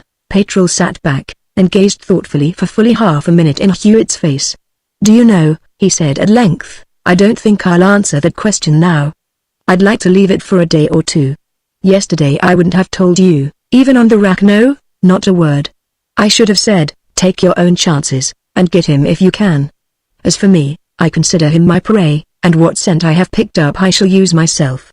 A mad fancy, you will think, perhaps. For me the question is, was I sanest then or now? I will take a day or two to think." Chapter 5. In less than a day or two the identity of the victim of the burnt barn was established. For Hewitt had his idea, and he communicated with Plummer, of Scotland Yard. The man with the button boots and the sketchbook was the artist who had been staying at the cottage in the village, but who, singularly enough, had never been seen to draw, and had left no drawings behind him. He had warned the people of the cottage that he might be away for a night or two, and he had stayed away for 2 nights before, so that his disappearance did not disturb them, and when they heard that Mr. Patrill's body had been found in the barn they accepted the news as fact. They recognized at once a photograph produced by Plummer as that of their late lodger. And the photograph had been procured from Messrs. Kingsley, Bell and Dalton, the intended victims in the Bond case, and it was one of Henning, their vanished correspondence clerk. That his death would be convenient to Mays, the greater scoundrel, was plain enough. The Bond robbery had been brought to naught, thanks to Martin Hewitt, and Henning was now useless. Worse, he might be caught, or give himself up, and was thus a perpetual danger. And probably he wanted money. This being so, it was a singular fact that at the inquest the surgeon who had examined the wound gave it as his most positive opinion that it had been self-inflicted. And it was inflicted with a razor, Henning's own, as was very clearly proved after inquiry. For the razor was found in the barn by the police, entangled with the blackened frame of an old lantern. Here was still another puzzle, one to which the final revelation of the mystery of the Red Triangle gave an answer, as will be seen in due place. Part 5. The Case of the Admiralty Code, Chapter 1. Quick on the heels of the case of the burnt barn followed the next of the Red Triangle affairs. Indeed, the interval was barely 2 days. Mr. Victor Patrill, it will be remembered, had declined to reveal to Hewitt the addresses of the 2 houses in London which he had seen Mays visit, desiring to think the matter over for a few days first, but before any more could be heard from him, news of another sort was brought by Inspector Plummer. It may give some clue to the period whereabout the whole mystery of the Red Triangle began to be cleared up if I say that at the time of Plummer's visit this country was on the very verge of war with a great European state. It is a state with which the present relations of England are of the friendliest description, and, since the dreaded collision was happily averted, there is no need to particularize in the matter now, especially as the name of the country with which we were at variance matters nothing as regards the course of events I am to relate. Though most readers will recognize it at once when I say that the war, had it come to that, would have been a naval war of great magnitude, and that during the time of tension swift but quiet preparations were going forward at all that naval depots, and movements and dispositions of our fleet were arranged that extended to the remotest parts of the ocean. It was at the height of the excitement, and, as I have said, 2 days after the return of Hewitt and myself from Throckham, when the case of the burnt barn had been disposed of, the Detective Inspector Plummer called. I was in Hewitt's office at the time, having, in fact, called in on my way to learn if he had heard more from Mr. Victor Patrill, for, as may be imagined, I was as eager to penetrate the mystery of the triangle as Hewitt himself, perhaps more so, since Hewitt was a man inured to mysteries. I had hardly had time to learn that Patrill had not yet made up his mind so far as to write, when Plummer pushed hurriedly into the room. "Excuse my rushing in like this," he said, "but your lad told me that it was Mr. Brett who was with you, and the matter needs hurry. You've heard no more of that fellow Myatt, Hunt, Mays, whatever his name is last since the barn murder, of course? Has Patrill given you the tip he half promised?" Hewitt shook his head again. "Brett has this moment come to ask the same question," he said. "I have heard nothing. I must have it," said Plummer, emphatically. "Do you think he will tell me?" Hewitt shook his head again. "Scarcely likely," he said. "He's an odd fellow, this Mr. Patrill, a foreigner, with revenge in his blood. I have done him and his daughter some little service, and he told me all his private history, but he seemed even then disposed to keep Mays to himself and let nobody interfere with his own vengeance. But I will wire if you like." "What is it?" "I'll tell you," said Plummer, pushing the door close behind him. "I'll tell you in confidence, of course, because you've seen more of this mysterious rascal than I have, and equally in confidence, of course Mr. Brett may hear, too, since he's been in several of the cases already. Well, of course, we all know well enough that we want this creature Mays, we may as well call him, I suppose, now for 3 murders, at least, to say nothing of other things. That's all very well, and we might have got him with time. But now we want him for something else, and it's such a thing that we must have him at once, or else." And Plummer pursed his lips and snapped his fingers significantly. "We can't wait over this, Mr. Hewitt, we've got to have that man today, if it can be done. And there's more than ordinary depending on it. It's the country this time. The Admiralty Telegraphic Code has been stolen, by Mays." Plummer shrugged his shoulders. "That's to be proved," he said, "but he was seen leaving the office at about the time the loss occurred, and that's enough to set me after him, and there's not another clue of any sort. Mr. Hewitt, I wish you were in the official service." Hewitt smiled. "You flatter me," he said, "as you have done before. But why in this case particularly? It's a case altogether out of the ordinary, and one of a string of such, all of which you have at your fingers' ends. And I don't mind confessing that this man Mays is a little too big a handful for one for me, At any rate, I wish you could work with me over this. In fact, in the special circumstances I've a good mind to ask to have you retained, as an exceptional measure. But the thing's urgent, and there's red tape." Hewitt had taken a glance at his desk tablet, which he now flung down. "I'll do it for love," he said, "if necessary. My appointment list is uncommonly slack just now, and even if it weren't, I'd make a considerable sacrifice rather than be out of this. This fellow Mays is a dangerous man, and I feel it a point of honor that he shall not continue to escape. Moreover, I have begun to form a certain theory as to the red triangle, and all there is at the back of it, a theory I would rather keep to myself till I see a little more, since as it stands it may only strike you as fantastic, and if it is wrong it may lead some of us off the track, but it is a theory I wish to test to the end.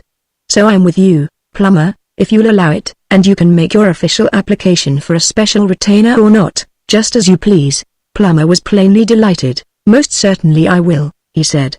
"Shall I give you the heads of the case, or will you come to the Admiralty and see for yourself?" "Both, I think," said Hewitt. "But first I will send a telegram to Patrol.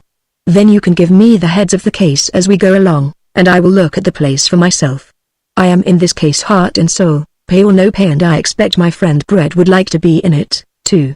Is there any objection?" "Well," Plummer answered, a little doubtfully, "we're glad of outside help, of course. But I'm not sure, officially." "Of course you are always glad of outside help," Hewitt interrupted, "and in this case we may possibly find Brett more useful than you think. Consider now. He has seen a good deal of these cases, quite as much as you, in fact, but he is the only one of the three of us whom Mays does not know by sight. Remember, Mays saw us both in the affair of Mr. Jacob Mason, and he saw you again in the case of the lever key escaped, in fact, because he instantly recognized you. I'll answer for Brett's discretion, and I'm sure he'll be glad to help, even if, for official reasons, you may not find it possible to admit him wholly into your counsels." Of course I willingly assented, and the conditions understood. Plummer offered no further objection. Hewitt dispatched his telegram, and in a very few minutes we were in a cab on the way to the Admiralty. "This is the way of it," Plummer said. "You will remember that when we lost Mays at the end of the lever key case, I was waiting for him in that city office, with an assistant, and that we only saw him for an instant in the lift. Well, that assistant was a very intelligent man of mine, named Corder, a fellow with a wonderful memory for a face. Now Corder is on another case just now, and we'd put him on, dressed like a loafer, to hang about Whitehall and the neighborhood, watching for someone we want. Well, this morning there came an urgent message to the yard from the Admiralty, to ask for a responsible official at once, and I was sent. As I came along I saw Corder lounging about, and of course I took no notice. It would not do for us people from the yard to recognize each other too readily in the street. But Corder came up, and made pretense to ask me for a match to light his pipe, and under cover of that he told me that he had seen Mays not an hour before, coming out of the Admiralty. At this, of course, I pricked up my ears. I didn't know what they wanted me for, but if there was mischief, and that fellow had been there, it was likely at least that he might have been in it. Corder was quite positive that it was the man, although he had only seen him for a moment in the lift. He hadn't seen him go into the Admiralty office, but he was passing as he came out, and noted the time exactly, so that he might report to me at the first opportunity. The time was 11:32, and Mays jumped into a hansom and drove off. He walked right out into the middle of the road to stop the hansom. You know how wide the road is, so that Corder couldn't hear his direction to the cabman, but he took the number as the cab went off. Corder ought to have collared him then and there, I think, but he was in a difficult position. It would have endangered the case he was on, which is very important, and besides, he didn't realize how much we wanted him for, having only been brought in as an assistant at the tail of our Bond case. Still less did he guess any more than myself what I was going to hear at the Admiralty office. "At any rate," interrupted Hewitt, "you've got the number of the cab?" "Here it is," Plummer answered, "and I've already set a man to get hold of the cabman. You'd better note the number 92,873.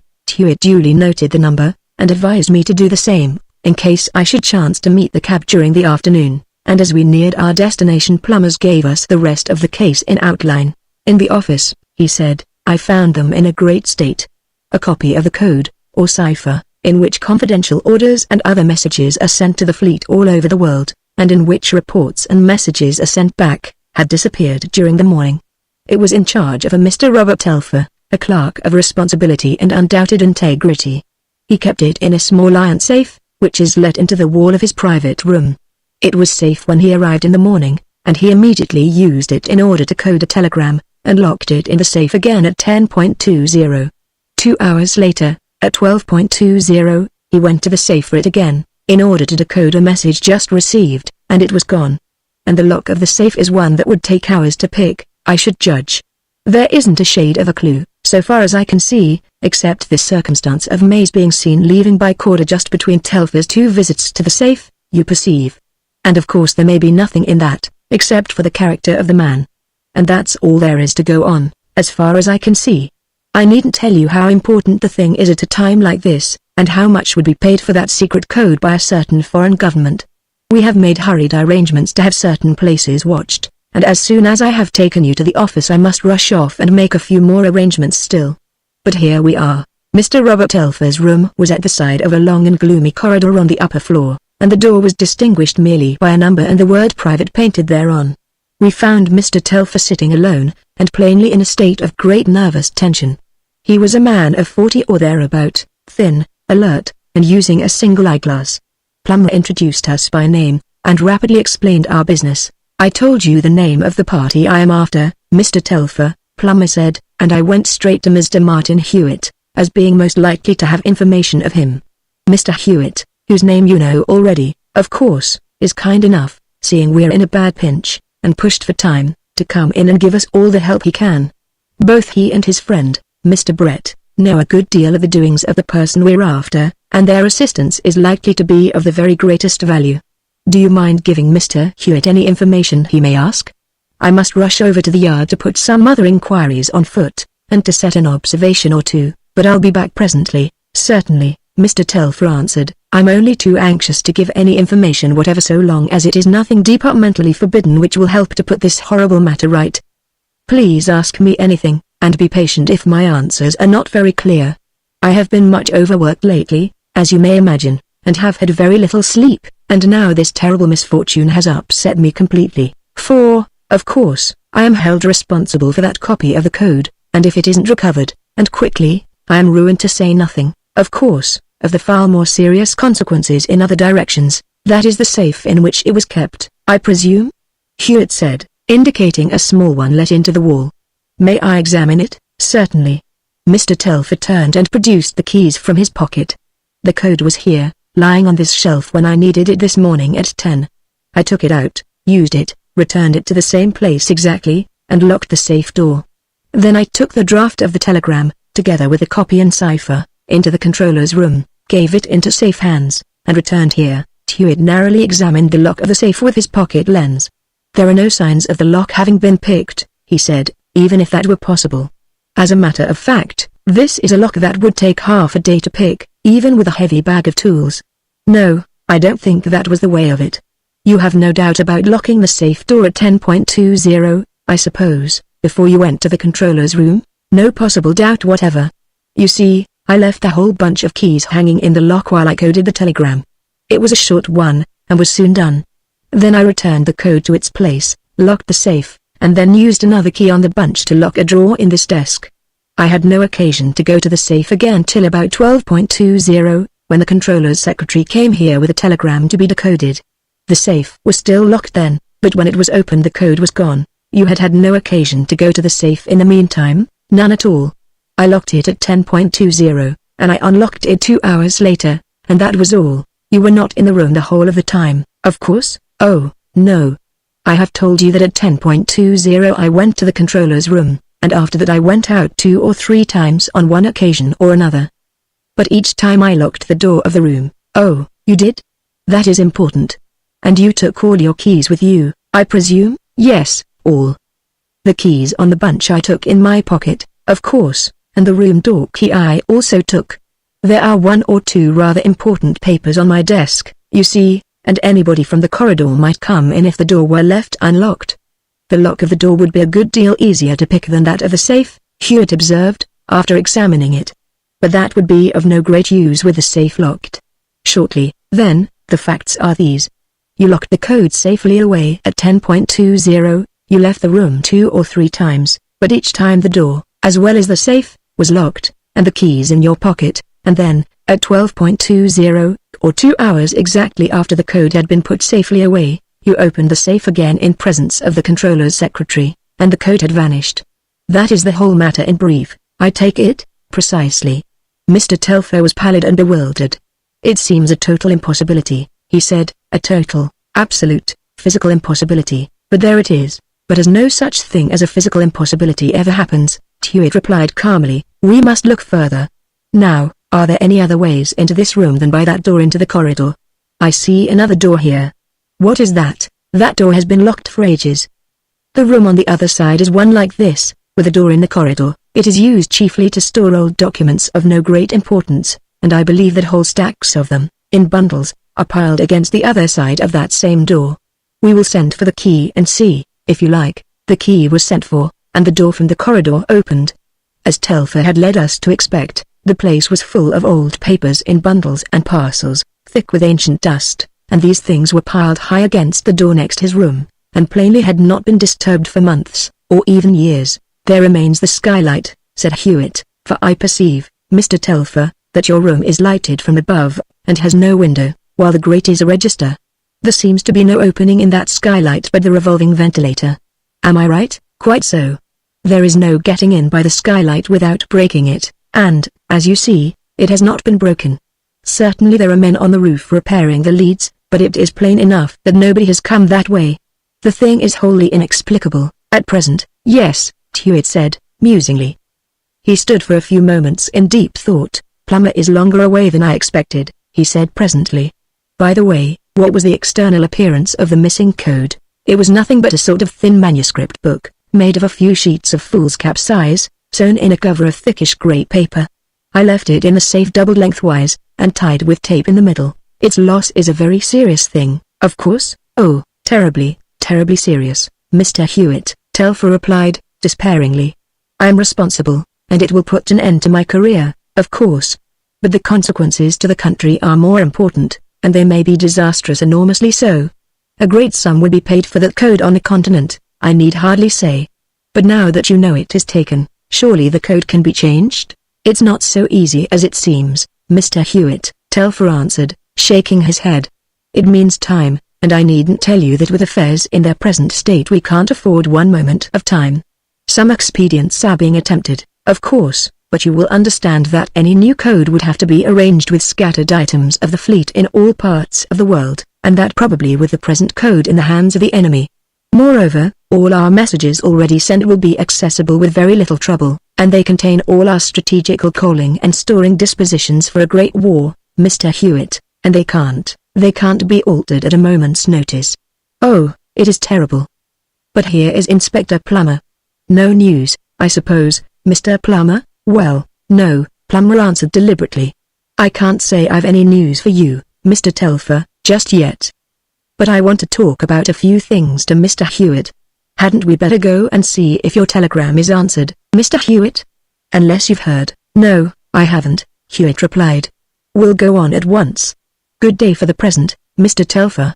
I hope to bring good news when next I see you. I hope so, too, Mr. Hewitt, most fervently, Telfer answered, and his looks confirmed his words. We walked in silence through the corridor, down the stairs, and out by the gates into the street. Then Plummer turned on his heel and faced Hewitt. That man's a wrong 'un, he said, abruptly, jerking his thumb in the direction of the office we had just left. I'll tell you about it in the cab. As soon as our cab was started on its way back to Hewitt's office, Plummer explained himself. He's been watched, he said, as Mr. Telfer, when he didn't know it, and he'll be watched again for the rest of today, as I've arranged. What's more, he won't be allowed to leave the office this evening till I have seen him again, or sent a message. No need to frighten him too soon, it mightn't suit us. But he's in it, alone or in company. How do you know? I'll tell you. It seems the lead roofs are being repaired at the Admiralty, and the plumbers are walking about where they like. Now I needn't tell you I've had a man or two fishing about among the doorkeepers and so on at the Admiralty, and one of them found a plumber he knew slightly, working on the roof. That plumber happens to be no fool, a bit smarter than the detective constable, it seems to me, in fact. Anyhow, he seems to have got more out of my man than my man got out of him, and soon after I reached the yard he turned up, asking to see me. He said he'd heard that a valuable paper was missing, he didn't know what, from the room with the skylight in the top floor, where the gentleman with the single eyeglass was, and where the safe was let in the wall. and he wanted to know what would be the reward for anybody giving information about it. Of course I couldn't make any promise, and I gave him to understand that he would have to leave the amount of the reward to the authorities, if his information was worth anything. Also, that we were getting to work fast, and that if he wished to be first to give information he'd better be quick about it, but I promised to make a special report of his name and what he had to say if it were useful. And it will be, or I'm vastly mistaken. For just you see here. Our friend, Mr. Telfer, says he put that code safely away at 10.20 in the safe, and that he never went to the safe again till 12.20, when the controller's secretary was with him, never went to it for anything whatever. Observe. Well, the plumber happened to be near the skylight at 11:30, and he is prepared to swear that he saw Mr. Telfer, the gent with the eyeglass, as he calls him, go to the safe, unlock it, take out a grey paper, folded lengthwise, with red tape round it, relock the safe, and carry that paper out into the corridor. The plumber was kneeling by a brazier, it seems, which was close by the skylight, and he is so certain of the time because he was regulating his watch by Westminster Hall clock, and compared it when the half-hour struck, which was just while Telfer was absent in the corridor with the paper. He was only gone a second or two, and you will remember that Corder saw Mays leaving the premises within 2 minutes of that time. Yes, well, Telfer was back in a second or two, without a paper, and went on with his affairs as before. That's pretty striking, eh? Yes, Hewitt answered thoughtfully, it is. It was a sort of shot in the dark on the part of the plumber, for he knew nothing else, nothing about Telfer legitimately having the keys of the safe, nor any of the particulars we have been told. He merely knew that a paper was missing, and having seen a paper taken out of the safe he got it into his head that he had possibly witnessed the theft, and he kept his knowledge to himself till he could see somebody in authority. Mighty keen, too, about a reward, and now you are having Telfer supervised. I am. Not that we're likely to get the code from him, that's passed out, sure enough, in Mays's hands or else his pockets. To this confident expression of opinion Hewitt offered no reply, and presently we alighted at his office, eager to learn if Patrol had given the information Hewitt so much desired. Sure enough, a telegram was there, and it ran thus. On the night you know of, Mays went first to 37 Raven Street, Blackfriars, then to 8 Norbury Row, Barbican. Message follows. Now we're at work, Hewitt said, briskly, and for a while we part. I shall make a few changes of dress, and go to take a look at 37 Raven Street, Blackfriars. Will you two go on to Norbury Row? You'll have to be careful, plumber, and not show yourself. That is where Brett will be useful, since he isn't known. If anybody is to be seen, let it be him. I shall be very careful myself, though I shall have some little disguise, and I fancy I shall not be so likely to be seen as you. What are we to do? I asked. Well, of course, if you see Mays in the open, grab him instantly. I needn't tell Plummer that. I think Plummer would naturally seize him on the spot, rush him off to the nearest station and go back with enough men to clear out number 8 Norbury Row. If you don't see him you'll keep an observation, according to Plummer's discretion. But, unless some exceptional chance occurs, I hope you won't go rushing in till we communicate with each other. We must work together, and I may have news. My instinct seems to tell me that yours is the right end of the stick, at Barbican. But we must neglect nothing, and that is why I want you to hold on there while I make the necessary examination at the other end. Do you know this Norbury Row, Plummer? I think I know every street and alley in the city, Plummer answered. There is a very good publican at the corner of Norbury Row, who has been useful to the police a score of times. He keeps his eyes open, and I shall be surprised if he can't give us some information about number 8, anyhow. Moon's his name, and the house is the Compasses. I shall go there first. And if you've any message to send, send it through him. I'll tell him. On the stairs Plummer and I encountered another of his assistants. I've got the cab, sir, he reported. Waiting outside now. Took up a fare in Whitehall, opposite the Admiralty, and drove him to Charterhouse Street, got down just by the meat market. That's all the man seems to know. Plummer questioned the cabman, and found that as a matter of fact that was all he did know. So, telling him to wait to take us our little journey, we returned and reported his information to Hewitt. Just as I expected, he said, quietly. He stopped the cab a bit short of his destination, of course, just as you will, no doubt. There's not a great deal in the evidence, but it confirms my idea. Chapter 2. We followed Mays's example by stopping the cab in Charterhouse Street, and walking the short remaining distance to Barbican. Norbury Row was an obscure street behind it, at the corner of which stood the Compasses, the public house which Plummer had mentioned. We did not venture to show ourselves in Norbury Row, but hastened into the nearest door of the Compasses, which chanced to be that of the private bar. A stout, red-faced, slow-moving man with one eye and a black patch stood behind the bar. Plummer lifted his finger and pointed quickly toward the bar parlor, and at the signal the one-eyed man turned with great deliberation and pulled a catch which released the door of that apartment, close at our elbows. We stepped quickly within, and presently the one-eyed man came rolling in by the other door. "Well, good afternoon, Mr. Plummer, sir," he said, with a long intonation and a wheeze. "Good afternoon, sir. You've been a stranger lately." "Good afternoon, Mr. Moon," Plummer answered, briskly. "We've come for a little information, my friend and I, which I'm sure you'll give us if you can." "All the years I've been known to the police," answered Mr. Moon, slower and wheezier as he went on, "I've allus give 'em all the information I could, and that's a fact. Ain't it, Mr. Plummer?" "Yes, of course, and we don't forget it. What we want now, allus tell 'em whatever I knows," rumbled Mr. Moon, turning to me. "Allus, I'm glad to do it, too. 'Cause why? Ain't they the police?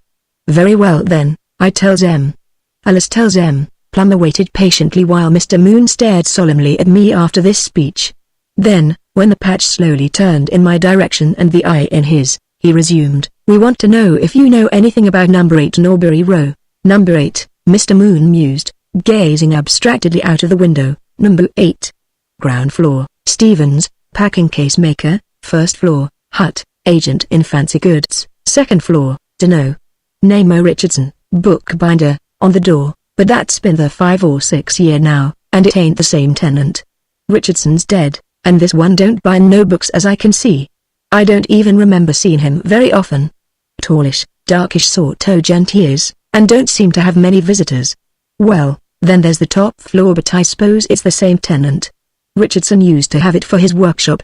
That's all. Have you got a window we can watch it from?" Mr. Moon turned ponderously round and without a word led the way to the first floor, puffing enormously on the stairs. "You can see it from the club room," he said at length, "but this little place is better." He pushed open a door, and we entered a small sitting room. "That's the place," he said, pointing. "There's a new packing case standing outside now." Norbury Row presented an appearance common enough in parts of the city a little way removed from the center. A street of houses that once had sheltered well-to-do residents had gradually sunk in the world to the condition of tenement houses, and now was on the upward grade again, being let in floors to the smaller sort of manufacturers, and to such agents and small commercial men as required cheap offices. Number 8 was much like the rest. A packing case maker had the ground floor, as Moon had said, and a token of his trade, in the shape of a new packing case, stood on the pavement. The rest of the building showed nothing distinctive. "There you are, gents," said Mr. Moon, "if you want to watch, you're welcome, bin the plus, which I allus does my best for, allus. But you'll have to excuse me now, 'cause o' the bar." Mr. Moon stumped off downstairs, leaving Plummer and myself watching at the window. "Your friend the publican seems very proud of helping the police," I remarked. Plummer laughed. "Yes," he said, "or at any rate, he is anxious we shan't forget it. You see, it's in some way a matter of mutual accommodation. We make things as easy as possible for him on licensing days, and as he has a pretty extensive acquaintance among the sort of people we often want to get hold of, he has been able to show his gratitude very handsomely once or twice." The house on which our eyes were fixed was a little too far up the street for us to see perfectly through the window of the second floor, though we could see enough to indicate that it was furnished as an office. We agreed that the unknown second-floor tenant was more likely to be our customer, or connected with him, than either of the others. Still, we much desired a nearer view, and presently, since the coast seemed clear, Plummer announced his intention of taking one. He left me at a post of observation, and presently I saw him lounging along on the other side of the way, keeping close to the houses, so as to escape observation from the upper windows. He took a good look at the names on the doorpost of number 8, and presently stepped within. I waited 5 or 6 minutes, and then saw him returning as he had come. "It's the top floors we want," he said, when he rejoined me in Mr. Moon's sitting room. "The packing case maker is genuine enough, and very busy. So is the fancy goods agent." I went in, seeing the door wide open, and found the agent, a little, shop-walkery sort of chap, hard at work with his clerk among piles of cardboard boxes. I wouldn't go further, in case I was spotted. "Do you think you'd be cool enough to do it without arousing suspicion? Mays doesn't know you, you see. What do you think?" We don't want to precipitate matters till we hear from Hewitt, but on the other hand I don't want to sit still as long as anything can be ascertained. You might ask a question about bookbinding. Of course, I said. If you will let me, I'll go at once, glad of the chance to get a peep. I'll bespeak a quotation for binding and lettering 1,000 octavos in paste grain, on behalf of some convenient firm of publishers. That would be technical enough, I think. I took my hat and walked out as Plummer had done, though, of course, I approached the door of number 8 with less caution. The packing case maker's men were hammering away merrily, and as I mounted the stairs I saw the little fancy goods agent among his cardboard boxes, just as Plummer had said. The upper part of the house was a silent contrast to the busy lower floors, and as I arrived at the next landing I was surprised to see the door ajar. I pushed boldly in, and found myself alone in a good-sized room plainly fitted as an office. There were 2 windows looking on the street, and one at the back, more than half concealed behind a ground glass partition or screen. I stepped across and looked out of this window. It looked on a narrow space, or well, of plain brick wall, containing nothing but a ladder, standing in one corner. And the only other window giving on this narrow square space was in the opposite wall, but much lower, on the ground level. I saw these things in a single glance, and then I turned to find myself face to face with a tallish, thin, active man, with a pale, shaven, ascetic face, dark hair, and astonishingly quick glittering black eyes. He stood just within the office door, to which he must have come without a sound, looking at me with a mechanical smile of inquiry, while his eyes searched me with a portentous keenness. "Oh," I said, with the best assumption of carelessness I could command, "I was looking for you, Mr. Richardson. Do you care to give a quotation for binding at 1,000 crown octavo volumes in paste grain, plain, with lettering on back?" "No," answered the man with the eyes, "I don't. I'm afraid my carelessness has led you into a mistake. I am not Richardson the bookbinder. He was my predecessor in this office, and I have neglected to paint out his name on the doorpost." I hastened to apologize. "I am sorry to have intruded," I said. "I found the door ajar and so came in. You see, the publishing season is beginning, and our regular binders are full of work, so that we have to look elsewhere." Good day," the keen man responded, turning to allow me to pass through the door. "I'm sorry I cannot be of service to you on this occasion." From first to last his eyes had never ceased to search me, and now as I descended the stairs I could feel that they were fixed on me still. I took a turn about the houses, in order not to be observed, going direct to the compasses, and entered that house by way of the private bar, as before. "That is May's, and no other," said Plummer, when I had made my report and described the man with the eyes. "I've seen him twice, once with his beard and once without. The question now is, whether we hadn't best sail in straight away and collar him. But there's the window at the back, and a ladder, I think you said. Can he reach it?" "I think he might easily. And perhaps there's the roof, since he's got the top floor too. Not good enough without some men to surround the house. We must go gingerly over this. One thing to find out is, what is the building behind? Ah, how I wish Mr. Hewitt were here now. If we don't hear from him soon we must send a message. But we mustn't lose sight of number 8 for a moment." There was a thump at the sitting room door, and Mr. Moon came puffing in and shouldered himself confidentially against Plummer. "Bloke downstairs wants to see you," he said, in a hoarse grunt that was meant for a low whisper. "Twigged you outside, I think, and says he's got something particular to tell you. I believe he's a narc. I see him with one o' your chaps the other day." "I'll go," Plummer said to me hurriedly. Plainly somebody's spotted me in the street, and I may as well hear him. I knew very well, of course, what Moon meant by an narc. A narc is an informer, a spy among criminals who sells the police whatever information he can scrape up. Could it be possible that this man had anything to tell about Mays? It was scarcely likely, and I made up my mind that Plummer was merely being detained by some tale of a petty local crime. But in a few minutes he returned with news of import. "This fellow is most valuable," he said. "He knows a lot about Mays, whom, of course, he calls by another name, but the identity's certain. He saw me looking in at number 8, he says, and guessed I must be after him. He seems to have wondered at Mays's mysterious movements for a long time, and so kept his eye on him and made inquiries. It seems that Mays sometimes uses a back way, through the window you saw on the opposite side of the little area, by way of that ladder you mentioned. It's quite plain this fellow knows something, from the particulars about that ladder. He wants half a sovereign to show me the way through a stable passage behind and point out where our man can be trapped to a certainty. It'll be a cheap 10 shillings worth, and we mustn't waste time. If Hewitt comes, Tell him not to move till I come back, or send a message, which I can easily do by this chap I'm going with. And be sure to keep your eye on the front door of number 8 while I'm gone." The thing had begun to grow exciting, and the fascination of the pursuit took full possession of my imagination. I saw Plummer pass across the end of the street in company with a shuffling, out-at-elbows-looking man with dirty brown whiskers, and I set myself to watch the door of the staircase by the packing case makers with redoubled attention, hoping fervently that Mays might emerge, and so give me the opportunity of capping the extraordinary series of occurrences connected with the red triangle by myself seizing and handing him over to the police. So I waited and watched for something near another quarter of an hour. Then there came another thump at the door, and once more I beheld Mr. Moon. "Man asking for you in the bar, sir," he said. "Asking for me?" I asked, a little astonished. "By name, Mr. Brett," he said. "Sir, he's the same chap, you know. He's got a message from Inspector Plummer, he says. May he come up here?" I asked, mindful of maintaining my watch. "Certainly, sir, if you like. I'll bring him." Presently the shuffling man with the dirty whiskers presented himself. He was a shifty, villainous-looking fellow of middle height, looking a nark all over. He pulled off his cap and delivered his message in a rum-scented whisper. "Inspector Plummer says the front way don't matter now," he said. "He can cop him fare the other way if you'll go round to him at once. If Mr. Martin Hewitt's here he'd rather have him, but only one's to come now." Naturally, I thought, Plummer would prefer Hewitt, but in this case I should for once be ahead of my friend, and have the pleasure of relating the circumstances of the capture to him, instead of listening, as usual, to his own quiet explanations of the manner in which the case had been brought to a successful issue. So I took my hat and went. "Best let me go in front," whispered the nark. "You been a trough might be noticed."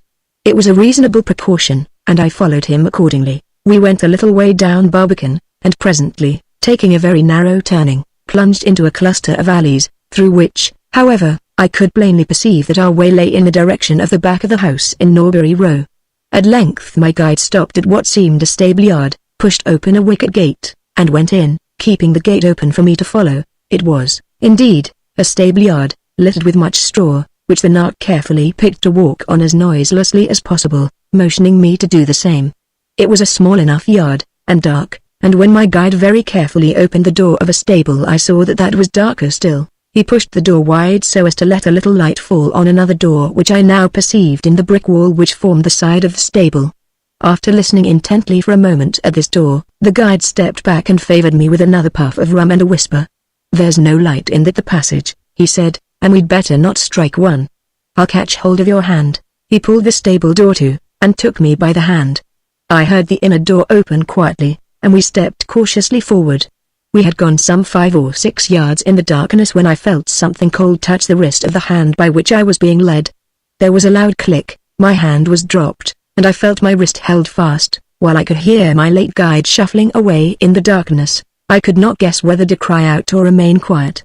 I called after the man in a loud whisper, but got no answer. I used my other hand to feel at my right wrist, and found that it was clipped in one of a pair of handcuffs, the other being locked in a staple in the wall.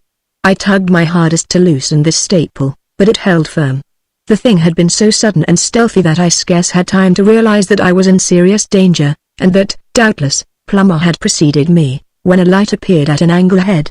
It turned the corner, and I perceived, coming toward me, carrying a lamp, the pale man of the eyes, whom I had encountered not an hour before in a word, Mays. His eyes searched me still, but he approached me with a curiously polite smile. "No, Mr. Brett," he said. "My name is not Richardson, and I am not a bookbinder. Not that I am particular about such a thing as a name, for you have heard of me under more than one already, and you are quite at liberty to call me Richardson if you like. I am sorry to have to talk to you in this uncomfortable place, but the circumstances are exceptional. But, at least, I should give you a chair." He stepped back a little way and pressed a bell button. Presently the fellow who had decoyed me there appeared, and Mays ordered him to bring me a chair at once, which he did, with stolid obedience. I sat in it, so that my wrist rested at somewhere near the level of my shoulder. "Mr. Brett," Mays pursued, when his man was gone, "I am not so implacable a person as you perhaps believe me. In fact, I can assure you that my disposition is most friendly." "Then unfasten this handcuff," I said. "I am sorry that is a little precaution I find it necessary to take till we understand each other better." "I am glad to see you, Mr. Brett," though I am sure you will not think me rude if I say that I should have preferred Mr. Martin Hewitt in your place. But perhaps his turn will come later. I have a proposition to make, Mr. Brett. I should like you to join me. To join you? Exactly. He nodded pleasantly. You needn't shrink. I shan't ask you to do anything vulgar, or even anything that, with your present prejudices, you might consider actively criminal. You can help me, you see, in your own profession as a journalist, and in other ways. And my enterprise is greater than you may imagine. Join me, and you shall be a great man in an entirely new sphere. A small matter of initiation is necessary, and that is all. You have only to consent to that. I said nothing. You seem reluctant. Well, perhaps it is natural, in your present ignorance. This is no vulgar criminal organization that I have, understand. I have taken certain measures to provide myself with the necessary tools in the shape of money, and so forth, but my aims are larger than you suspect, perhaps larger than you can understand. And I work with a means more wonderful than you have experience of. For instance, here is today's work. You know about the lost naval code, of course it is what you came about. That document is now lying in the desk you stood by in the room where we spoke of paste grain book covers and the like. It was then at your elbow. It will be sold for many thousands of pounds by tomorrow, and all the puny watchings and dodgings that have been devised cannot prevent it. The money will go to aid me in the attainment of the power of which you may have a part, if you wish. The means of attaining this I scruple no more about than you did today about the story of the book bindings. He bowed with a slight smile and went on. Come now, Mr. Brett, put aside your bourgeois prejudices and join me. Your friend Plummer is coming gladly, I feel sure, and he will be useful, too. And from what I have seen from Mr. Martin Hewitt, I have no doubt I can make it right with him. If I can't, it will be very bad for him, I can assure you. You have heard and seen something of my powers, and I need say no more. But Hewitt is a man of sense, and will come in, of course, and you had better come with your friends. I want 1 or 2 superior men. Mason, you know about Jacob Mason. Of course Mason was a fool, and he was lost inevitably. The others, he made a gesture of contempt. They are mere vulgar tools. They will have their rewards if they are faithful, of course. If not, well, you remember Denson in the Samuel Diamond business? He was not faithful, and there was an end of him. I may tell you that Denson was made an example, for one was needed. I assigned him a certain operation, and, having brought it to success, he endeavored to embezzle the proceeds. He was made a conspicuous example, in a most conspicuous public place, to impress the others. They didn't know him, but they knew well enough what the red triangle meant. Ah, my excellent recruit, for so I count you already. There is more in that little sign than you can imagine. It is more than a sign, it is an implement of very potent power, and you shall learn its whole secret in that little form of initiation I spoke of. See now, a present example. Telfer, the Admiralty clerk, gave up that document at my mere spoken word. He will deny it to his dying day, and he will be ruined for the act, but he gave me the paper himself, at my mere order. If he were one of my own, if he had passed through the initiation I offer you, I would have protected him. As it is, he must take his punishment, and though it is only I who will benefit, he will still deny the fact. Ha! Mr. Brett, do you begin to perceive that I do not boast when I tell of powers beyond your understanding? Truly I was amazed, though I could not half understand. The circumstances of the loss of the Admiralty Code had been so inexplicable, and now these incredible suggestions of the prime actor in the matter were more mysterious still. Ha! You are amazed, he went on, but if you will come further into my counsels I will amaze you more. What are you now? A drudge of a journalist, and if ever you make 1,000 a year to feed yourself with you will be lucky. Come to me and you shall be a man of power. There is a place beyond the sea where I may be king, and you a viceroy. Don't think I am raving. It is true enough that I am an enthusiast, but I have power to do anything I please, I tell you. What are the greatest powers among men on this earth? Some will say the pen, or the sword, or love, or what not. Men of the world will say, money and lies, and they will be very nearly right. Money and lies will move continents, but I have one greater power still, the very apex of the triangle. That power I revealed to Jacob Mason. He thought to betray it, and it killed him. That power I will reveal to you, if you will accept the alternative I offer. The alternative? Yes, the alternative, for an alternative it is, of course. If you will go through the form of initiation, I shall keep you here a little till I can trust you, which will be very soon. But if not, well, Mr. Brett, I wish to be as friendly as you please. But having been at the trouble of catching you, and having got you here safely, you who know so much now, You who could be so dangerous if you ever got away, eh? Well, you know my methods, and you have seen them exemplified, and you will understand. There was no anger in his voice as he uttered this threat, nor even, I thought, in his eyes. But what there was worse. But I'm sure you will not make things unpleasant, he concluded. You will go through the little form I have arranged, if only for curiosity. Just think over it for a moment, while I go to close my little office. He took the lamp and turned away, but as he reached the angle of the passage, there came a sound that checked his steps. I could hear a noise of feet and hurried voices, and then suddenly arose a shout in a voice which seemed to be Plummer's. "Here!" it cried. "Help! This way, Hewitt!" "Brett!" I shouted back at the top of my voice, wondering where Plummer was, and what it might all mean. And with that Mays turned, and I saw that he was about to make for the door I had entered by. I resolved he should not pass me if I could prevent it, and I sprang up and seized my chair in my left hand, shouting aloud for help as I did so. Mays came with a bound, and flung his lighted lamp full at my head. It struck the chair and smashed to 1,000 pieces, and in that instant of time Mays was on me. Plainly he had no weapon, or he would have used it, but I was at disadvantage enough, with my right wrist chained to the wall.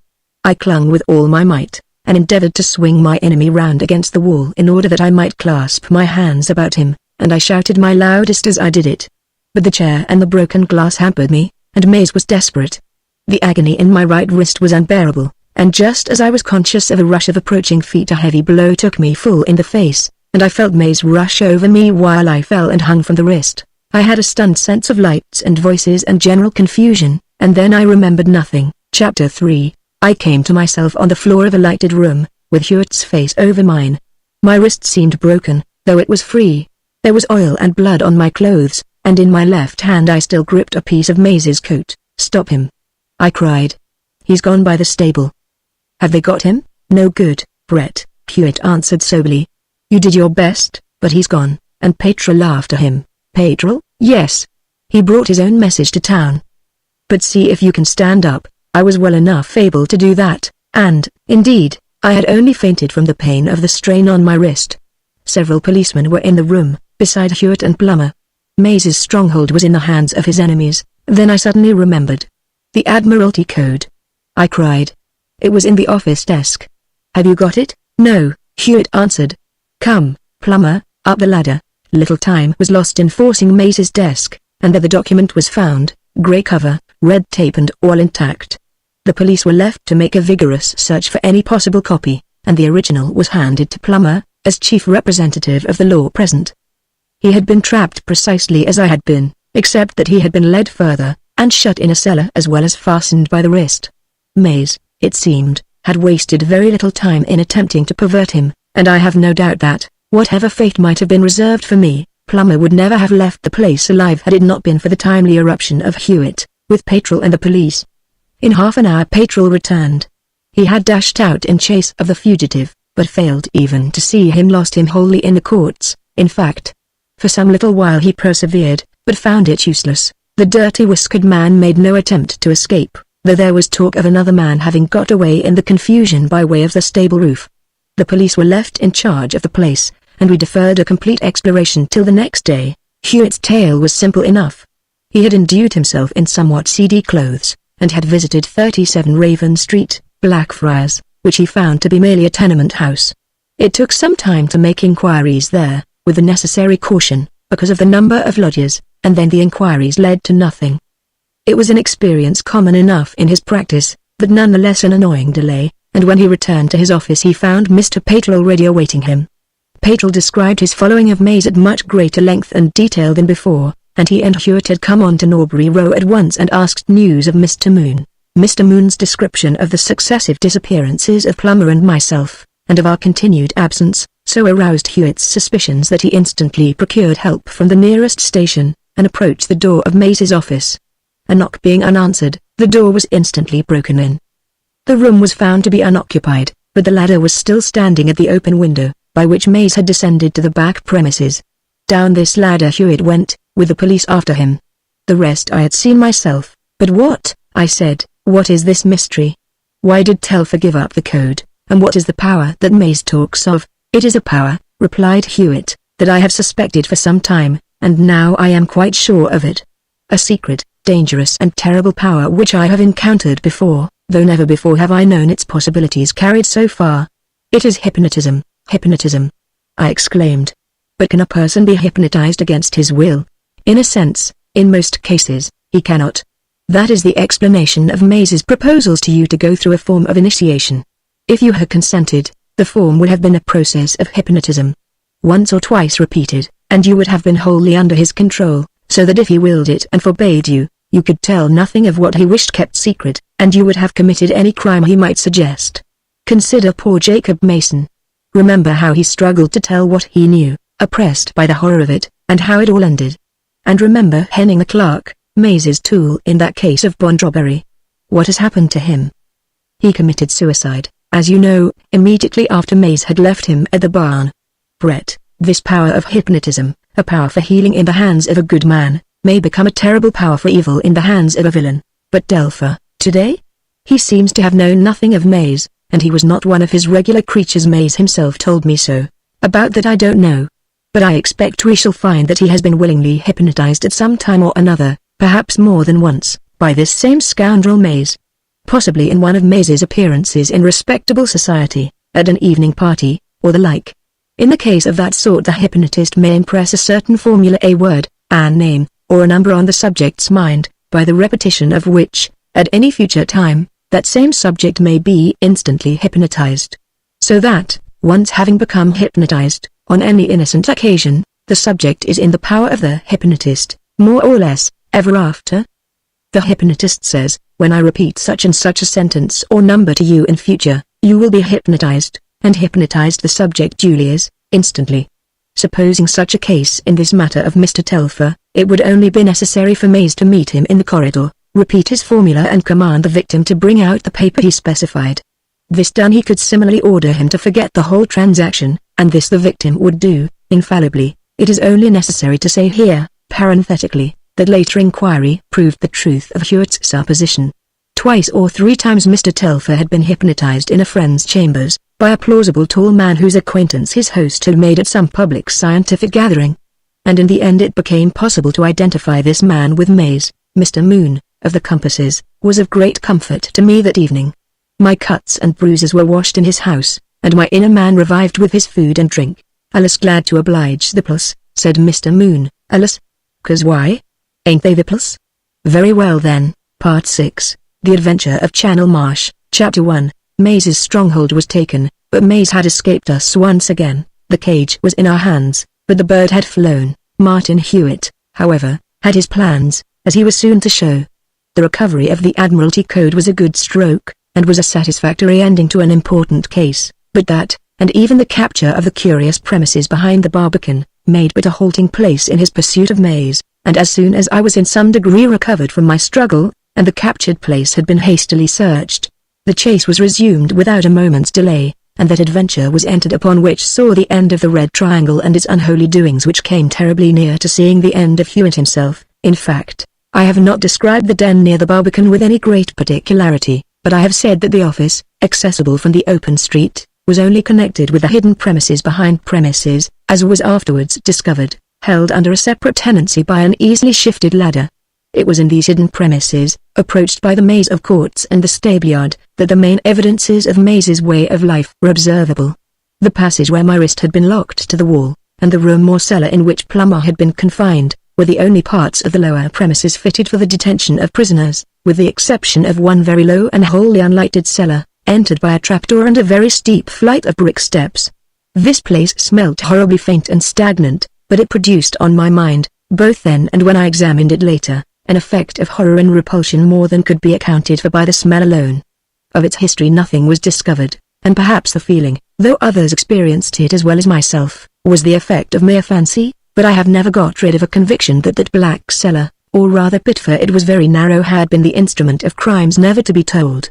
There were 1 or 2 rooms sparely furnished, one as a bedroom, a larger room, with a long table, a sofa, and several chairs, and in one of the smaller rooms was found a stove, ladles and crucibles for the melting down of metals, gold or silver.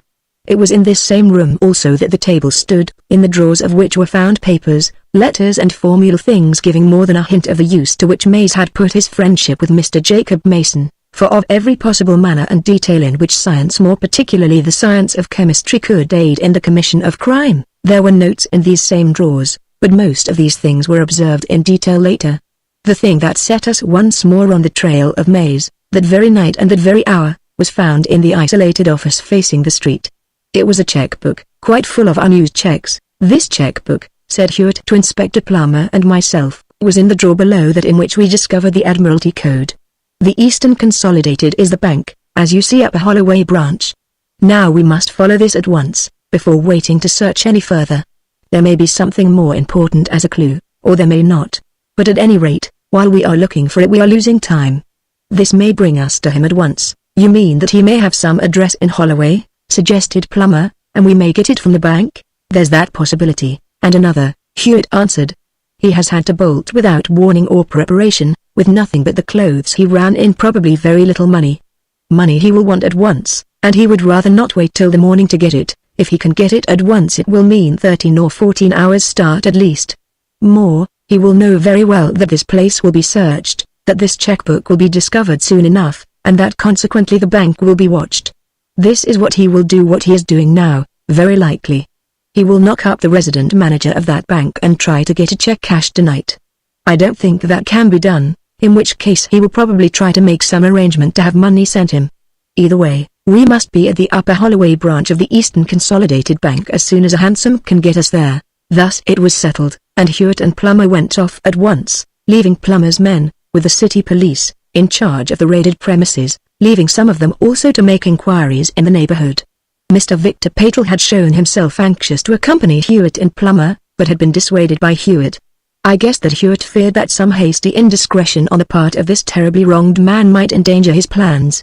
Patel, however, seemed tractable enough, and left immediately after them. He had business, he said, which he expected would occupy him for a day or two, and when it was completed he would see us again.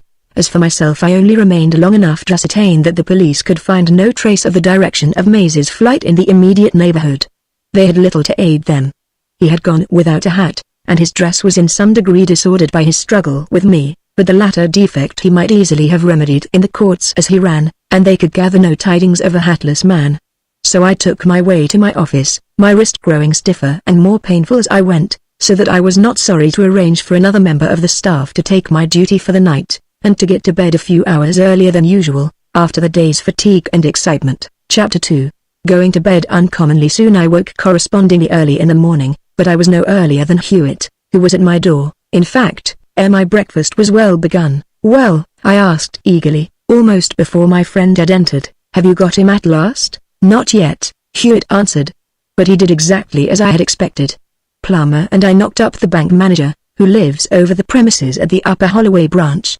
He was a very decent fellow, rather young for the post, but he was naturally a bit surprised, possibly irritated, at being bothered by one and another after office hours. I showed him the checkbook, and asked him if it belonged to any customer of his. "Why, yes," he said, examining the numbers. "I remember this because it is the first of a new series, and we issued it the day before yesterday to a new customer." "Where did you get it?" "We are very anxious to see that customer," I said. "Has he been here this evening?" The manager seemed a trifle surprised, but answered readily enough. "Yes," he said, "he was here not an hour ago." "Wanting to draw money?" I asked. But that the manager wouldn't tell me, of course. So that it was necessary for Plummer to step in and reveal the facts that this was a police matter, and that he was a detective inspector. That made some difference. The manager told us that our man had opened an account at the bank only 2 days before, and I'd like you to guess what name he had opened it under. "Not Myatt?" I said. After the chase. "No, not Myatt." "Catherton Hunt?" "No, nor Catherton Hunt. He had opened it in the name of Mays." "What? His actual name?" "His actual original name, according to Patel. The account was transferred, it would seem, from another bank, and I have an idea we may find that he has been shifting his money about from one bank to another as safety suggested, using his real name with it. You remember we could find no trace of a banking account when the police raided and ransacked Colton Lodge after Mason was killed? Quite probably he has had small current accounts in other names at various times to aid in his schemes, but his main account has always stood in his real name, and by that, you see, we get some confirmation of Patel's story. Well, as I say, the account was opened in the name of Mays, and the checkbook was issued which we discovered last night. The Upper Holloway branch saw no more of its customer till yesterday evening, long after hours, when he drove up in a hansom. "Oh," I said, "in a hansom, was it?" "The men left behind could get no news of him." "Yes, we ascertained that last night. We called back, of course, the last thing. I expect he got the first cab visible and drove off to a hatter's a fair distance away, and then on to the bank. At any rate, he knocked up the manager and told him that he had a sudden need for money that very night. Could he have some? The manager told him it would be impossible. Even if he had been willing to do it, against all regulations, it would still be impossible. For the strong room and every cash receptacle in it was locked with 2 separate locks with different keys, and though he had one of these keys himself, it was useless without the other, which was in the possession of his second-in-command, who lived some distance out of London. This course is the usual precaution adopted in branch banks of this sort. Opening and closing, morning and evening, have to be done by chief and assistant together. And I tell you, Brett, I believe that it was only the being informed of this fact that prevented Mays from trying some of his hypnotic tricks on the bank manager, in which case there would have been a big bank robbery, perhaps something worse in addition, murder with a tourniquet, perhaps with some other weapon, but, at any rate, probably with the red triangle. You know, of course, indeed I told you, I think that in most cases not all it is necessary to get the subject's consent to the first exercise of hypnotism on him. I told you also it is possible for the practiced hypnotist, while the subject is under the influence of the first experiment, to suggest to him a certain word or formula, or even a silent sign, which shall bring him under the influence at any other time, whenever the hypnotist chooses to repeat it, just as must have been done with Mr. Telfer, in the case of the Admiralty Code. The first suggestion would not be the difficult thing it might seem. It would only require a little time and persuasion. Nothing would be said about hypnotism, of course, perhaps something about a little physical experiment, or the like, and then in a moment or two the subject would be in this creature's power forever. Remember the little ceremony of initiation that the scoundrel attempted to persuade you to submit to. That meant hypnotism, perhaps death. But this is mere speculation. Mays found that the keys on the premises were not enough to release his money, even if the strict rules of the bank had permitted the cashing of a check out of hours.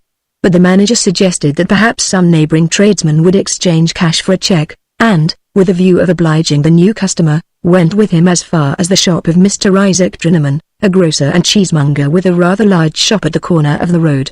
Mr. Trinnaman, introduced and assured by the manager, was willing to give as much cash as he could find in the till against Mr. Mays's check, and did so to the extent of £27, a check for which sum was duly drawn on one of the tradesman's own check forms, and left with him.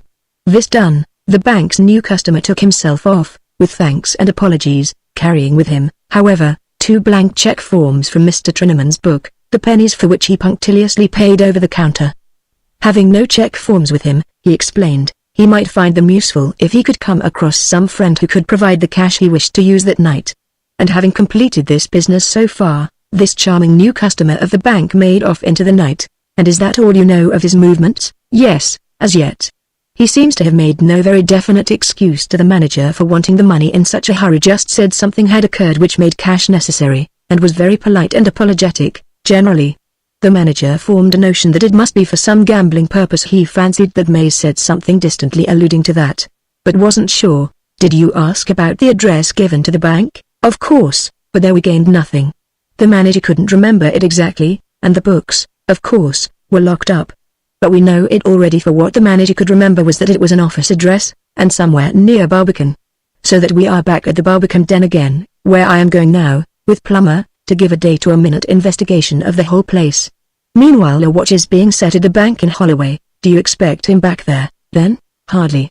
You see, he knows that by this time we must have found his checkbook, and will be on the watch. But there is just a chance, a very remote one, that he may send a message, perhaps send somebody to cash a check.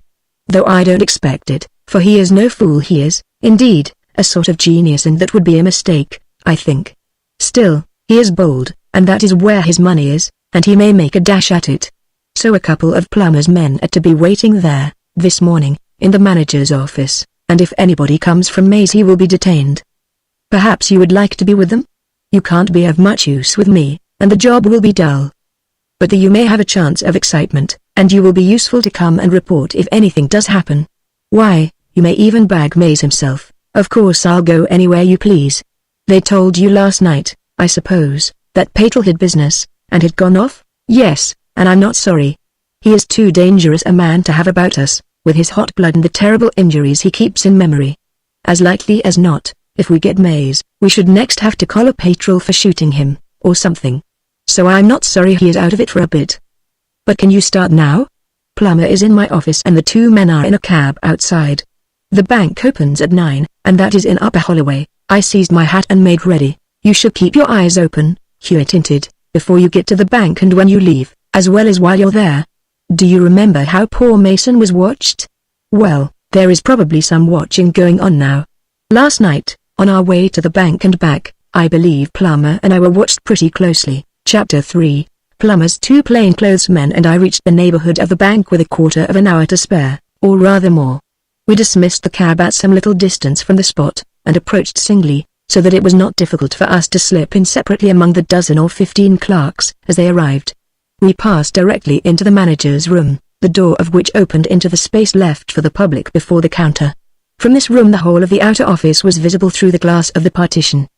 The manager, Mr. Blockley, a quick, intelligent man of 36 or so, gave us chairs and pointed out how best we could watch the counter without ourselves being observed. If a letter is sent, he said, it will be brought here to me, of course, and I will bring the messenger in. If a check is presented from Mays, I have told the cashier to slide that big ledger off his desk accidentally with his elbow. That will be your signal, and then you can do whatever you think proper. I don't think I can do any more than that. We took our positions and waited. I felt pretty sure that if Mays sent at all it would be early, for obvious reasons. And I was right, for the very first customer was our man. He stepped in briskly scarcely a minute after the manager had ceased speaking, and I remembered having seen him waiting at the street corner as I came along. He was a well-dressed, smart enough-looking man, in frock coat and tall hat. He took a letter case from his pocket, picked out a check from the rest of the papers in it, and passed it under the wire grill of the counter. The cashier took it, turned it over, and shifted mechanically to post the amount in the book on his desk. As he did so his elbow touched the heavy ledger which the manager had pointed out to us, and it fell with a crash. The cashier calmly put his pen behind his ear, and stooped to pick up the book, but even as he did it the two Scotland Yard men were out before the counter, and had sidled up to the stranger, one on each side. "May we see the check, if you please?" asked one, and the cashier turned its face toward him. "Ah, just so. £100, Mays. We must just trouble you to come with us, if you please. There is some explanation wanted about that check." I had followed the two men from the manager's room, and now I saw that while one had laid his hand on the stranger's shoulder the other had taken him by the opposite arm. "Why," said the former, looking into his face, "it's Brodie Sims." "All right," the man growled resignedly. "It's E-cop. I'll go quiet." But as he spoke I saw the free hand steal out behind him and pitch away a crumpled fragment of paper.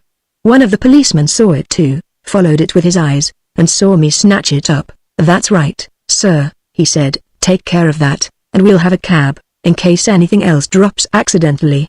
It's just a turning over, Brodie, that's what it is." I spread out the piece of paper, and was astonished to find inscribed on it just such another series of figures, in groups of 8, as was found in the cipher message in the case of the lever key. Here was a great find, a secret message as clear to me as to Mays himself, and as likely as not the scrap of paper that would hang him. I took one of the plainclothes men aside while the other kept his hold of Brodie Sims. "This is very important," I said. "It is a cipher message which Mr. Hewitt can read, or I, myself, in fact, with a little time. Must you take it with you?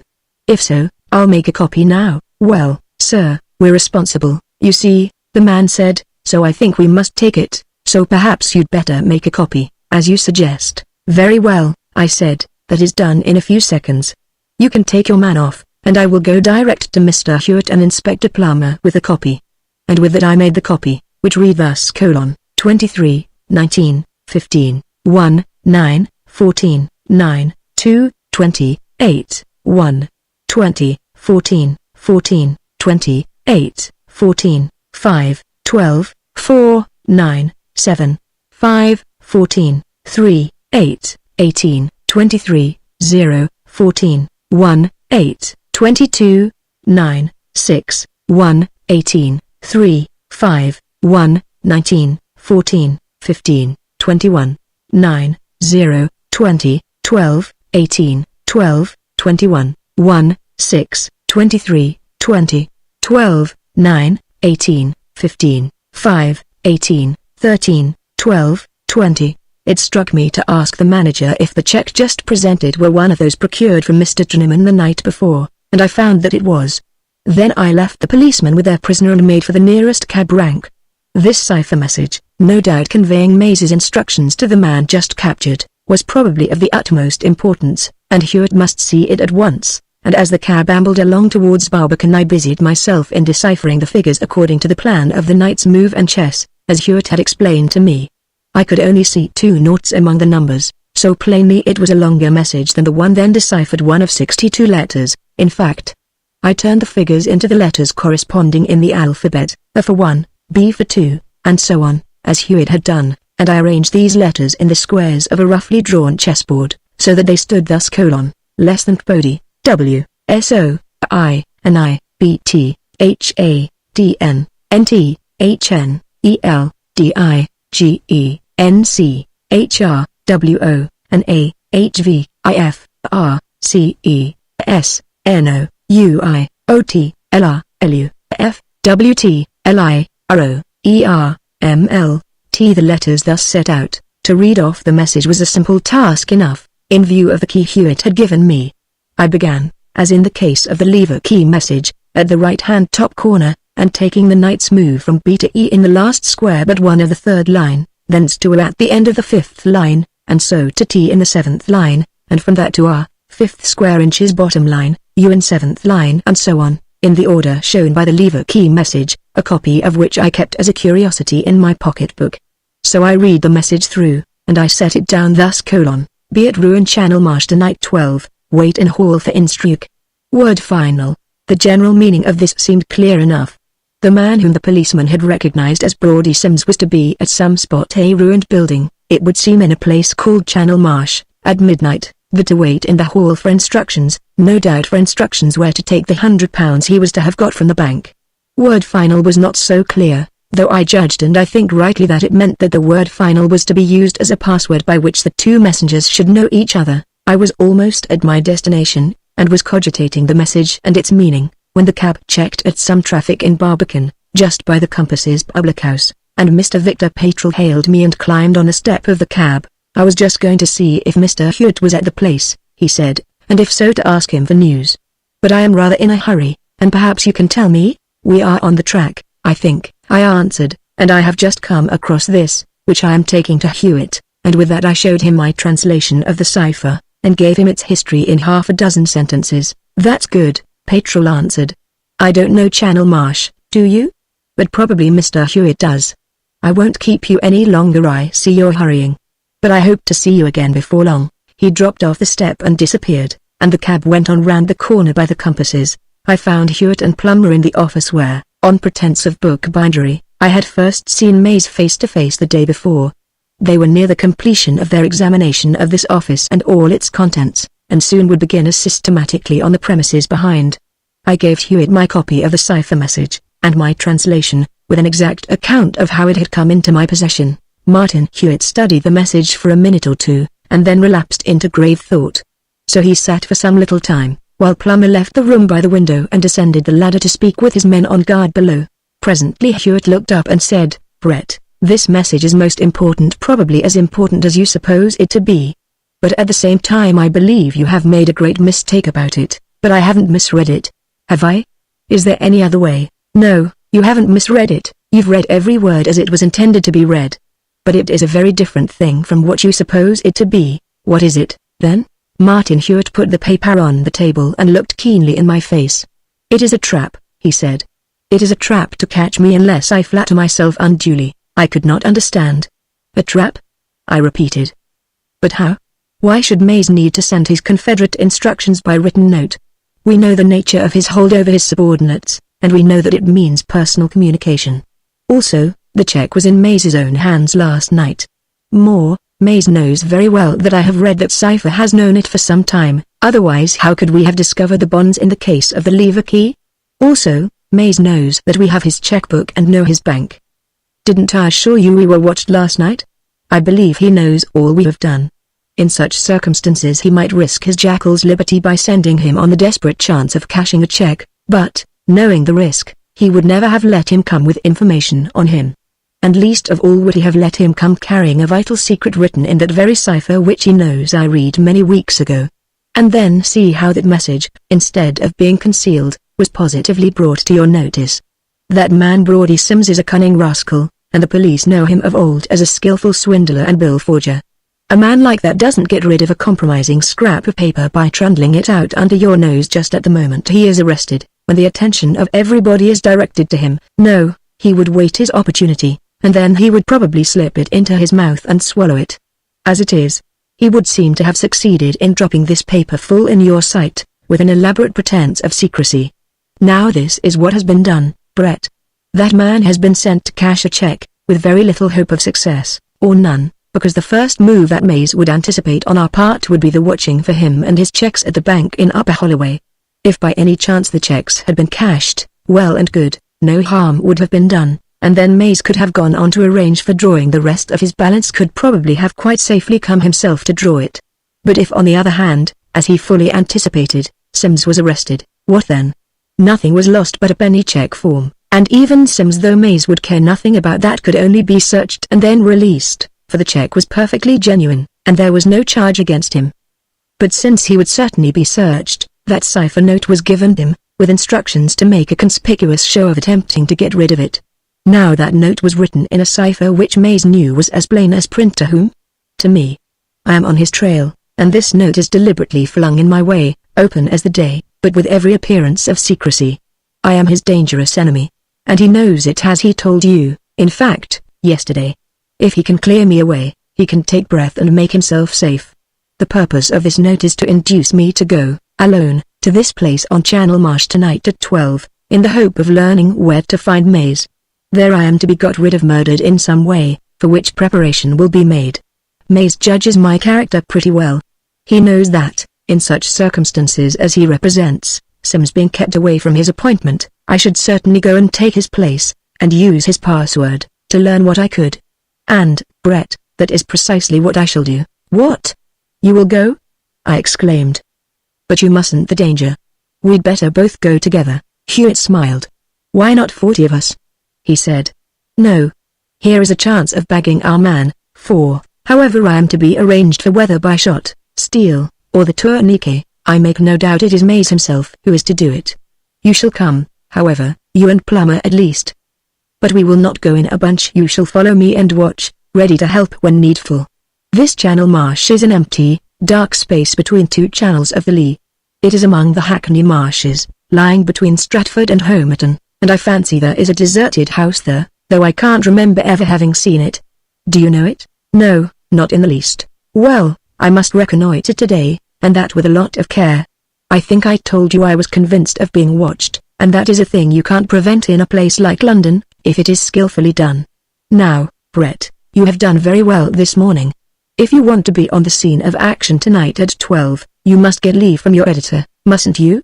How's your wrist? It was still extremely stiff, and I told Hewitt that I doubted my ability to hold a pen for 2 or 3 days. Very well, then, get off and convey your excuses as soon as you please.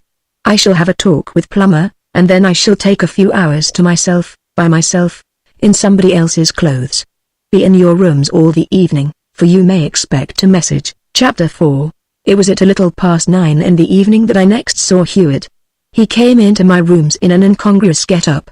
He wore corduroy trousers, a very dirty striped jersey, a particularly greasy old jacket, and a twisted neckcloth, but overall was an excellent overcoat, and on his head a tall hat of high polish, brought to me by Corette, he said, in explanation of the hat and overcoat.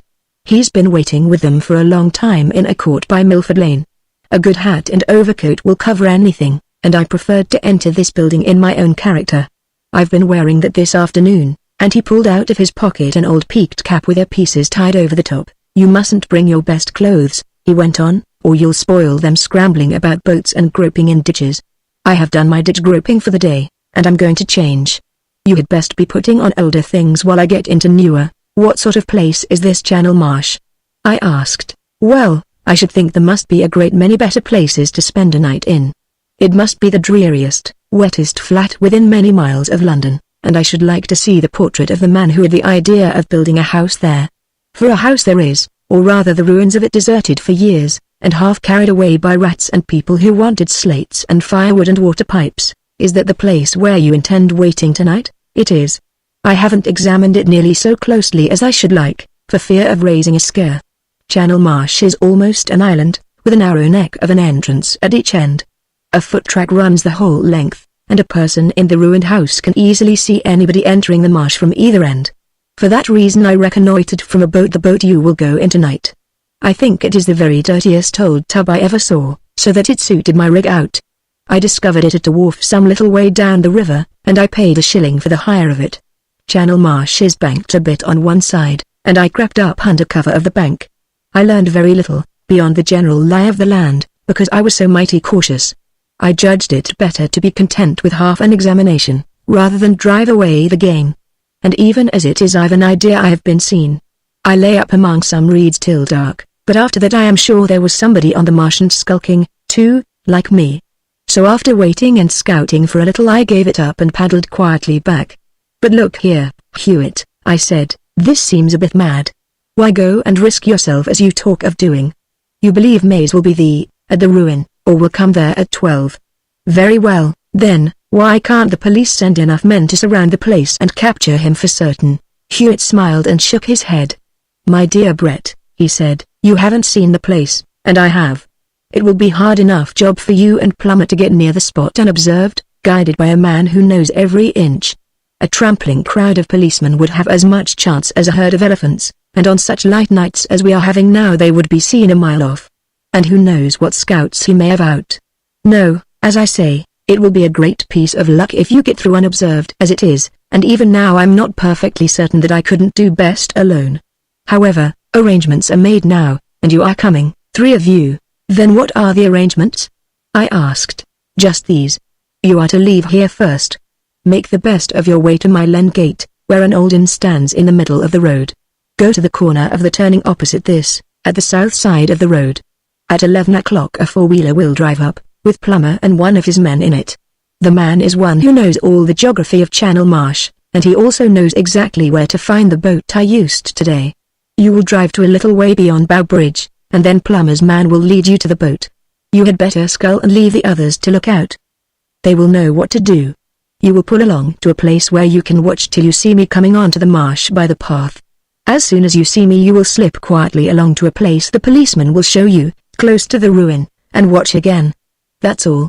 I don't know whether or not you think it worthwhile to take a pistol. I certainly shall. But then I'm most likely to want it. Plummer will have one. I thought it well worthwhile, and I took my regulation Webley, a relic of my old volunteer captaincy. Then, by way of the Underground Railway, I gained the neighborhood of Mile End, and interested myself about its back streets till the time approached to look for Plummer's cab. Plummer was more than punctual indeed. He was 2 or 3 minutes before his time. The cab drew near the curb and scarcely stopped, so quickly did I scramble in. Good, said Plummer, we're well ahead of time.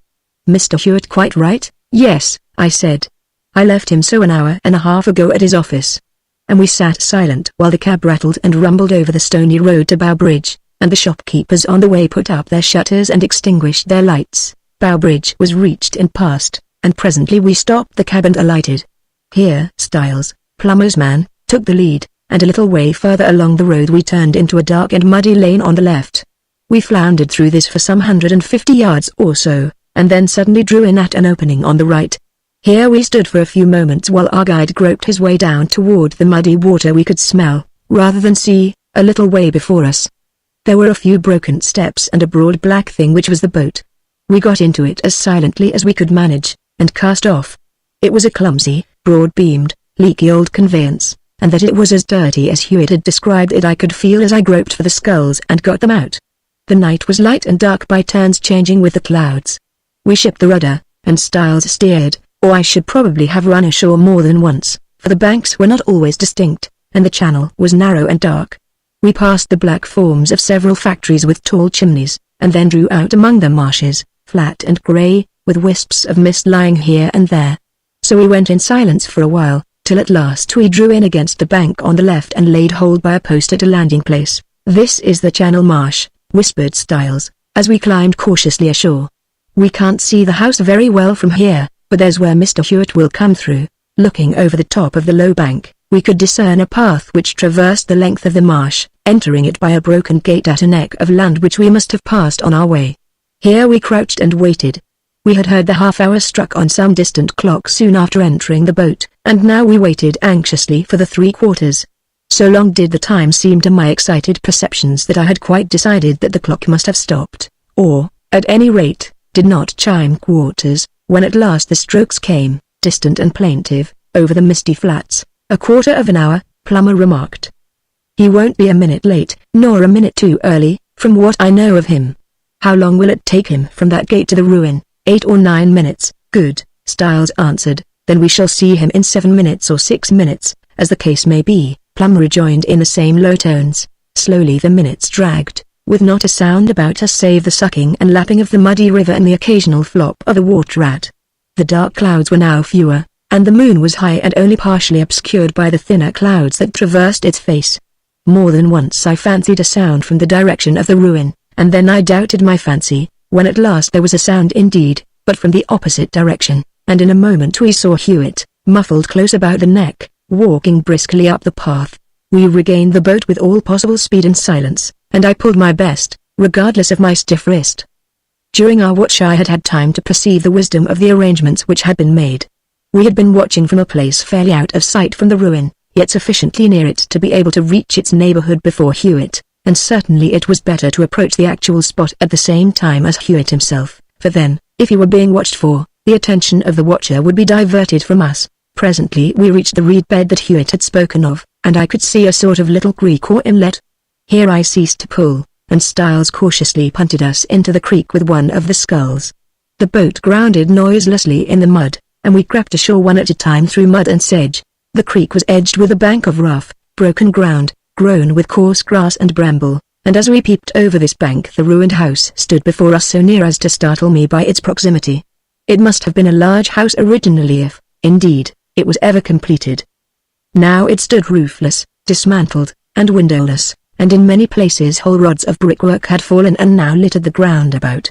The black gap of the front door stood plain to see, with a short flight of broken steps before it, and by the side of these a thick timber shore supported the front wall. It struck me then that the ruin was perhaps largely due to a failure of the marshy foundation. The place seemed silent and empty. Hewitt's footsteps were now plain to hear, and presently he appeared, walking briskly as before. He could not see us, and did not look for us, but made directly for the broken steps. He mounted these, paused on the topmost, and struck a match.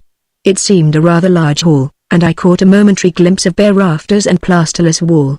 Then the match went out and Hewitt stepped within. Almost on the instant there came a loud jar, and a noise of falling bricks, and then, in the same instant of time I heard a terrific crash, and saw Hewitt leap out at the front door as it seemed, from a cloud of dust and splinters. I sprang to my feet, but Plummer pulled me down again. "Steady," he said, "lie low. He isn't hurt. Wait and see before we show ourselves." It seemed that the floor above had fallen on the spot where Hewitt had been standing. He had alighted from his leap on hands and knees, but now stood facing the house, revolver in hand, watching. There was a moment's pause, a sound of movement from the upper part of the ruin, another quiet moment, and then a bang and a flash from high on the wall to the right. Hewitt sprang to shelter behind the heavy shore, and another shot followed him, scoring a white line across the thick timber. Plummer was up, and Styles and I were after him. "There he is!" cried Plummer, up on the coping. I pulled out my own pistol. "Don't shoot!" cried Hewitt. "We'll take him alive." Far to the right, on the topmost coping of the front wall, I could see a crouching figure. I saw it rise to its knees, and once more raise an arm to take aim at Hewitt, and then, with a sudden cry, another human figure appeared from behind the coping and sprang upon the first. There was a moment of struggle, and then the rotten coping crumbled, and down, came bricks and men together. I sickened. I can only explain my feeling by saying that never before had I seen anything that seemed so long in falling as those two men. And then with a horrid crash they struck the broken ground, and the pistol fired again with a shock. We reached them in a dozen strides, and turned them over, limp, oozing, and lifeless. And then we saw that one was Mays, and the other Victor Patrol. We kept no silence now, but Plummer blew his whistle loud and long, and I fired my revolver into the air. chamber after chamber. Styles started off at a run along the path towards the town lights, to fetch what aid he might. But even then we had doubt if any aid would avail Mays. He was the underman in the fall, and he had dropped across a little heap of bricks. He now lay unconscious, breathing heavily, with a terrible wound at the back of the head, and Hewitt foretold and rightly that when the doctor did come he would find a broken spine. Petrel, on the other hand, though unconscious, showed no sign of injury, and just before the doctor came sighed heavily and turned on his side. First there came policemen, and then in a little time a hastily dressed surgeon, and after him an ambulance. Mays was carried off to hospital, but with a good deal of rubbing and a little brandy, Petrel came round well enough to be helped over the marshes to a cab. The trap which had been laid for Hewitt was simple, but terribly effective. The floor above the hall loose and broken everywhere was supported on rafters, and the rafters were crossed underneath and supported at the center by a stout beam. The rafters had been sawn through at both ends, and the rotten floor had been piled high with broken brick and stone to a weight of a ton or more. The end of a loose beam had been wedged obliquely under the end of the one timber now supporting the whole weight, so that a pull on the opposite end of this long lever would force away the bricks on which the beam rested and let the whole weight fall. It was the jar of the beam and the fall of the first few loose bricks that had so far warned Hewitt as to enable him to leap from under the floor almost as it fell. Petrel's sudden appearance, when we had time to reflect on it, gave us a suspicion as to some at least of the espionage to which Hewitt had been subjected, a suspicion confirmed, later, by Petrel himself after his recovery from the shock of the fall. For fresh news of his enemy had reawakened all his passion, and since he alone could not find him, he was willing enough to let Hewitt do the tracking down, if only he himself might clutch Mays's throat in the end. This explained the business that had called him away after the Barbican stronghold had been captured, finding both Hewitt and Plummer somewhat uncommunicative, and himself somewhat out of it. He had drawn off, and had followed Hewitt's every movement, confident that he would be led to his old enemy at last. What I had told him of the cipher message had led him to hunt out Channel Marsh in the afternoon, and return at midnight. He, of course, regarded the message, as I did myself at the time, as a perfectly genuine instruction from Mays to Sims, and he came to the rendezvous wholly in ignorance as to what Hewitt was doing, and with no better hope than that he might hear something that would lead him in the direction of Mays. He had entered the marsh after dark from the upper end, and had lain concealed by the other channel till near midnight. Then he had crept to the rear of the ruin and climbed to where an opening seemed to offer a good chance of hearing what might pass in the hall. He had heard Hewitt approach from the front, and the crash that followed. The rest we had seen. Chapter 5. Mays never recovered consciousness, and was dead when we visited the hospital the day after. Both skull and spine were badly fractured. And the very last we saw of the red triangle was the implement with which it had been impressed, which was found in his pocket. It was a small triangular prism of what I believe is called soapstone. It was perhaps 4 inches long, and the face at the end corresponded with the mark that Hewitt had seen on the forehead of Mr. Jacob Mason. It fitted closely in a leather case, in the end of which was a small, square metal box full of the red, greasy pigment with which the mark had been impressed. It was from Brodie Sims that we learnt the exact use and meaning of this implement, though he would not say a word till he had seen with his own eyes Mays lying dead in the mortuary. Then he gasped his relief and said, "That's the end of something worse than slavery for me." I'll turn straight after this. Sims's story was long, and it went over ground that concerns none of Hewitt's adventures. But what we learned from it was briefly this. It had been Mays's way to meet clever criminals as they left jail after a term of imprisonment. In this manner he had met Sims. He had made great promises, had spoken of great ideas which they could put into execution together, had lent him money, and then at last had initiated him, as he called it. He had put him to lie back in a chair and had directed his gaze on the red triangle held in the air before him, and then the triangle had descended gently, and he felt sleepy, till at the cold touch of the thing on his forehead his senses had gone. This was done more than once, and in the end the victim found that Mays had only to raise the triangle before him to send him to sleep instantly. Then he found that he must do certain things, whether he wanted or not. And it ended in complete subservience, so that Mays could set him to perpetrate a robbery and then appropriate the proceeds for himself, for by post-hypnotic suggestion he could force him to bring and hand over every penny. More, the poor wretch was held in constant terror, for he knew that his very life depended on the lift of his master's hand. He could be sent into lethargy by a gesture and killed in that state. That very thing was done, in fact, as we have seen, in 2 cases. Sims was but one of a gang of such criminals, brought to heel and made victims. Their minds and souls, such as they were, had passed into the miscreant's keeping, and terror reinforced the power of hypnotism. They committed crimes, and when they failed they took the punishment. When they succeeded, Mays took the gains, or at any rate the greater part of them. He went, also, among people who were not yet criminals, and by degrees made them so, to his own profit. The case of Henning, the correspondence clerk, was one that had come under Hewitt's eyes. He used his faculty also with great cunning in other ways, as we had seen in the matter of the Admiralty Code. And it was even said among the gang that a man he had once hypnotized he could force by suggestion to commit suicide when he became useless or inconvenient. Sims and the ragged fellow who had decoyed me into Mays's den were the only members of the gang whom we could identify after his death, but many others must have shared their relief, and I sincerely hope, though I hardly expect, that they all availed themselves of their liberty to abandon their evil courses. As in fact the two I speak of did, and took to honest work. All that had remained mysterious in the earlier cases now became clear. In the first, the case of Samuel's diamonds, Denson had been put into the office where Samuel had found him, by Mays, with the express design of effecting a diamond robbery. The robbery was effected, and the unhappy Denson formed a plan of making a bolt of it himself with the diamonds. He was, perhaps, what is called a difficult subject in hypnotism, amenable enough to direct influence, but not sufficiently retentive of post-hypnotic suggestion. He hid the jewels and adopted a disguise, but Mays was watching him better than he supposed.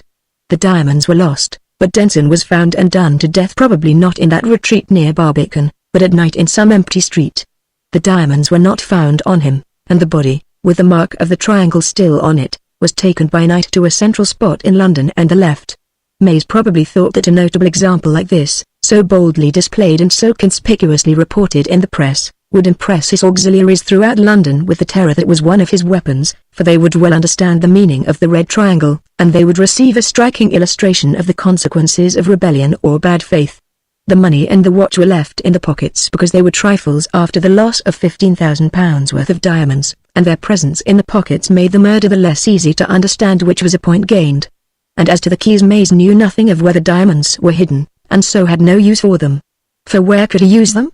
Denson had left his lodgings, and as to the office, that, he would guess, would be in the hands of the police, on Samuel's complaint. The immediate result of this affair on the only honest member of Mays's circle I have told in the case of Mr. Jacob Mason. He was not yet thoroughly in Mays's hands, but he had dabbled, as he remorsefully confessed, and Mays had already found him useful. He was dangerous, and his end came quickly. Another victim who had probably begun innocently enough was Henning, the clerk to Kingsley, Bell and Dalton, and his death in the Penn's Meadow barn leaves a mystery that never can be positively cleared up. Was it murder or was it suicide by post-hypnotic suggestion? It will be remembered that the fire burst out in the barn after Mays had left it. The case of Mr. Telfer was explained clearly enough by Hewitt at the time, but it is an example of the snares that lie open for the most innocent person who allows himself to be made the subject of hypnotic experiments at the hands of persons with whom, and with whose objects, he is not thoroughly acquainted. And it must be remembered that at this time there are persons advertising to teach the practice of hypnotism to anybody who will pay, to anybody who may use the terrible power as he pleases. More, the danger is so great that it has led two eminent men of science to issue a public protest and warning, with an urgent plea that the practice of hypnotism be restricted by law at least as closely as that of vivisection. As to what would have happened if Plummer and I had yielded to Mays's threats so far as to undergo the initiation he proposed, at the time we were helpless in his hands, of that I have little doubt. I cannot suppose that he would have wasted much time over me, once I had fallen lethargic. When Hewitt burst in he would have found me lying dead, with the red triangle on my forehead. It would have saved Mays a lot of noise and struggle, at least, but I often wonder whether or not there was anything in his reference to the place beyond the sea, where he would make me a great man if I did as he wished. Was it his design, having accumulated sufficient wealth, to return and take his natural place among the enlightened rulers of Haiti? He would not have been so much worse than some of the others,